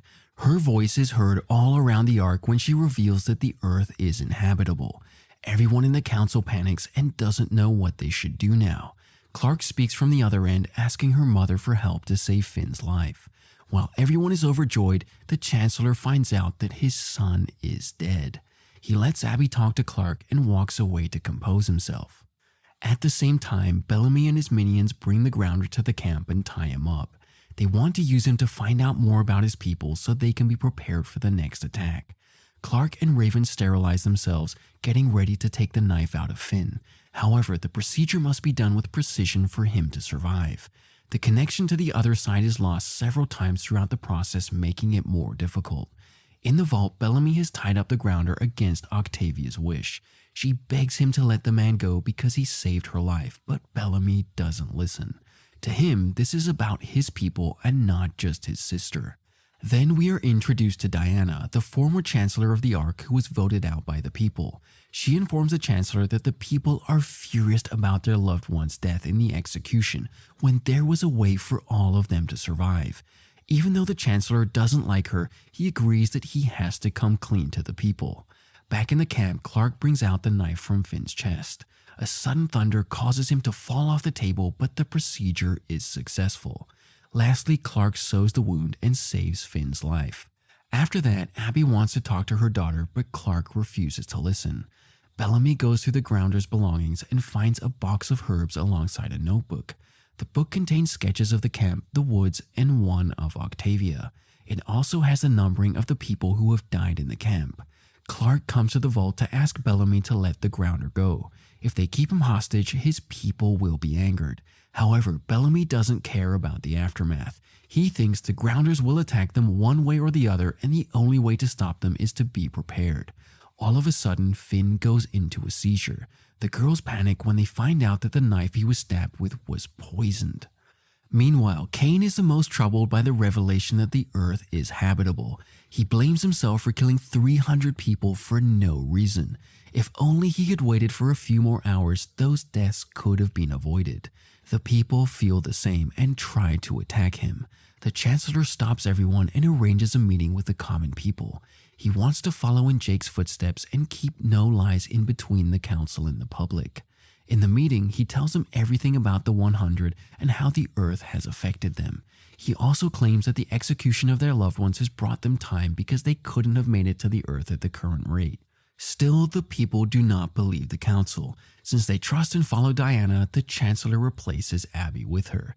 When she asks the people for support, they agree and join hands with the council.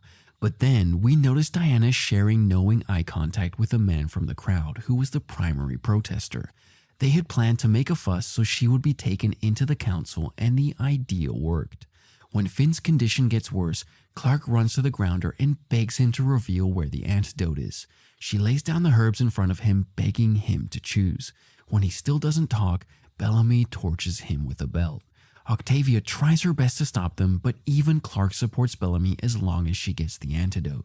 Raven takes the matter into her hands and electrocutes the helpless grounder. Still, the man doesn't speak. In the end, Octavia takes a knife and cuts herself. The grounder cannot see her get hurt, so he points towards a herb. After Finn is given the antidote, he falls asleep. Abby finally gets a chance to talk to Clark and asks her what's wrong. She is left speechless when Clark accuses her of Jake's death.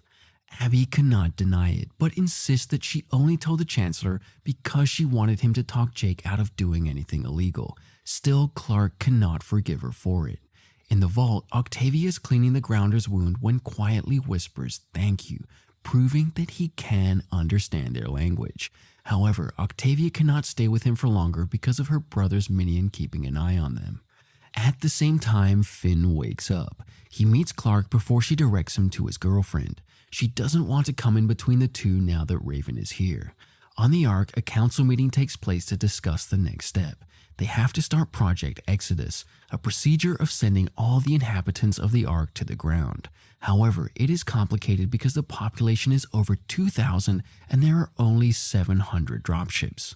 Subscribe for more videos like this, turn on the notification, and leave a like to help the channel out. Thanks for watching.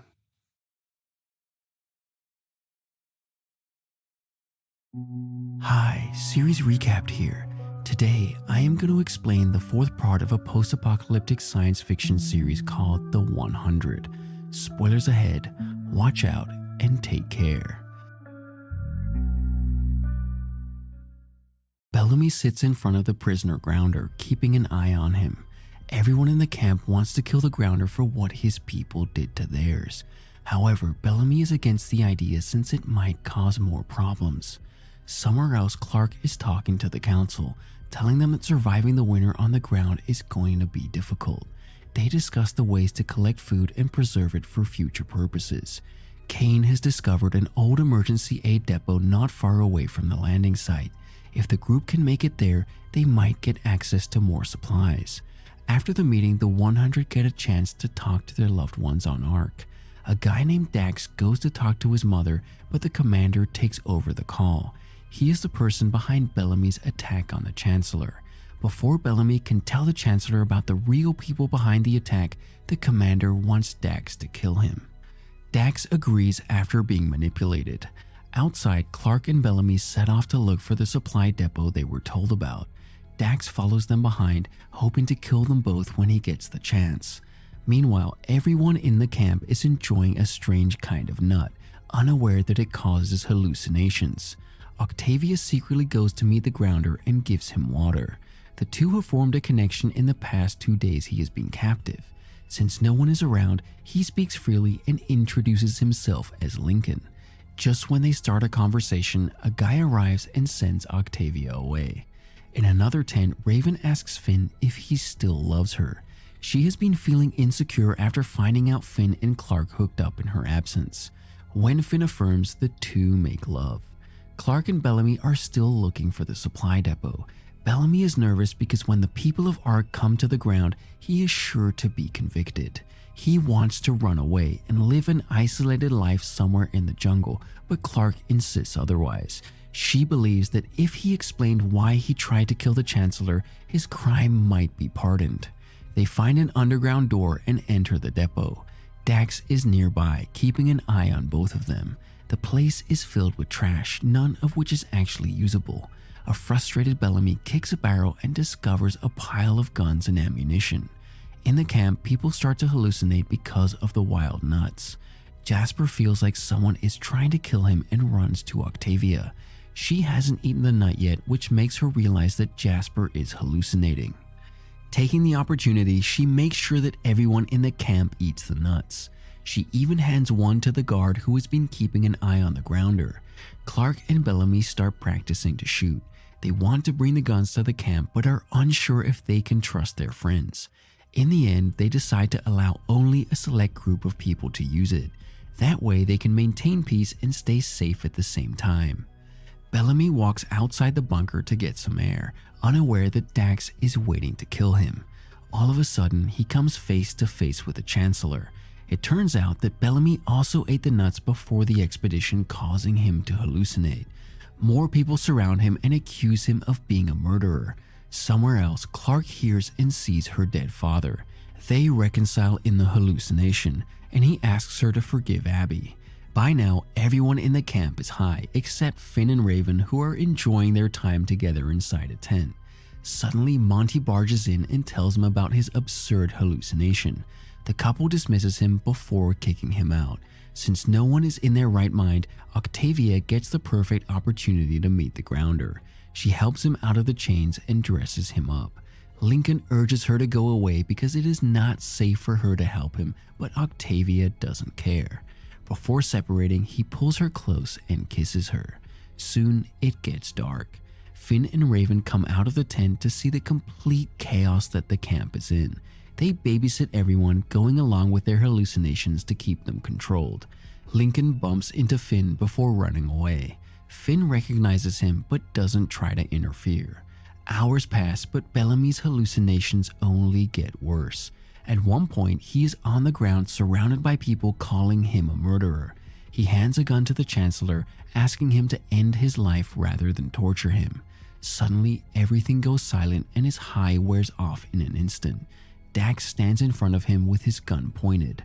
Right before he shoots, Clark appears with a rifle and saves Bellamy. Dax reveals he was sent by the commander, making it clear that someone else from the Ark wants him dead. In the ensuing fight, Dax manages to strangle Bellamy but is stabbed in the neck. He dies in the incident, leaving the other two confused. After everything Bellamy experienced today, he has discovered that he is turning into an evil man. He starts to spiral with regret before Clark calms him down. Back in the camp, the effect of the nut wears out. A few minutes later, they notice Lincoln's absence and panic. Since they tortured him, they believe he will return with his people to do the same to them. Bellamy and Clark return with arms and ammunition, confirming their safety. They distribute the guns among the experienced ones and lay down the rules of who gets to use them. A while later, Bellamy and Clark chat with the Chancellor and tell him Bellamy's side of the story. Kane and his people quickly arrest the commander, who still doesn't show remorse. He claims that he had to kill the Chancellor because of his beliefs. In the camp, Clark goes to look at Finn's injury. He is not happy about the guns because the people living among them are not trustworthy. He believes guns will only cause violence and do more harm than good. However, Clark stands with Bellamy on this one and is adamant about her decision. Then it is revealed that the commander is actually working for Diana. She was the former Chancellor of the Ark and wants her position back. She kills the commander to keep her secret hidden. They make it seem like suicide so the police won't investigate further. The following day is the Unity Day at Ark. It's celebrated in the memory of all the Ark space stations coming together. The Chancellor's speech is broadcasted in the camp as well. People drink, dance, play games, and have a lot of fun, forgetting the sorrows of the past few weeks. When everyone is distracted, Octavia takes the opportunity to sneak out of the camp. Finn notices this and decides to follow her later. On the Ark, the Chancellor cuts his speech short for the kids who have organized a pageant. They move to a different room, which Diana doesn't seem to like for some reason. The pageant starts and goes well for a few minutes, but then a large explosion destroys everything. When the ringing stops, several bodies lie on the ground, some injured and others dead. The Chancellor and Kane are fine, but Kane's mother is severely injured. She passes away in his arms as Abby consoles him. If the Chancellor hadn't cut his speech short, everyone would have died in the other room, which proves the explosion is a coup. They also discover that Diana left just before the blast. Everyone suspects her, but helping the injured is their first priority. Somewhere else, Diana meets with two of her subordinates and tells them to take the Exodus ship to the ground. She has managed to bring a group of people to her side and wants to be their leader. One ship was planning to land on Earth the next day with medical supplies. the group wants to take over it.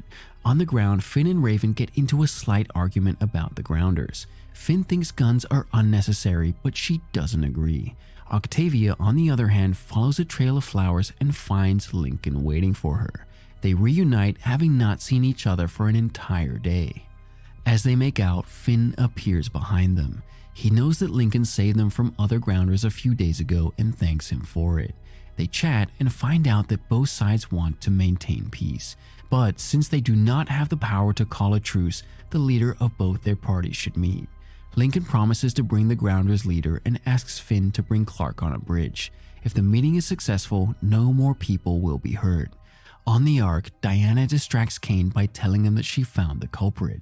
Kane gets busy interrogating him while she and her people slyly enter the Exodus ship. Clark is enjoying the Unity Day when Finn brings her aside. On finding out that he met a grounder outside the camp, Clark freaks out. She doesn't want to believe that the grounders are good because of how many people they have killed. Still, Finn manages to convince her and makes her come to the meeting with no backup. A while later, Clark meets Bellamy and tells him everything. Bellamy, Raven, and Olivia follow the other two behind with guns. On the Ark, Kane meets the culprit Ridley, who happens to be Diana's subordinate. He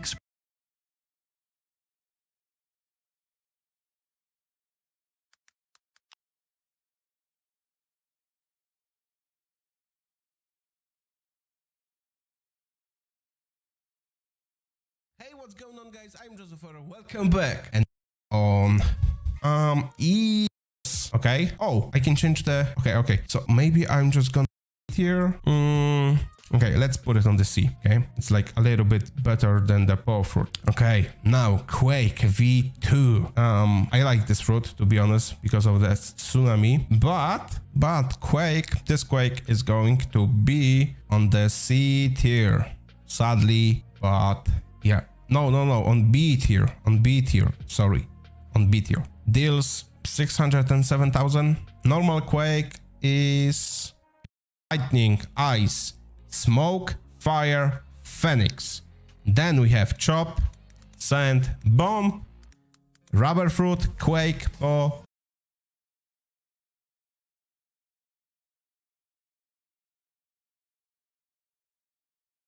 Hey, what's going on, guys? I'm Joseph. Welcome back, and in today's video from a One Piece game, I will tell you guys how to unlock Gear 5 in the Rubber Fruit. But before I start, do me a favor, subscribe, hit a like, turn on post notification, join my Discord server, join my Roblox group, subscribe to my second channel, all of the links are in the description.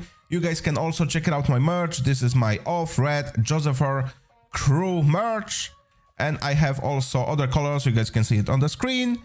And in the description, you guys can see a link to my game, like to the game Discord and the video that I was doing as sneak peeks. And yeah, the game is gonna be fire. So make sure that you are gonna join the Discord server. Okay, and now it's time for a quick shout out for the people who bought my merch. Thank you so much. And let's start. We are on Luffy's Island on the first sea. So first step is you guys need to have rubber fruit and use the rubber fruit to defeat Luffy to get gear second drop. Currently you guys have double chance or even more to get the gear second unlocked and then gear fourth from the dungeon.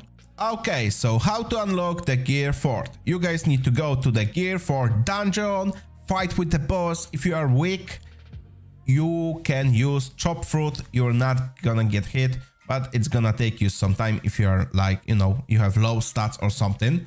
And this one is a scroll, so you can like use it in the hand. It's gonna be like, it's gonna be like this scroll, right?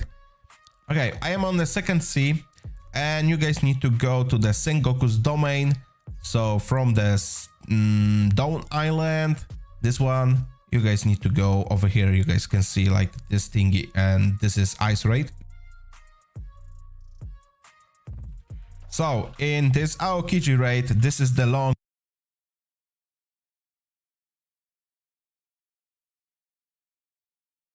expresses that he is mad at the council after his wife died in the mass execution. As Kane interrogates him, one of the guards attacks, revealing he is also working for Diana.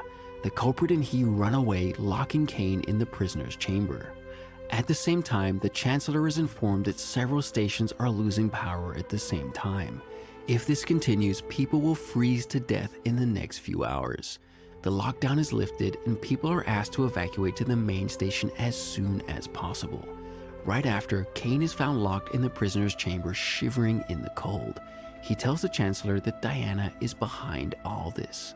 On the Exodus ship, Diana's people knock everyone out and throw them out of the ship. Abby, however, manages to stay hidden. The doors are closed and the ship is prepared for takeoff. Clark and Finn meet Octavia on the bridge. Meanwhile, Bellamy, Jasper, and Raven watch them from the woods. They have brought guns for protection in case the meeting is a trap. The leader of the Grounders, Anya, arrives on a horse alongside 2 guards. She and Clark meet in the middle of the bridge and introduce themselves. The Grounders think that the 100 are here to attack them and take over the Earth. The missiles they launched to get the Ark's attention had burned down an entire Grounder village. That is why the Grounders killed their people yesterday. The conflict is because of a huge misunderstanding, but it is clear that both sides want peace. Meanwhile, on the Ark, the Chancellor finds Diana before the Exodus ship launches. However, the launch protocol has started, which doesn't allow him access inside the ship. He and his people try to open the door forcefully, but it doesn't work. Abby, who is hiding in a corner, presses a button to open the door. She is quickly pushed aside and the door is shut again. Anya is skeptical about forming an alliance since the people coming from the Ark are not under Clark's control. As they talk about the terms and conditions, Jasper sees a Grounder on a nearby tree pointing an arrow at Clark. He might be there as a backup, but in the moment of panic, Jasper shoots the guy dead. This starts a war between the 2 parties and the meeting ends up in a disaster. Clark and the group have to return when the rivals start showering them with arrows. In the meantime, the Chancellor finds out that if the Exodus takes off, the Ark will be left with minimal oxygen and water supply and will eventually die. They try their best to stop Diana but are unsuccessful. In the end, the ship takes off to the Earth. Finn is furious at Clark for bringing guns to the meeting. All she had to do was to trust him, but her simple mistake has started a war. Suddenly, they notice the Exodus falling from the sky. It is way too quick, meaning something is wrong. The episode ends when the ship lands with a loud bang. Subscribe for more videos like this, turn on the notification, and leave a like to help the channel out. Thanks for watching. Hi, series recapped here. Today, crash landing of the Exodus ship, the 100 go to the crash site to check it. None of the people who boarded the ship are alive. Clark looks through the ruins, trying to find her mother in the pile of burnt dead bodies. Raven finds a source of hydrazine, an extremely dangerous chemical that can cause an explosion at any time. They return to the camp for their safety after picking up the useful things from the ruins. At the camp, everyone is on their feet, waiting for the Grounders to retaliate after what happened on the bridge yesterday. The security is tight, which is bad news for Octavia, since she cannot go outside to meet Lincoln. Suddenly, a noise from the bushes alerts everyone. They carefully check to see a heavily injured Murphy behind it. It turns out that he was abducted and tortured by the Grounders, but somehow managed to escape. They bring him inside and wait for Bellamy to tell them what should be done next. Bellamy wants to kill the guy as promised, but Clark stops him. Since he was with the Grounders for such a long time, she believes he can be useful to learn more about the enemy. Meanwhile, Jasper has become the talk of the camp after he killed 2 Grounders on the bridge yesterday. He is given a bigger tent and more privileges than normal people. A girl starts flirting with him, but Jasper blows her off. His best friend Monty knows he is still waiting for Octavia, which he thinks is pathetic. They get into an argument that ends when Jasper claims Monty is jealous of his rising popularity. Raven is continuously trying to make contact with the Ark, but gets no reply. It is almost as if everyone on board has died. Clark is the most worried about her loved ones. Suddenly, her eyes start bleeding, much to Raven's shock. Outside, a guy named Connor also gets the same symptom. Seconds later, an entire group of people falls unconscious and their eyes start to bleed. The group is the one who rescued Murphy yesterday, which means he brought some kind of virus into the camp that is affecting everyone. Clark talks to Murphy, but he claims to not know anything about the virus. To stop the further spread, they decide to put the infected in quarantine for now. Right then, a guy falls to the ground and struggles before passing away. The environment grows hostile now that anyone can die at any minute. Octavia was the first one to make contact with Murphy, but she somehow is immune to the disease. Still, Clark wants her to be in the quarantine zone for now. When Bellamy is not around, she asks Octavia to go out to find Lincoln because only he knows the cure to the disease. Octavia does as told and reaches the cave where they met the last time. Lincoln checks her for the virus and is happy that she is immune to it. He reveals that if an infected person doesn't die instantly, he will be better in a few hours because the virus is not deadly otherwise. That means Clark and the others will be better in no time. However, the Grounders won't give them a chance to reach that point. They plan to attack at dawn the next day. Lincoln can do nothing about it because he has been declared a traitor by his clan members. He is packing his bags to leave for a place beyond the sea. There lives a clan named Allies of the Woods, which will take him in. He wants Octavia to join, but she has to warn her people first. They separate after Lincoln agrees to wait for her to return. In the camp, more people start getting infected one after another. When panic arises, people become irrational and start pointing guns at each other. Clark stops them all, making them realize they cannot kill each other before the Grounders kill them. Suddenly, she goes weak in her knees and has to be held by Finn. Raven tries to bring him back since he might get infected from the touch, but Finn doesn't care. She feels a pang of jealousy but doesn't react. The camp is in chaos when Octavia arrives and informs them about the Grounders' plan to attack in the morning.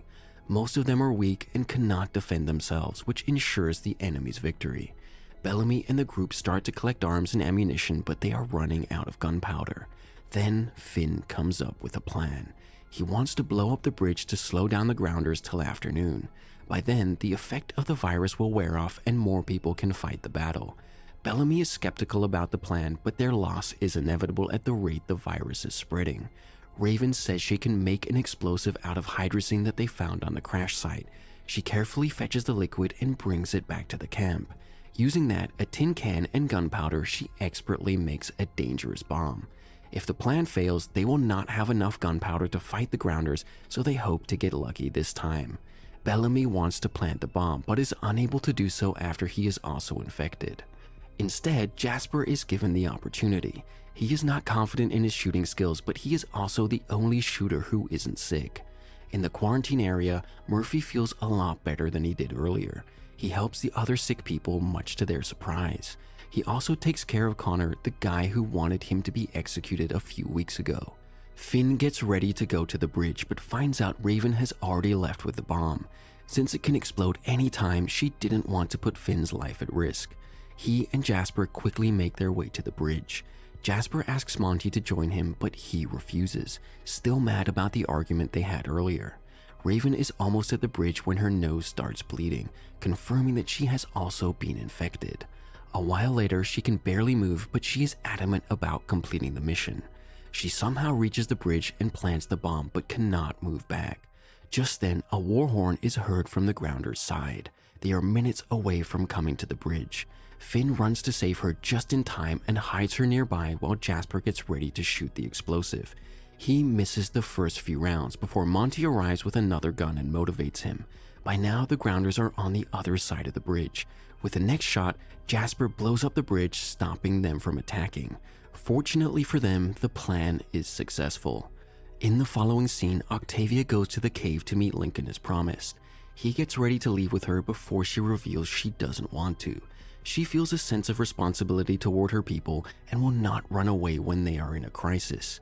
Lincoln is heartbroken but knows that he cannot change her mind. Octavia plants a last kiss on his cheek and returns to the camp. Raven is brought to the quarantine center to rest. When she and Finn are together, she tells him that their relationship isn't working. Finn does love her, but not in the way she wants to be loved. He doesn't argue otherwise, confirming her suspicion. Raven hands him her necklace, asking him to go away. A while later, she falls asleep. The only two people in the quarantine center except her are Connor and Murphy. Murphy quietly strangles Connor to death, taking revenge for how he was treated. 2 days have passed since the incident. Clark and Bellamy are worried because the Grounders never retaliated, which would only mean they are planning a bigger attack. Moreover, they are now sure that no one in the Ark has survived after the crash. Then we see Kane lying unconscious in an empty hallway. Suddenly, the vents open, providing him with enough oxygen. He wakes up after 2 days and starts looking for other people. Most of the Ark is empty, but he finds an engineer named Wick stuck to a door. He helps the guy by getting the door open, and the two set off to look for more survivors. They find a dozen people huddled together in a room. Some of them are dead, but the surviving ones join them and make their way to the common room. On the ground, Octavia is working in the meat furnace. A guy carelessly lights the flames higher, causing the entire oven to catch on fire. Their stock of meat is burnt to the ground, which only causes more problems. With the supplies they have left, they cannot survive for more than 3 days. Bellamy gathers groups of 3 and sends them to hunt. They have to be extra careful of the grounders who might have set traps for them. Finn, Octavia, and a guy named Miles team up and set off to look for food. Raven sees them and is filled with jealousy yet again. She wants to go far away to get her mind off Finn, but Bellamy stops her. Since she is the only person who can establish a connection with the Ark, he wants her to stay in the camp. They agree to make walkie-talkies to communicate, which might be useful in the future. In the woods, Clark and the group come across the footprints of an animal that are a little too perfect. Before they can investigate further, a grounder's arrow shoots Miles and wounds him gravely. The other 2 are abducted by the leader, Anya. Back on the Ark, Kane inspects the opening vents and realizes someone from the Earth monitoring room is using the control panel. He and the group quickly go to the room but see that the way to it is blocked because of the explosion. Wick manages to establish a connection with the other side of the room and finds out it is filled with the engineers and the Chancellor. Kane is grateful that the Chancellor is still alive, but he has to think of a way to get him and the others out of the room. The Chancellor wants him to take care of the survivors instead. However, the survivors join hands to unblock the passageway and help the Chancellor. In the Grounders' hideout, Finn and Clark are told to heal a teenage girl who was severely injured in the bridge explosion. The group's healer, Lincoln, is gone, so they desperately need Clark's help because she is the healer of the 100. If she cannot save the girl's life, Finn will be killed. By the end of the night, the hunters return with food except for Finn and Clark. Raven assumes they are hooking up, which bothers her even more. She goes to Bellamy's tent and hooks up with him to make herself feel better. Bellamy also agrees to help her. Back on the Ark, Kane saves the Chancellor and the engineers' lives. They find almost 1,000 survivors and assume all others are dead. Wick also finds out that there must be survivors in the service bay who were left out of the Exodus ship. Kane goes to do some digging and finds a group of people. Abby is among them, alive but extremely weak. Meanwhile, Clark does her best to save the girl with the little medical equipment they have. However, she is too far gone to be brought back with the available medical tools. In the end, the girl dies and Finn is taken away to be killed. When Clark is alone with the Grounder, she distracts him and manages to escape. At the same time, people in the camp set out to look for the duo since they haven't returned yet. They use the new walkie-talkies to communicate and separate into several groups. Suddenly, Monty sees something and freezes in shock. Somewhere else, Bellamy finds an injured Miles who reveals the other 2 have been abducted. By now, Monty is lost and his walkie-talkie is on the ground. In the last scene, we see Clark running towards the camp, but she falls into a tarp and hangs upside down from a tree. Subscribe for more videos like this, turn on the notification, and leave a like to help the channel out. Hi, series recapped here. Today, I am going to explain the 6th part of a post-apocalyptic science fiction series called The 100. Spoilers ahead, watch out, and take care. There is no way to save the Ark now that the Exodus ship is gone, but Kane doesn't want to give up yet. He brings the head engineer to the Earth monitoring and makes him go through every possibility again just to be sure. Abby, being a good doctor, still tries to save the life of a little girl who was injured in the explosion. Her assistant wants her to give up, but saving the girl is like saving her daughter for Abby. They try their best, but the Ark runs out of an important medicine and the girl dies in the end. Abby is devastated and has to be consoled by her assistant. Meanwhile, in the camp, the 100 are preparing to fight the Grounders when they attack. Raven has made landmines out of gunpowder that was supposed to be used to make more bullets, which Bellamy is not happy about. After getting them done, Raven wants to go on a rescue mission to look for Finn and Clark, but Bellamy is against the idea. He thinks they are already dead, so they shouldn't put their lives in danger. Meanwhile, in the Grounders area, Clark has been caught and held captive for the second time. Finn is nowhere to be seen, so she assumes he is dead. Anya is visited by a messenger named Tristan. He directly works for the absolute leader of the Grounders, who lives in a faraway jungle. Suddenly, they notice a signal light on the other hill, which indicates the arrival of the Reapers. They are wild savages who hunt and starve people for fun. Even the Grounders are scared of the Reapers and avoid meeting them at all costs. Anya and her people quickly leave the premises to be safe, but before walking away, she orders a man to kill Clark. He comes near her but puts her on his horse instead. Jasper is mad at Bellamy for not rescuing Clark and Finn when he wouldn't do the same if it was for Octavia. They get into an argument, after which Jasper goes to the bunker and Bellamy walks outside. Taking this opportunity, Murphy kills a sick guy by suffocating him. Jasper catches him in the act and is held hostage. Murphy closes the bunker and threatens Bellamy through the radio. His true intentions are out, but the others can do nothing as long as he has a hold of Jasper. The Grounder takes Clark to Finn and reveals that he is Lincoln. He doesn't believe what his people are doing is right and stands by the 100. But Anya and the group have already found out about his intentions and are coming behind them. In the camp, Bellamy exchanges his life for Jasper's and deliberately becomes Murphy's hostage. Eager to take revenge, Murphy hangs him by a rope but makes the mistake of not killing him instantly. Outside, Jasper and Raven find a loose panel on the back of the bunker and enter inside. They plan to look for the wires connecting to the door so they can open it for the others to attack. But on the way, Raven discovers tanks of hydrazine that could be used to make tens of explosives with the amount of gunpowder they have. Meanwhile, on the Ark, the Chancellor is spending his last hours drinking and watching videos of his son and Clark. In the video, the kids talk about thrusters that keep Ark in its orbit. The Chancellor realizes that if the thrusters are removed, they will be launched into the Earth's atmosphere. Most of it will be destroyed, but 3% of the stations have a chance to survive. This would mean that some of them can still survive if they launch the entire Ark to the Earth. After running away from the Grounders, Finn, Clark, and Lincoln end up in a cave filled with wild Reapers.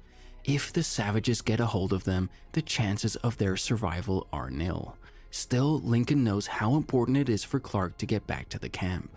He reveals that Anya and the others are soon going to launch an attack on the camp. When they arrive, there is no way that the 100 can fight them and win.